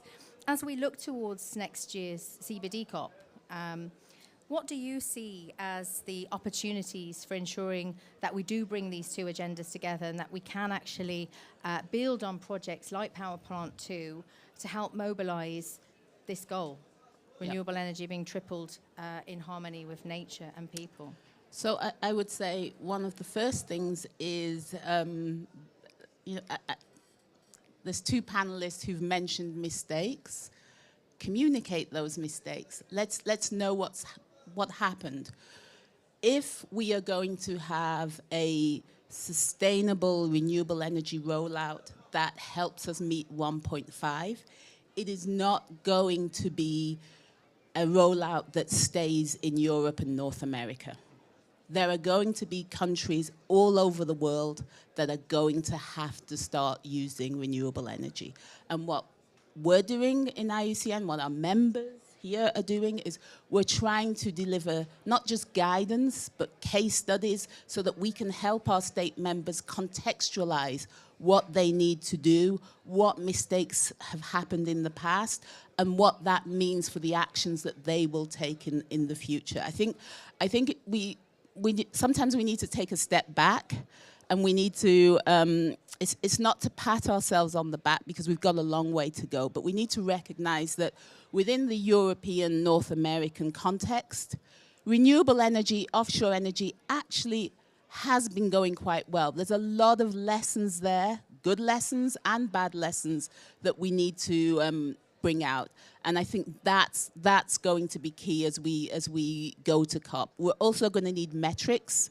We're working on metrics. We're going to need metrics that we can all agree on. We're going to have to come to a conclusion and some sort of consensus around what good practice means, because we are going to have to be talking to our state members about what good practice means, what you should be looking for from companies, what you should be looking for from your grid suppliers. So we need to find consensus about that. We need to find consensus about how we monitor and how we report good practice as well, so that we don't end up with, in 2 years, with lots of greenwashing stories about things that have happened fantastically, but we need a little bit of the failure as well, I would say. Thank you.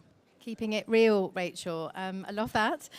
David, if I can turn to you also as somebody who will be thinking about next year's Biodiversity COP as well, to share with us your reflections, perhaps on some of what Rachel's just said, but how would you see the topic we're talking about today coming to life at next year's COP16? I think one of the things we as a conservation community need to do very, very quickly to engage with the clarity of the offer and the commitments we're seeing from this sector is to have our own priorities very clear. So if we have grid authorities, if we have renewables developers, if we have auction structures offering the chance to make significant advances in restoring nature, in recovering declining populations, in recovering degraded habitats, then we as a conservation community need to have that list ready and to say, if you have this amount of money or this amount of technical resource to put towards this problem, it's best directed here or there or wherever it might be. So we're very used to a kind of site and species based fighting a decline mentality, and we need to turn that right around, and there are some clear opportunities arising there. A bit of publicity for the place I live in, Madrid. So the Migratory Species Convention, the Bonn Convention, through its Energy Task Force, will be convening a meeting in Madrid in April to look at exactly this agenda. How do we move towards the next COP in this field? So watch that space. And I think the other thing. I think I'm going to throw down the baton a bit, throw down the gauntlet rather, a bit to my colleagues on the panel and say, within the business communities, let's go to other sectors. Let's go to the agriculture sector. Let's go to the retail sector. Let's go to the textile sector. Let's go to the fishing sector. Let's go to the heavy industrial sector and look for the similar commitments. We need that. We need that if we're to make the next biodiversity COP a success, not just government action and awareness raising. But we need other sectors to really come forward and recognize what's happened, talking about recognizing mistakes of the past. And so it'd be great to have you guys going forward into those sectors within the circles that exist, and maybe creating other circles that don't yet exist to get a real business commitment going into the next biodiversity COP. David, I couldn't agree with you more. What is that sweet spot between food security, renewable power, and nature? That's definitely something I think we can all work together to identify. Now, I did say we have a very special guest coming to join us at the event, and I'm delighted to say that she has joined us. So our CEO, Jennifer Morris, is here in the audience. Before we turn to Jen, who's going to help us to make the second announcement that we'd like to share with you today, I'm going to invite our Bruce, TNC Bruce, to tell us a little bit about what that is, and to tell us a little bit about the collaboration that Bruce Douglas talked about between TNC and the Global Renewables Alliance, what that looks like, and then I'll invite Jen to come up and say a few words. So, Bruce. Thanks, Noor. So we're delighted to be partnering with GRA on a 5-point global action plan. This is the framework that you see right here. We're doing this to support a nature positive and just transition. And I just want to walk briefly through each of these so you have some idea of what we're talking about. To kind of underline what Bruce said, we're not looking for tripling renewables to just be a target. We need action, and we need action on all the areas. This is one in which we think we have with TNC and partners, we can collaborate, not just in the environmental community, but as was talked about, non-traditional partnerships here to get the job done. For the first point about establishing international principles, the intention here is to help build consensus across the international community as to what we mean by nature positive and just transition. There's tons of work going on here already, including the Nature Positive Initiative, so we'll be tapping into that, as well as the Euroelectric power plant work you heard about. TNC is working with UN Global Compact and Ørsted for offshore wind and biodiversity.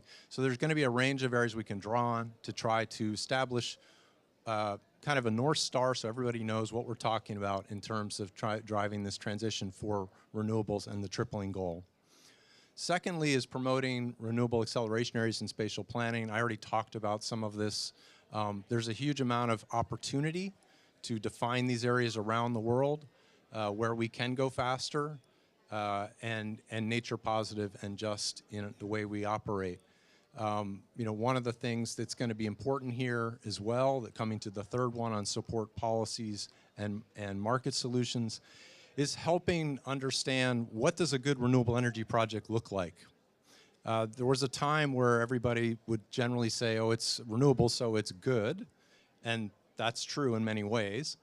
But there are projects that, if they're on a dirtier grid, reduce more emissions or displace more fossil fuels. There are projects that clear forest and don't clear forests. There are projects that provide more community benefits than other projects. And so a definition of that so that industry and civil society stakeholders, we all have a common understanding of that. And so there's a range of work that is being done to try to address those types of issues. So I'll give you one example. The Solar Uncommon Dialogue is some work we're doing with the Solar Energy Industry Association and Stanford University to address tough challenges, tough policy questions around solar development. That's focused in the U.S. But we have a range of other efforts that are taking place there.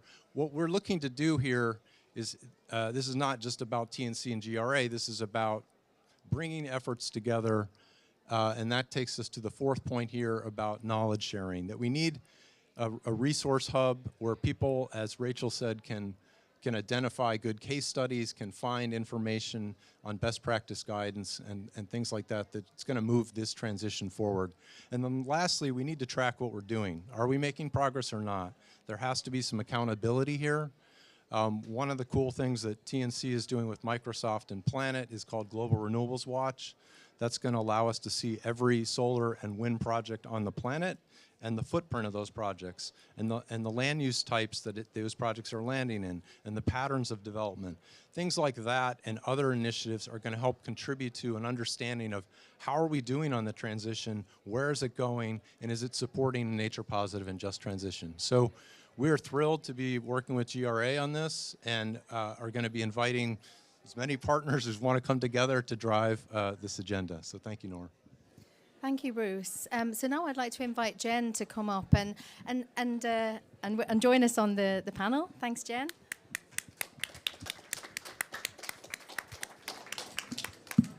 Jen, there's a lot of work being going on behind the scenes between lots of actors, many of the partners that you see here today and others in the room and outside the room.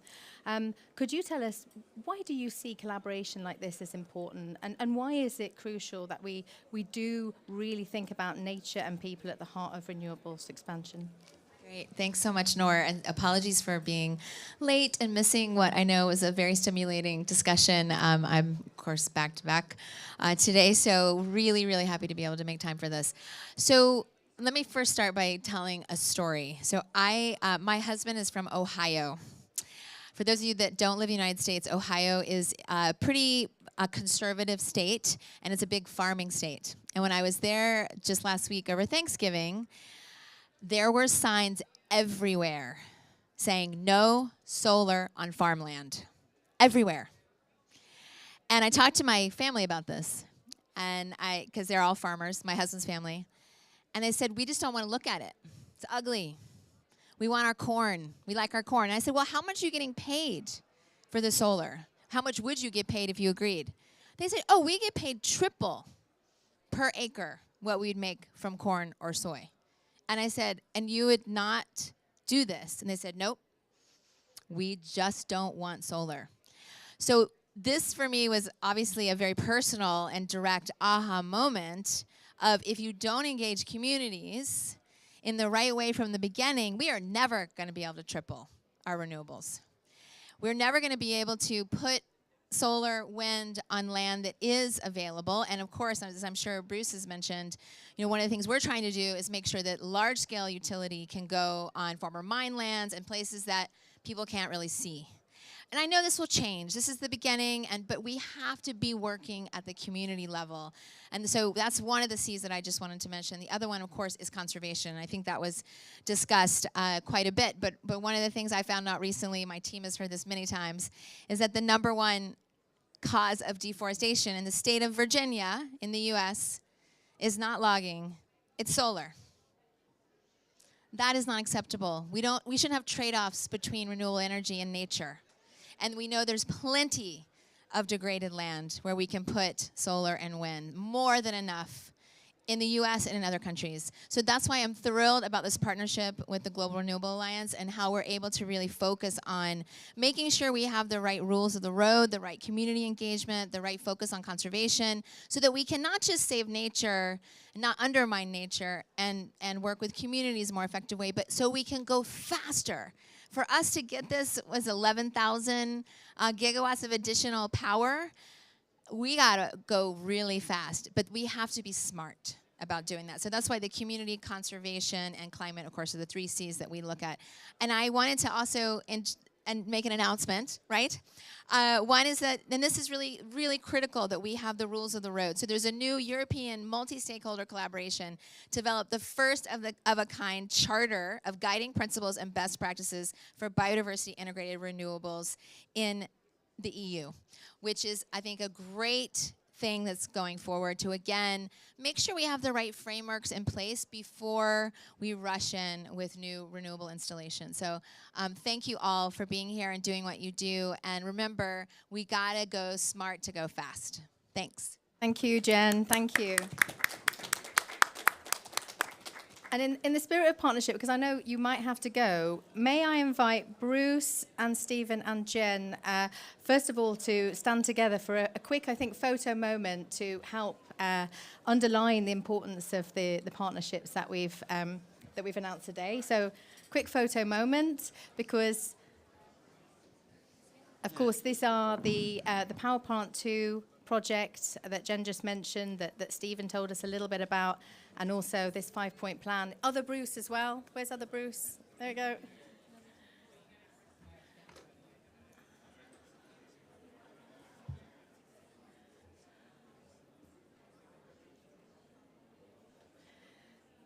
And let's invite the other speakers as well. Rachel and David, if you'd like to join us. Let's have a family photo while we still have Jen. I know that she would want that.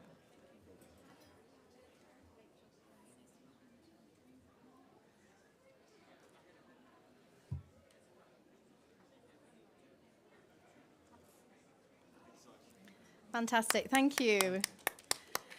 So, Bruce, before you sit down, I just invite you to maybe reflect on that, because partnership is obviously a two-way thing, and we've heard from Jen, we've heard from our Bruce. Could you just say a little bit about what this 5-point plan means to the global renewables industry, and what can we expect from the industry as it embarks on this journey? Yeah, absolutely. Thanks, Noor. And Jen, thank you so much. It's great to see you again. Jen was instrumental in the launch of the tripling target. We met in New York at the New York Climate Week, and you joined us for that, and we appreciate your support since then. For us, as the Global Renewables Alliance, it's absolutely critical to work with the best partners we can in all sectors. We don't have the resources internally, and clearly TNC is best in class for what you do, and we appreciate your support. So we really embrace this 5-point plan. And I just want to address the elephant in the room. In fact, it's the elephant in pretty much every room around here, is fossil fuels. The alternative to solar on cornfields is fossil fuels. And if you want power, which I think we appreciate that we all do, then you have to have some technology to generate the electrons. For us, we would advocate green electrons is the way forward. They appreciate green electrons as well.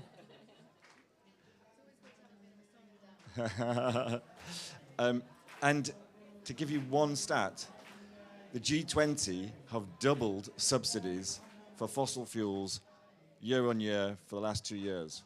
$1.2 trillion is now going into fossil fuels. We would say better spend that on renewables going forward and transition to a clean, secure, just, and nature-positive future. Thanks so much, Noor and Jen, for your support and leadership. Really appreciate it. Thank you, Bruce. I'm going to ask, because we do have time, I'm going to open up to the audience, because if there are any questions in the room, we would love to involve you and put your questions to the panel. So give me a shout, put your hand up if you do have a question. Arthur. Yeah, thank you so much for being here. I had a question about what's the difference for the Global South and the Global North in terms of nature positivity and the growing of renewables. And who's that to, Arthur? To Jen. I'm going to pass this to my, okay, perfect, to my perfect, Bruce. perfect. Thank you. Well, there's a lot of differences, really. I think, you know, when you look in the Global North, you see with things like just transition, a lot of it's about how we built our fossil fuel infrastructure the wrong way, the impacts that's had on Black, Brown, Indigenous communities, and not doing that again, not repeating that. And we're under the pressure of, it took 150 years to put our fossil fuel infrastructure in place, and we got to do clean energy in 30 years, 20, 30 years. So there's big differences there. When you go to the Global South, energy access, energy poverty, the issues that Rachel was raising and sharing, I think, are critical and prominent. And so when we're talking about driving tripling renewables, we're going to have to be context smart about where we're working and what the needs are there of the communities, which comes back to engaging early. And I can tell you want to say something, Rachel. Yeah, Rachel, please. So, somebody from the Global South, I will say that this is a global problem. The EU estimates that if it's lucky, its target is to get 10% of its raw materials from renewable energies from the EU. 90% of the raw materials that are going to make the solar panels, the turbines, everything else that Europe and North America are going to need for this transition aren't coming from North America. So I would say it's not just about what the Global South needs from the North, it's also about what the North needs from the South. Thank you. Nicely put, Rachel. Thank you. David, I was about to go to you, so yes, please, grab the mic. There we are, thank you. And to add to that from Rachel, this is part of the finance issue on the table here at this COP as well. So wherever we look on the nature agenda, in the Northern Hemisphere, in the industrialized world, we're nowhere near devoting the resources that nature conservation policy and action needs. And that's even more so when we look at the impact of these industrialized nations on the Global South. So very much to echo what Rachel was saying and to bring in the finance issue here. And then I think the other thing, Jen, you've mentioned it, sadly we have the same experiences in Europe. What are we doing? Chopping down carbon sinks to put up renewable infrastructure. So there's something really, really very, very badly wrong about the attitude to nature and the attitude to carbon sinks and this global sponge that we need to draw down CO2 emissions. So we can't teach the Global South very much on that. We can't preach very much to the Global South on that. And in my country, in the UK, we have a tiny fragment of our original forest cover left. A tiny fragment. So I think very, very big dose of humility needed in that conversation. Thank you, David. Stephen, can I come back to you? Because David just brought up the topic of finance. SSE is in it for the for the business, right? That's what you're doing. You've got this net gain by 2025 target. Talk to us about how you finance that. How are you, and what are the drivers for investing in net gain? Yeah, I'd start by saying we are a PLC. We have shareholders that invest in our business, and we need to deliver an appropriate return. But we also have people who work for us. We also have people we work with, and we also operate within communities. So the idea of just being profit-driven, I think, is quite traditionalist, to be perfectly honest. When you actually look at the challenges that we're moving forward to, you really do have to look at it in different lenses. And from an SSE perspective, we very much do. And we've talked about, people, planet, nature before. And the reality is what we're seeing, and based on our experiences, actually doing right by nature, doing right by communities, doing right by people is good for business. That's the reality. And we can pull out, I'm an engineer by trade, I'm not a bean counter, but I can pull out many bean counters, and they all agree with me that actually, doing the right thing is good for business. So from our perspective, we're not just looking at actually what's the way we're going to make a short-term profit.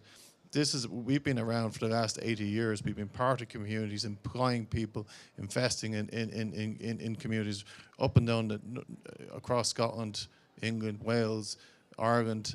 We're now actually, looking to move overseas in a number of specific countries.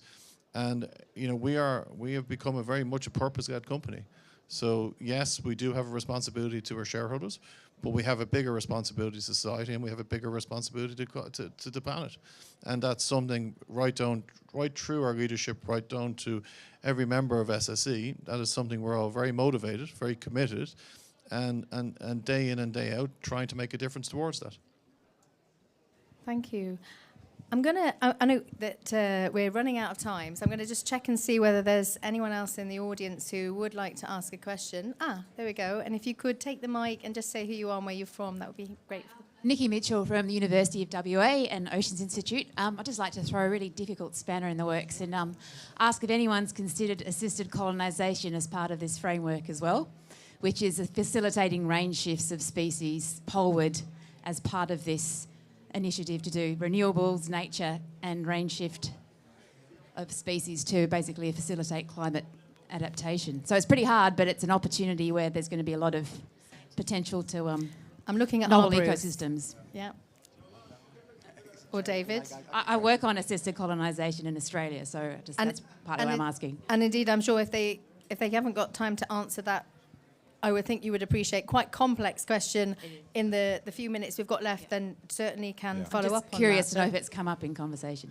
Yeah, maybe we can talk afterwards too. But if I understood correctly, I mean, one of the things that the Nature Conservancy is proud of is our resilient conservation network, which is considering kind of where habitat's important today, but also where it's going to be important tomorrow, and making the efforts to conserve those areas so that we're preserving species as we go forward.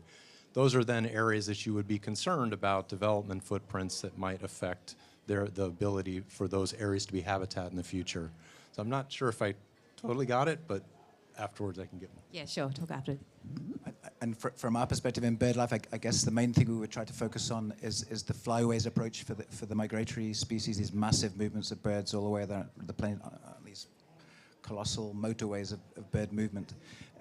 So there, what we're very much trying to do is to ensure that right across those routes, assuming that they don't change because of climate change, that we have a necklace of filling stations secured for them all along that. So however their needs change, at least nature is doing its best to give them a good welcome when they arrive.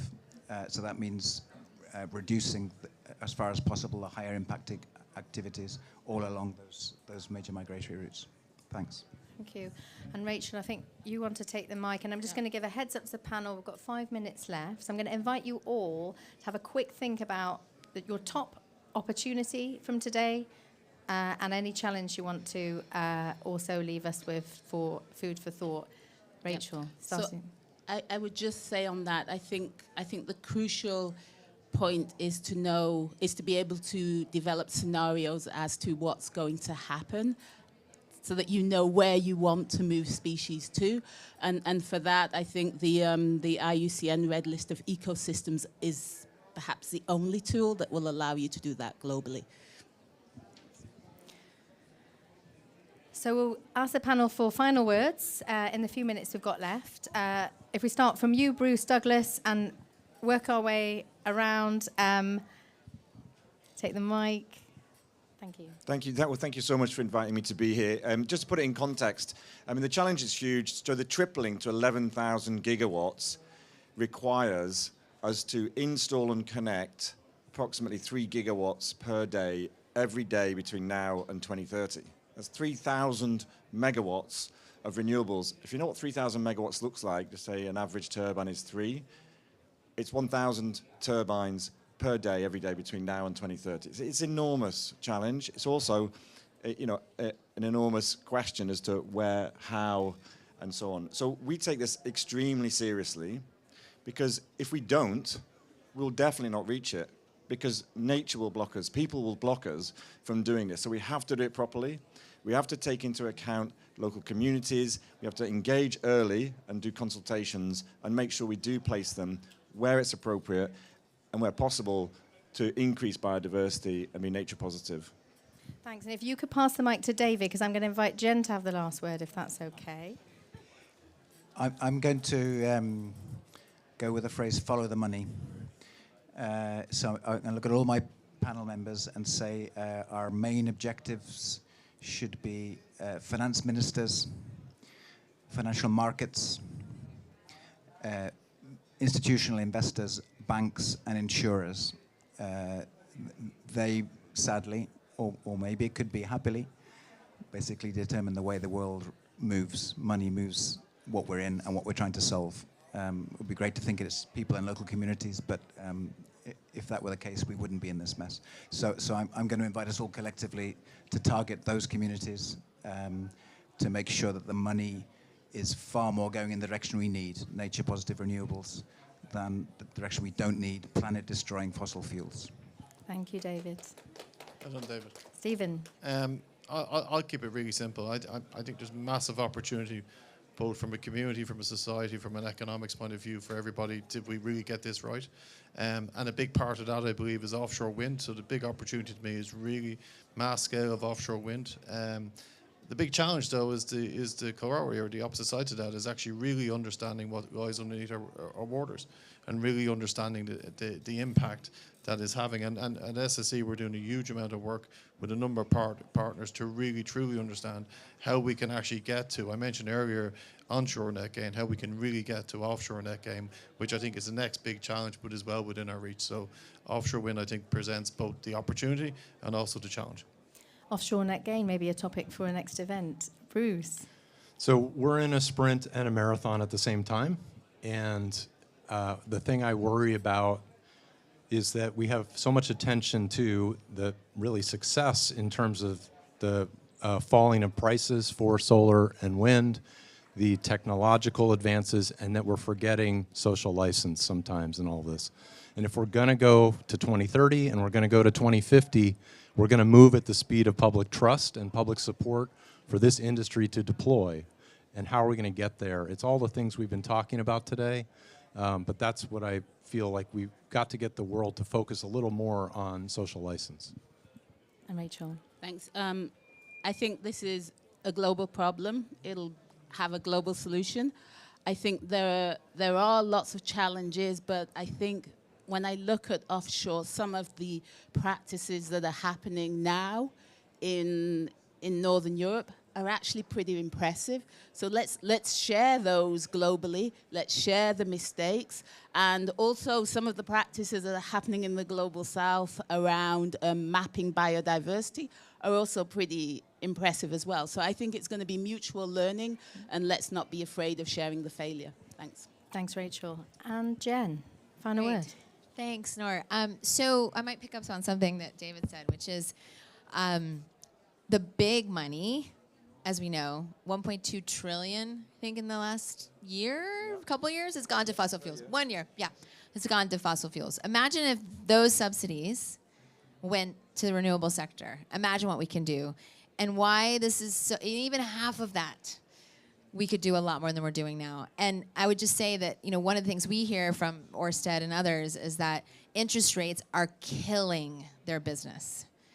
So we need more subsidies now to offset some of the issues with interest rates, because it's becoming almost unaffordable to compete with fossil fuels. So we've got, and the social license to operate is absolutely essential to make sure these projects aren't blocked, like the example that I mentioned in Ohio. We need to make sure that people understand why this is good, and part of that is the subsidy component and making it more affordable, but doing it in a way that doesn't destroy nature and is net positive for communities as well. Thank you, Jen. Also keeping it real and giving us something to all think about working together towards. So thank you to you all as panelists today. Thank you for your partnership, for your trust. Thank you to you, the audience here in the room, and those of you who are on the live stream. If you want to find out more, please feel free to take a look at the QR code here. You can find more. You can talk to any of us. You can talk to our colleagues. And thank you. We hope to see you again. Cheers.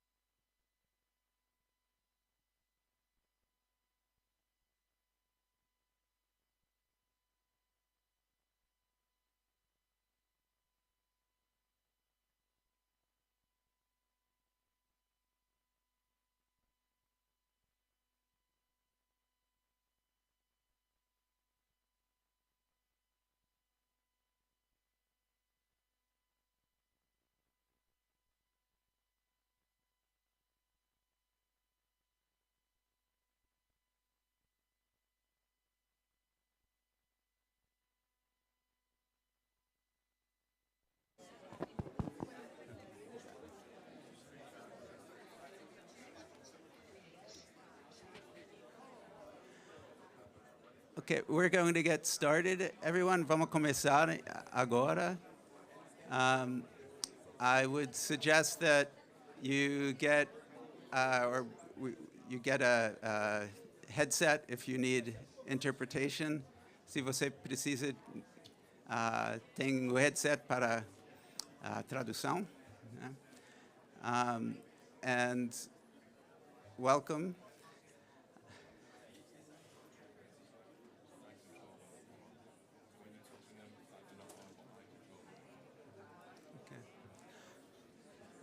Thanks, everybody. We're going to get started.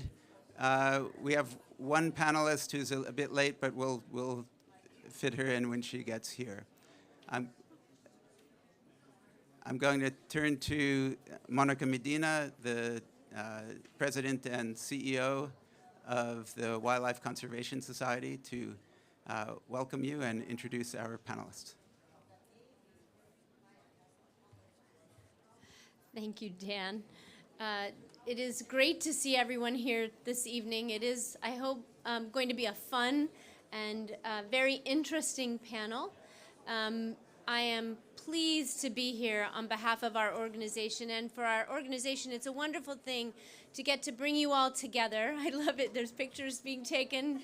Please share on social media that we have a great panel ahead. And it's really nice to be able to talk about this important country and these important forests at this important time. And I don't know if any of you know this, but I used to be in the US government until very recently, till I took this job. And when I think about the country that's in a position to have the most influence over the next 2 years, it's Brazil. It's Brazil. And so it's a moment for climate change. It's a moment for nature, given 30 by 30 and climate and the crises that we see converging, not to mention zoonotic spillover and health and pollution. So it's a moment.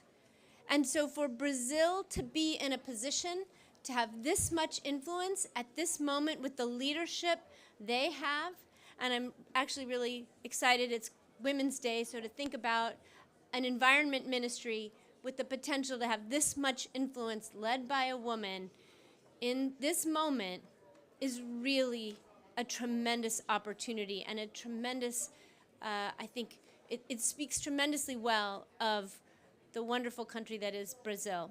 And so we are very excited to bring you this hopefully lively discussion this afternoon, and I want to introduce the panelists, and then I'm going to turn it over to Dan Zarin, who is our lead on forestry and climate, who will lead the panel through their discussion. I really wanted to listen to this panel, so I begged Dan to actually take on the moderating duties, and he'll do a great job.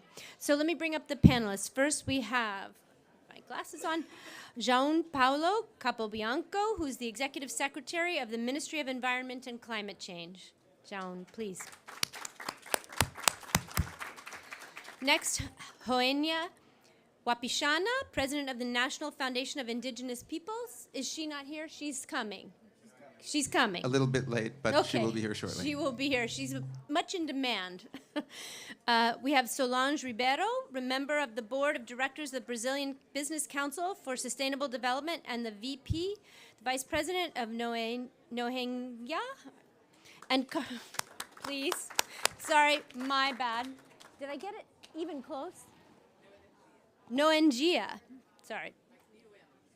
No, it's somebody else's, not my handwriting. I'm not very good at reading other people's handwriting. Anyway, and finally, Carlos Nobre, who's an Earth system scientist world-renowned from Brazil. So please join me in welcoming them, and Dan, it's to you.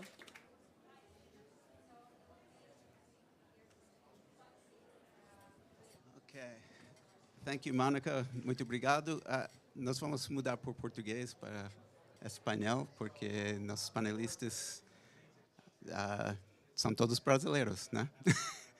Então, vai desculpando qualquer erro de português que talvez eu vou fazer. É apenas 30 anos que estou tentando aprender esse idioma. Ok. Bem-vindo e obrigado a Mônica para a introdução. Eu queria só dar umas poucas palavras de introdução antes de começar a parte mais interessante do painel, que vai ser nossos próprios panelistas. Primeiro, para explicar que o WCS tem uma história que é bastante longa em Brasil. Eu, na verdade, entrei um pouco nessa história 30 anos atrás, através de um convite de Márcio Aires para visitar Mamirawa, em 1992. E, na época, ele estava liderando os programas de WCS em Brasil, né? E teve o papel de liderar esses processos de estabelecimento dos primeiros reservas de desenvolvimento sustentável no nível estadual no país, né?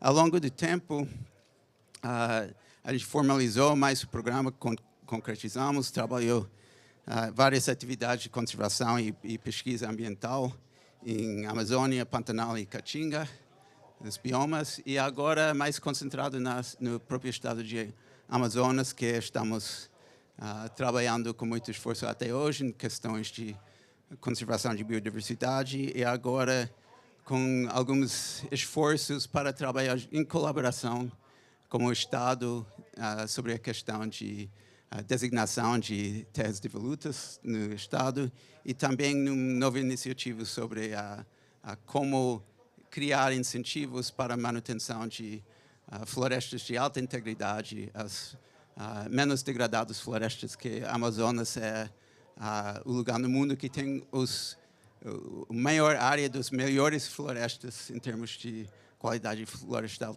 tropical no mundo. Então, por isso que a WCS está muito envolvido nessas questões, né?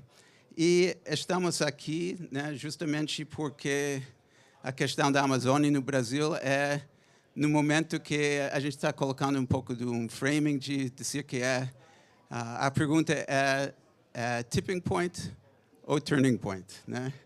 E a gente tem aqui pessoas, por exemplo, em Carlos Nobre, que liderou essa questão de identificar a questão de tipping point, e o Capo Bianco, no meu lado, que está fazendo tudo possível para virar um turning point, né, na região. E a gente vai falar bastante sobre isso em termos das realidades existentes no momento e as oportunidades, né, pelo futuro. Ok, com isso eu vou começar com o painel em si. Alguns detalhes são mais logísticas. Esse evento é painel, mas é uma recepção também. Então, por favor, fique depois. Vai ter algumas coisas para beber e para comer aqui, que está no lado, sendo organizado para vocês, né? Vamos fazer aqui umas rodas de perguntas. Eu queria avisar os panelistas que eu vou fazer perguntas breves e a gente, para ter mais um ambiente de conversa, né, estamos pedindo que suas respostas iniciais para limitar a 3 minutos. E a minha colega Kathleen tem um sinal aqui de 3, 2, 1 e 0 minutos para vocês, né? Eu vou ficar olhando também e eu tenho um pouco de reputação em moderação de ser um pouco duro, então, para evitar isso, vamos tentar ficar com atenção ao tempo. Ok. Eu espero que vai ter tempo para perguntas depois e vamos tentar fazer um clima o mais informal possível. E eu só queria levar que foi por desenho que nós temos aqui alguém que pode falar muito da política ambiental, da situação empresarial no país, da ciência e quando a Joânia chega das questões indígenas. Foi essa ideia de dar uma perspectiva bem ampla do contexto atual no país. Vamos começar com meu colega João Paulo Capobianco, que voltou segunda vez para ser secretário executivo do Ministério de Meio Ambiente, junto com o ministro Marina Silva. Você voltou 15 anos depois, primeira vez, né, que era de 2003 até 2008. Pode falar um pouco para nós sobre o que foi que você descobriu chegando no Ministério no início do ano, em termos de estrutura, recursos pelo Ministério, próprios agentes do Ministério, e um pouco sobre os resultados que você tem conseguido esse ano e como você conseguiu isso nesse contexto de tentar mudar muito em um ano só. 3 minutos. Tudo em 3 minutos. Bom, eu agradeço a oportunidade. Agradeço poder falar em português também, facilita.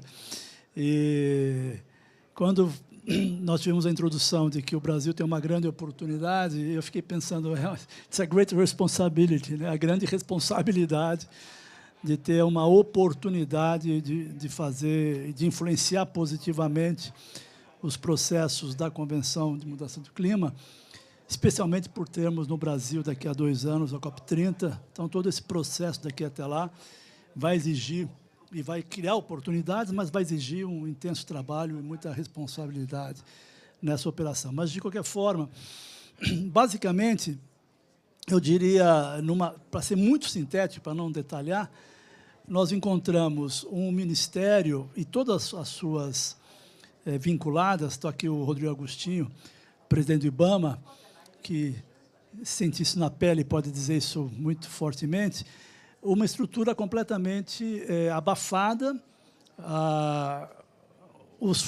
todas as equipes desmotivadas, os recursos muito limitados, portanto, uma baixíssima capacidade de interação.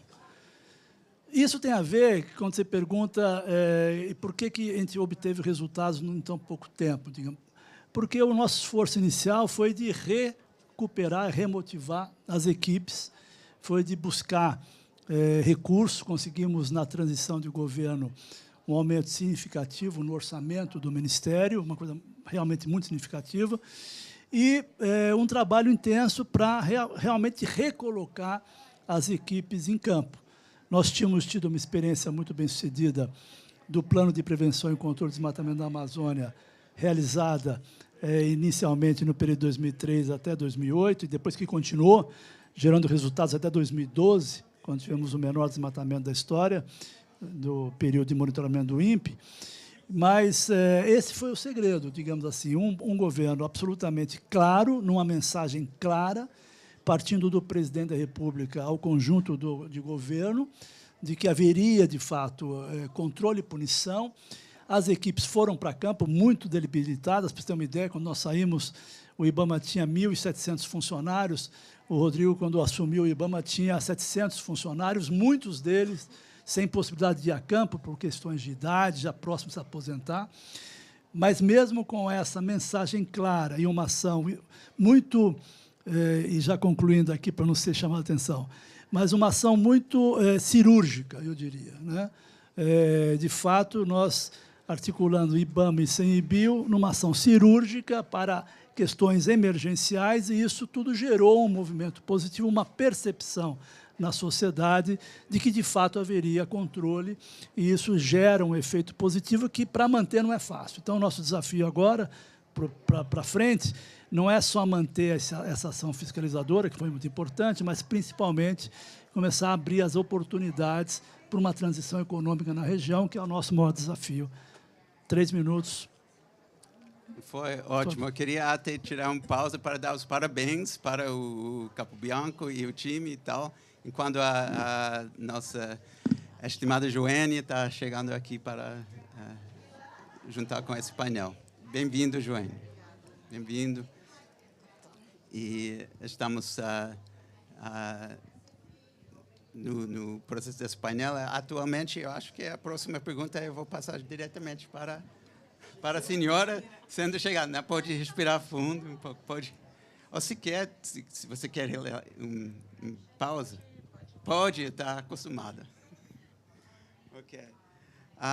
Estimada Joênia, você era a primeira mulher indígena, né, para ser elegida no Congresso Nacional Brasileiro, primeira presidente indígena do FUNAI, do Instituto Nacional, Fundação Nacional das Indígenas.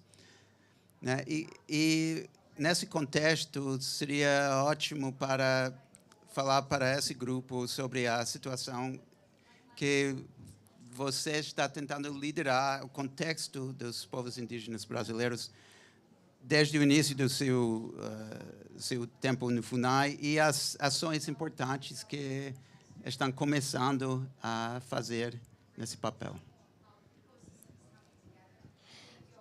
Keimen Tipan, boa noite, ou boa tarde, né? E obrigada pelo convite. Imagino que todos estão nessa expectativa de reconstrução do nosso país, Brasil. Foi a mesma intenção de participar dessa construção que eu aceitei a ser a presidente da FUNAI, que antigamente era a Fundação do Índio, hoje se chama Fundação Nacional dos Povos Indígenas, que é a primeira mudança que eu fiz, que eu propus, para reconhecer que nós somos 305 povos, 274 línguas, 14% do território brasileiro, e desses 14%, 98,7%. E FUNAI assim, passou por muito tempo, alguns anos, principalmente nos últimos 4 anos, tendo uma política inversa à do que fala a nossa Constituição Federal pela proteção. Um quadro totalmente desmontado, servidores perseguidos, sem condições de trabalho, e o exemplo disso foi o assassinato do Bruno Pereira, no ano de 2022. O recurso que se tinha não se alterava em nada, é um orçamento totalmente contrário à obrigação da FUNAI, e quadro de servidores, que ainda é o nosso desafio. Nós temos hoje 1.326 servidores, né?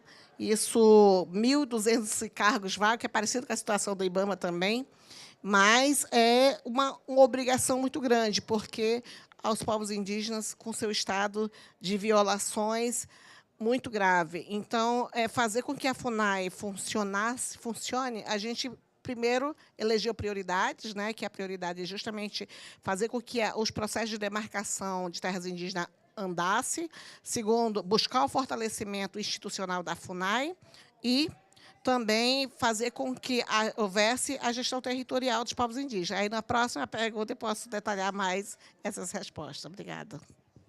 Muito obrigado. E parabéns por todo o trabalho que conseguiu fazer tão rápido já, né?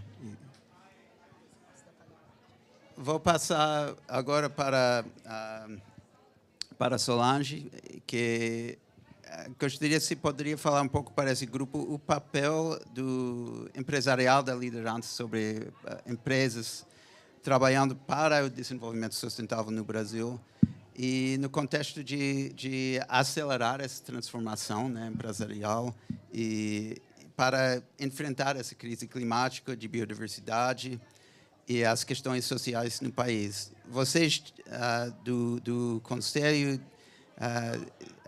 fizeram um painel hoje sobre a questão do finança, de soluções de finança misturado, público-privado, para a conservação e desenvolvimento sustentável na região. Você pode trazer para nós uns dos insights desse debate e como, na visão empresarial, estão pensando em trabalhar junto com governos, entidades filantrópicas, para fazer que a finança chegue a realmente contribuir para um futuro sustentável para a região da Amazônia. Bom, boa tarde a todos. Muito obrigado pelo convite, né, em nome do CEBEDS. Para mim e para o CEBEDS é uma honra estar com vocês aqui, até porque a gente acredita exatamente que essas soluções tão necessárias só surgem de coalizões, né, e coalizões com a participação de todos na construção de alguma coisa que realmente consiga trazer a solução para uma questão. Um pouco antes aqui a gente conversava.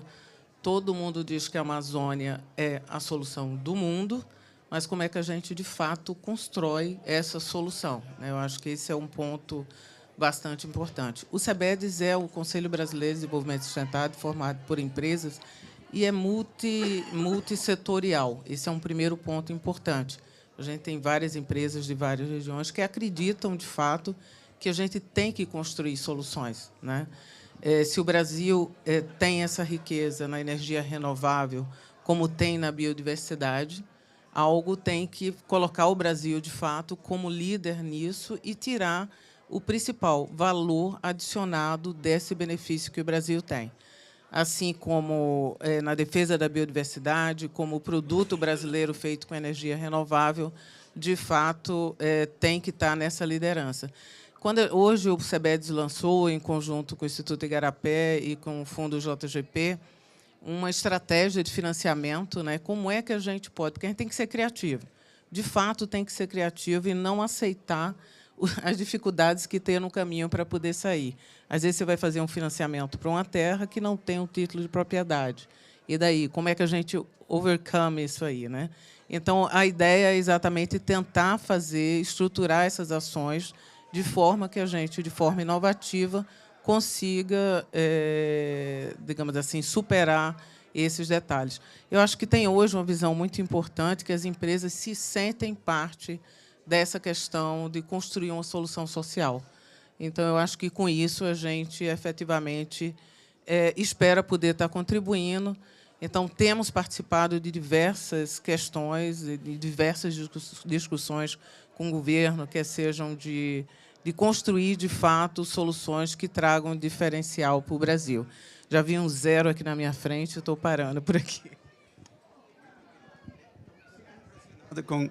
Estou super impressionado com um grupo de brasileiros conseguindo falar assim, nesses 3 minutos. Eu nunca vi isso antes. Estou super impressionado, tenho bastante prática.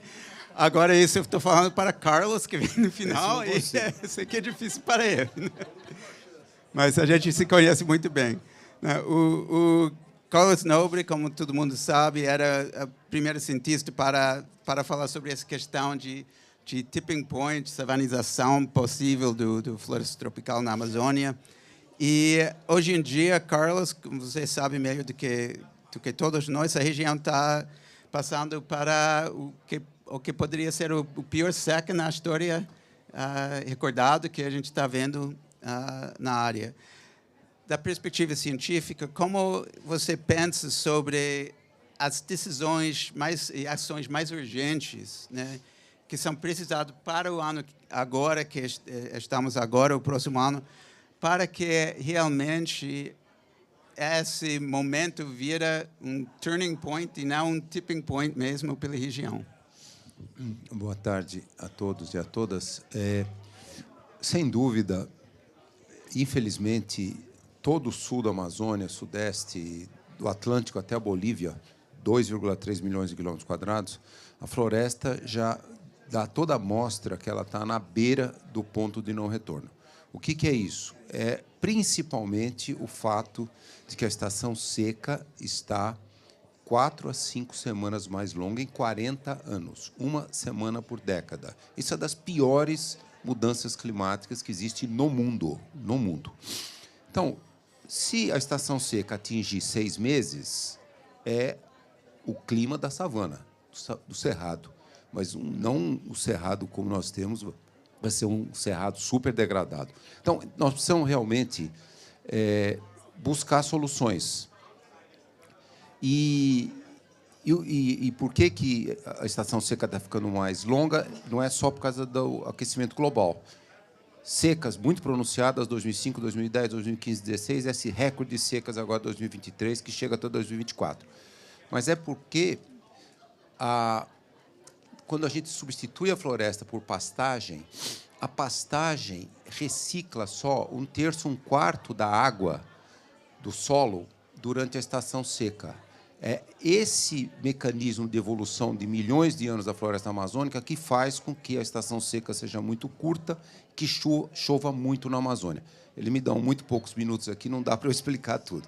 Então, deixa eu só dizer. Então, nós estamos na beira, dos pontos de não retorno mais graves do mundo. Se passarmos do ponto de não retorno, entre 30 e 50 anos, nós vamos perder 50% a 70% da Amazônia e nós vamos jogar na atmosfera 250 bilhões de toneladas de CO2, acabou 1,5 graus. Então, soluções. Dan, soluções baseadas na natureza, elas são dois grandes desafios. O primeiro é zerar o desmatamento, a degradação e o fogo. Esse ano, excelentes notícias, pela primeira vez em uma década, toda a Amazônia, todos os países amazônicos reduziram em 55% o desmatamento, de janeiro a outubro.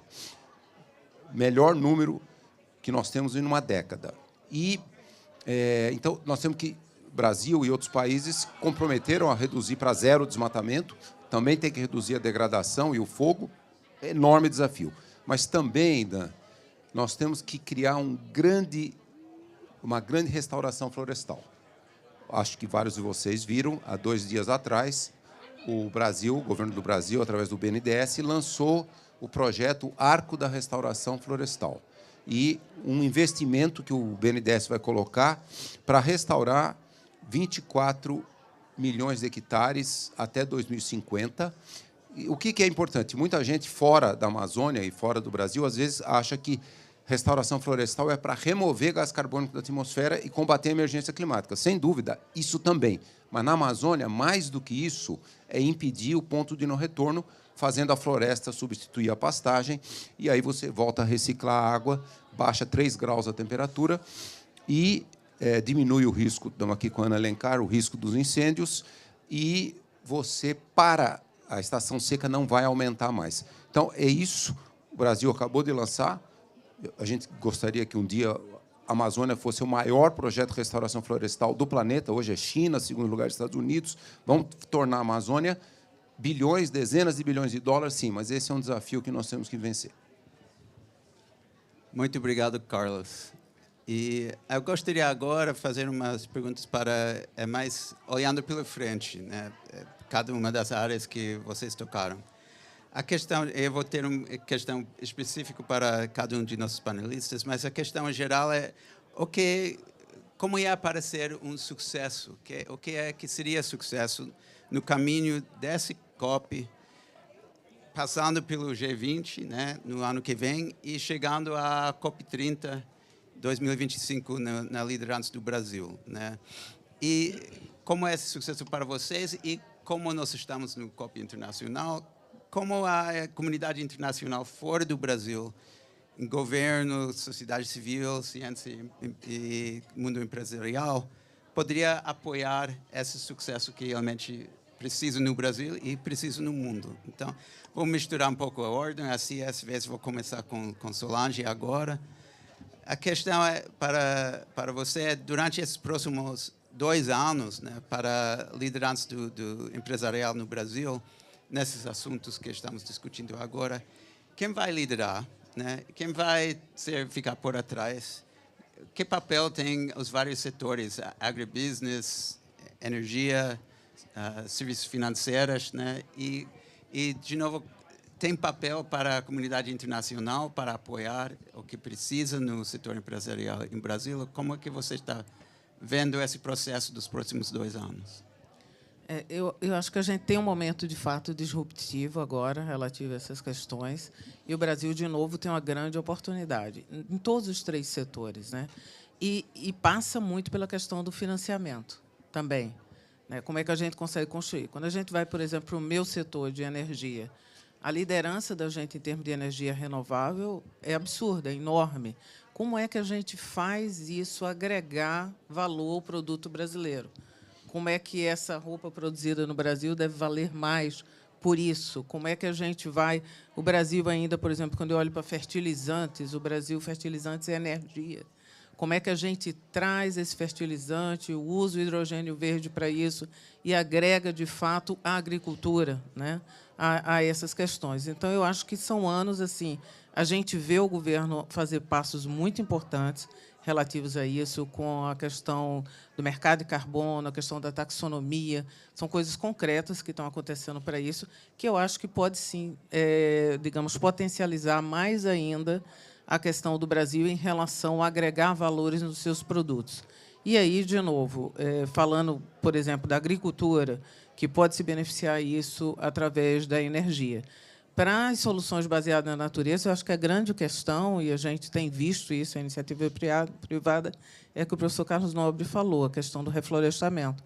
Acho que hoje também isso é uma realidade importante e eu acho que tem um potencial muito grande de trazer, de fato, benefício para a região que temos relativo a isso, né? Então, eu acho que o Brasil hoje se coloca como grande, digamos assim, player para isso, né, muito forte, mas a gente precisa concretizar. Eu acho que a posição do governo brasileiro tem sido um diferencial agora.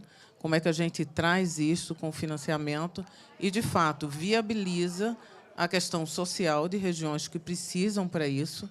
E a gente vê isso de forma muito simples. Por exemplo, eu vejo, de novo, voltando para o meu negócio aqui, o papel da energia renovável eólica no Nordeste é enorme, né? Trazendo desenvolvimento social, por exemplo. Então, eu acho que a gente tem que, de fato, aproveitar isso tudo e trazer, com essas questões, o mercado de carbono. Eu brinco até que eu nunca vi tanta reflexão sobre um tema, né? Assim, então, certamente o professor vê outros temas assim muito. Então, mais do que na hora, eu disse, a questão da taxonomia, trazendo, de fato, para agregar esse valor. Muito obrigado. E o Dr. Carlos, né? Passando de volta para você nessa conversa, você tem colocado uns desafios bastante desafiadores, né? para nós nesse contexto da sua primeira fala agora. E 2025 é quase amanhã, né? Então, se colocando aqui 2 anos no futuro, o que é que realmente precisa ser feito nesses 2 anos, né, para conseguir essa transformação que está colocando? E quais são os importantes indicadores que poderemos ter para o futuro nesses 2 anos que vêm? Olha, eu acho que, sem dúvida, vamos pensar assim, esse ano 50% de redução do desmatamento, o ano que vem 50%, em 2025 50%. Então, a gente vai chegar no final de 2025, na COP 30, com 10% do desmatamento de 2022. Então, eu acho que esse é um enorme desafio, mas eu acho que todos os países amazônicos têm o dever de cumprir. Logicamente, até 2022, esse projeto de restauração, o arco da restauração, tem que atingir uma escala muito grande. Inicialmente, o BNDES vai colocar um dinheiro lá, mas tem que atingir uma escala muito grande. O cálculo inicial, 30 bilhões de dólares, 240 milhões de hectares. Mas, quando você começa a restaurar, reflorestar a floresta, a Ana, que é a grande especialista nisso, você dá uma oportunidade para a regeneração natural, porque você diminui muito o risco do fogo. Então, além do reflorestamento, vai ter muita restauração, regeneração natural. Então, esse número vai ser muito grande. Vamos torcer para que, em 2025, esses projetos, grandes projetos de restauração florestal, já estejam no campo, já estejam iniciando, beneficiando muito as populações indígenas e os povos locais e também o setor privado da agricultura, que entenda que a Amazônia não nasceu para a pecuária. Isso é difícil, enorme desafio. E eu faço uma analogia. Fazer o setor responsável por 75% das nossas emissões, desmatamento, agricultura, pecuária, etc., é equivalente a uma analogia com a phasing out, zerar as emissões de combustíveis fósseis. Hoje, a energia renovável é muito mais barato. Mas por que não adquire a escala? É a mesma coisa.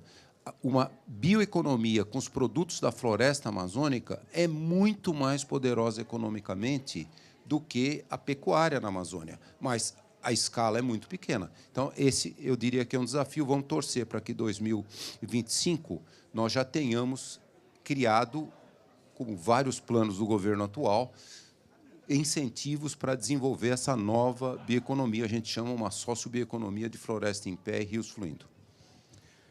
Muito obrigado, Carlos, para dividir essa visão conosco.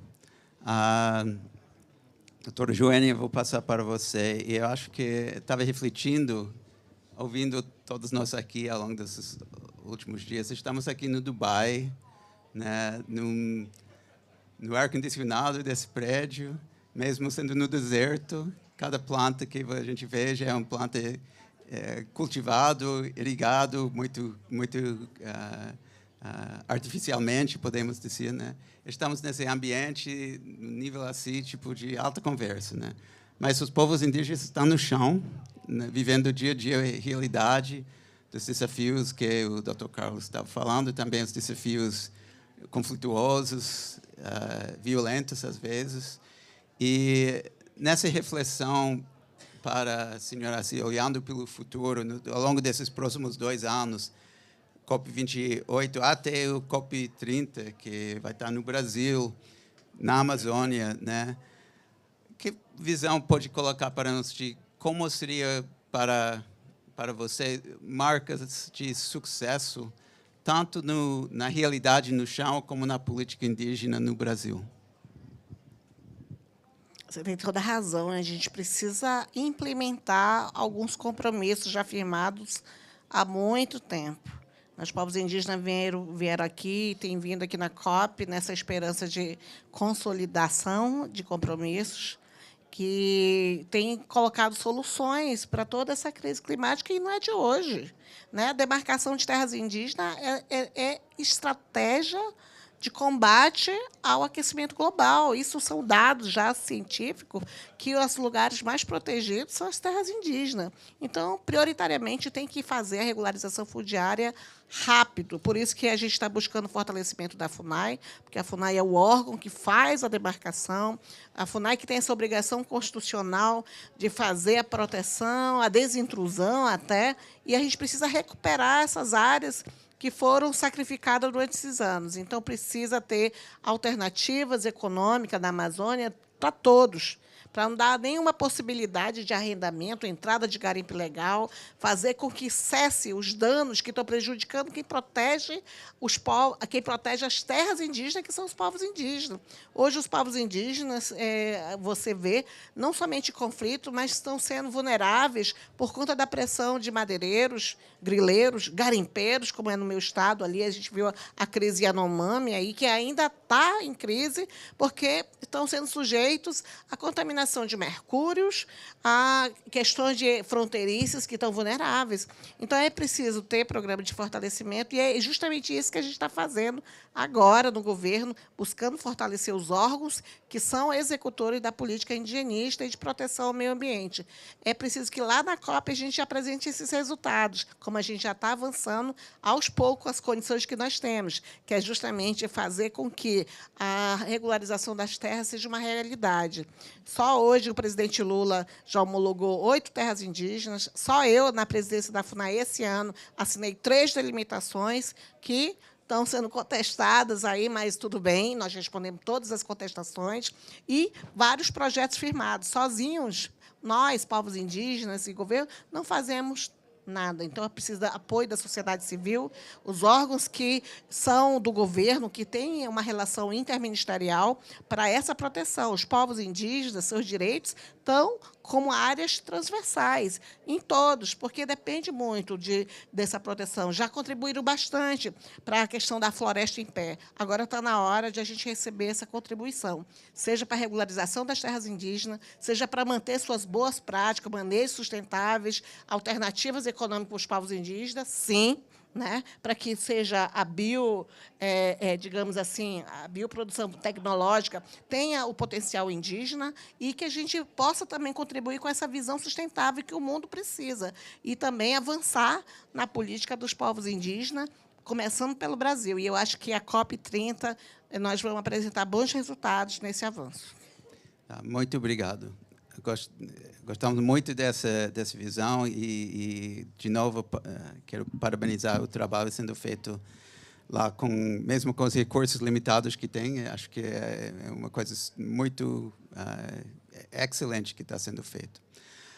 O Capu, deixamos você para a última. Agora, eu tenho uma específica, talvez um pouco específico para você. O Brasil trouxe para esse COP, apresentou alguns dias atrás, uma proposta conceitual com nome bonito, tipo Floresta Tropical para Sempre, né? E era colocado justamente como uma proposta assim, conceitual para ser evoluído com outros países, e a gente vem discutindo até isso mesmo antes. Eu gostaria, se puder, pedir para você falar um pouco sobre os seus planos.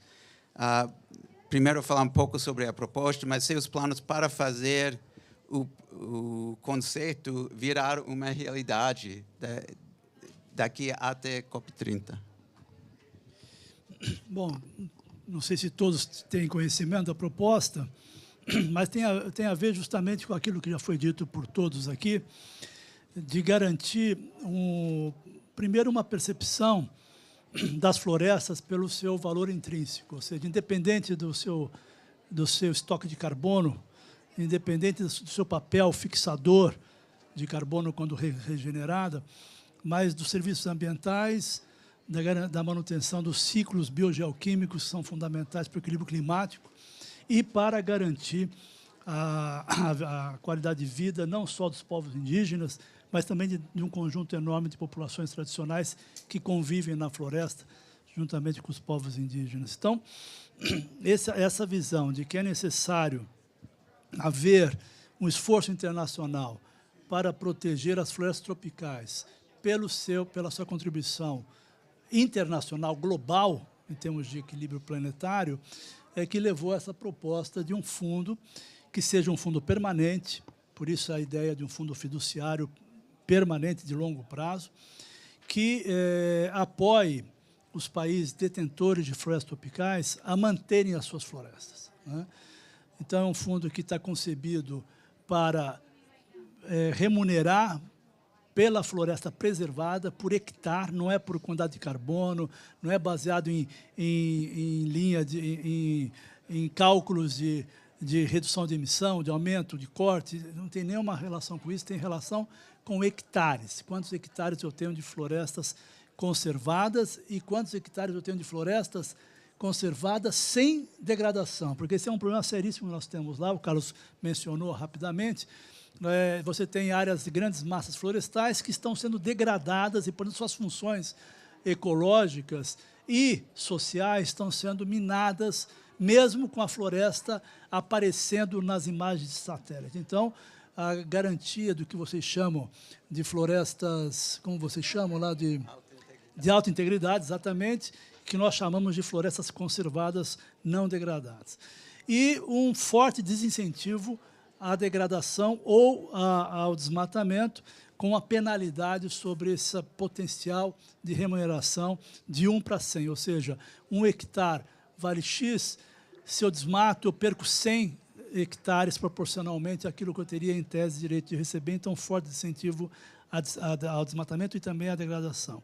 E também uma forte incentivo à regeneração, porque não é apenas o desmatamento, a manutenção da floresta existente em pé, mas também o incentivo à floresta que eu vou ter lá na frente, ou seja, que eu estou regenerando, ela entra nesse cálculo, portanto, tentando gerar um fundo que financia a recuperação de florestas em ecossistemas que estão tremendamente impactados. Muitas vezes as pessoas falam da Mata Atlântica, por exemplo, como uma área que já perdeu cerca de 80% da sua área original, né? Mas na Amazônia nós temos regiões como o Arco do Desmatamento que se compara à Mata Atlântica do ponto de vista de degradação, de fragmentação. Então é necessário recuperar essa área. Nós lançamos aí o Arco da Regeneração como um esforço nesse sentido e várias outras iniciativas. O duro é o tempo, sabe? É difícil falar com um tempo tão curto. Mas nós estamos lançando simultaneamente a esse projeto um programa de regeneração de pastagens degradadas, que é um esforço para recuperar aquelas áreas que podem ser incorporadas à produção para desestimular o avanço sobre as áreas florestais. Então, você teria uma intensificação da produção e, naquelas áreas com vocação para a regeneração, um apoio forte do governo, num sistema de financiamento muito assertivo, para estimular a regeneração em larga escala, como o Carlos colocou.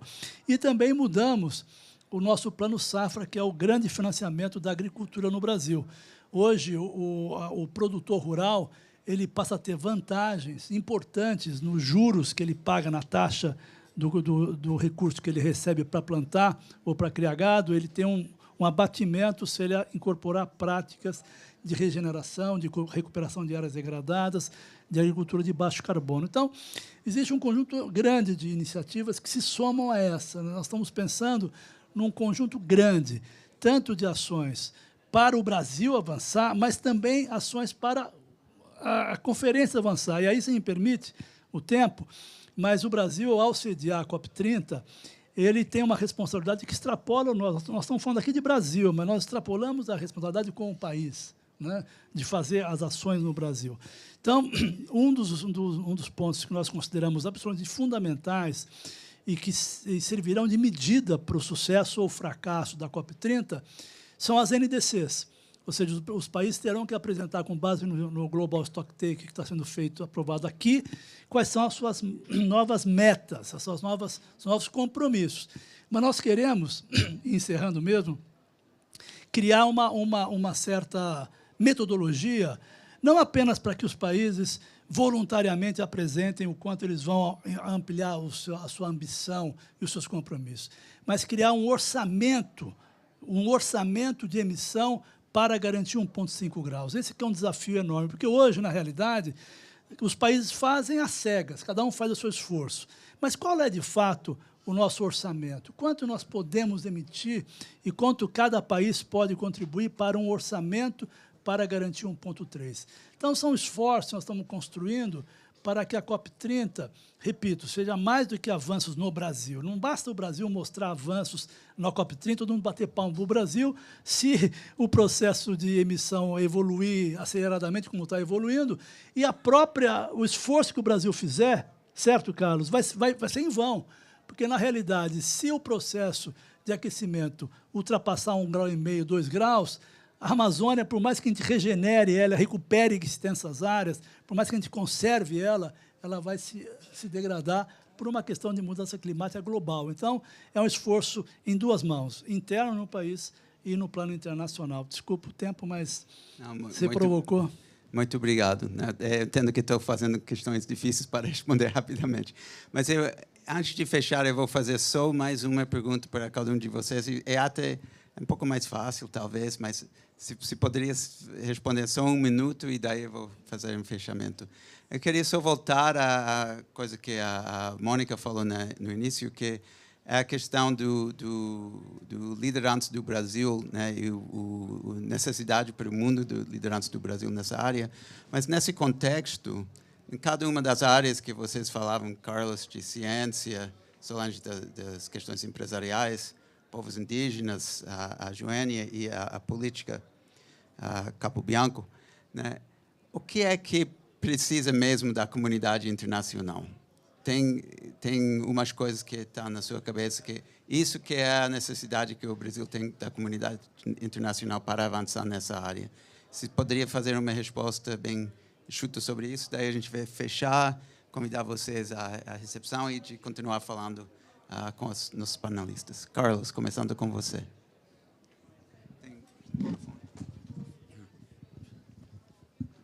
Olha, eu vou fazer um desafio, até discordar aqui do meu amigo Capô, que eu acho que o Brasil tem que ser o primeiro país do mundo, 5º maior emissor, a zerar suas emissões. Os outros países vão estar na mesma velocidade que o Brasil, não importa. Vamos liderar isso.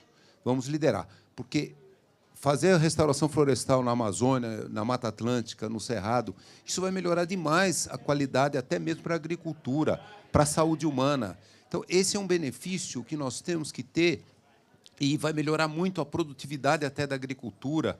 Então, vamos nessa linha, zerar o desmatamento em todos os biomas, vamos ignorar esse negócio legal versus ilegal, é zerar mesmo o desmatamento em todos os biomas, a degradação, e, com isso, até 2030, a gente já reduziu 50%, e depois uma estratégia de energias muito mais renováveis e, mais difícil ainda, o maior desafio é fazer a agricultura se tornar agricultura pecuária regenerativa. Mas eu queria deixar isso como uma mensagem. Eu acho que se o Brasil for o primeiro país de grandes emissões a zerar as emissões, vai ser um exemplo para todo mundo. Eu sou favorável a isso, porque eu acho que aí outros países vão seguir o Brasil. E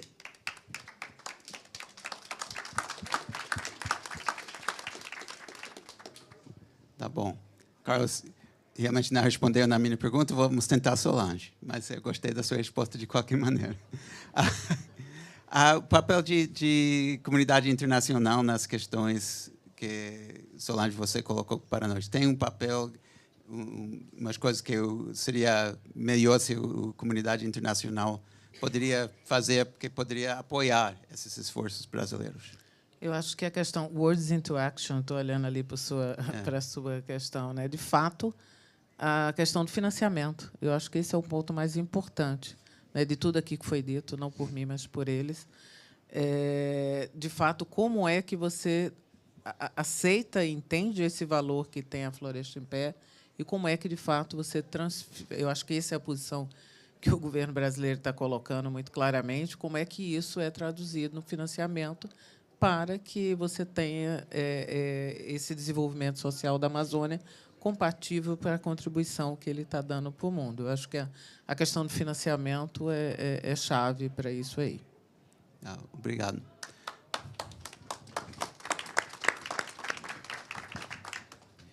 E, Joane, na perspectiva do liderança do povo indígena, como é que a comunidade internacional poderia contribuir a ajudar a apoiar as lutas, né, que o povo indígena brasileiro está passando agora?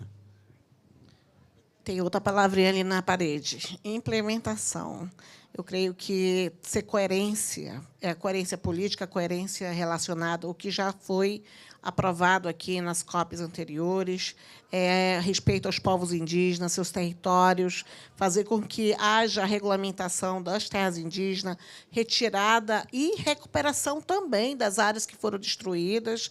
Eu creio que os povos indígenas já mostraram seu potencial aí de manter o sequestro de carbono, tem que ser incentivados, financiados também, e ter a participação ativa e garantido os seus espaços na tomada de decisão. Nós não queremos apenas aparecer em dados de pesquisas ou relatórios, mas também como protagonista. Eu creio que esse sentido de implementação é fazer com que os povos indígenas também sejam ativos nesse processo de recuperação. E a sociedade civil, a comunidade internacional, tem tudo para apoiar as iniciativas dos povos indígenas. Eu creio que o papel é esse, fazer avançar o que já há muito tempo já está falando aqui. Eu acho que sair do discurso e partir para a ação.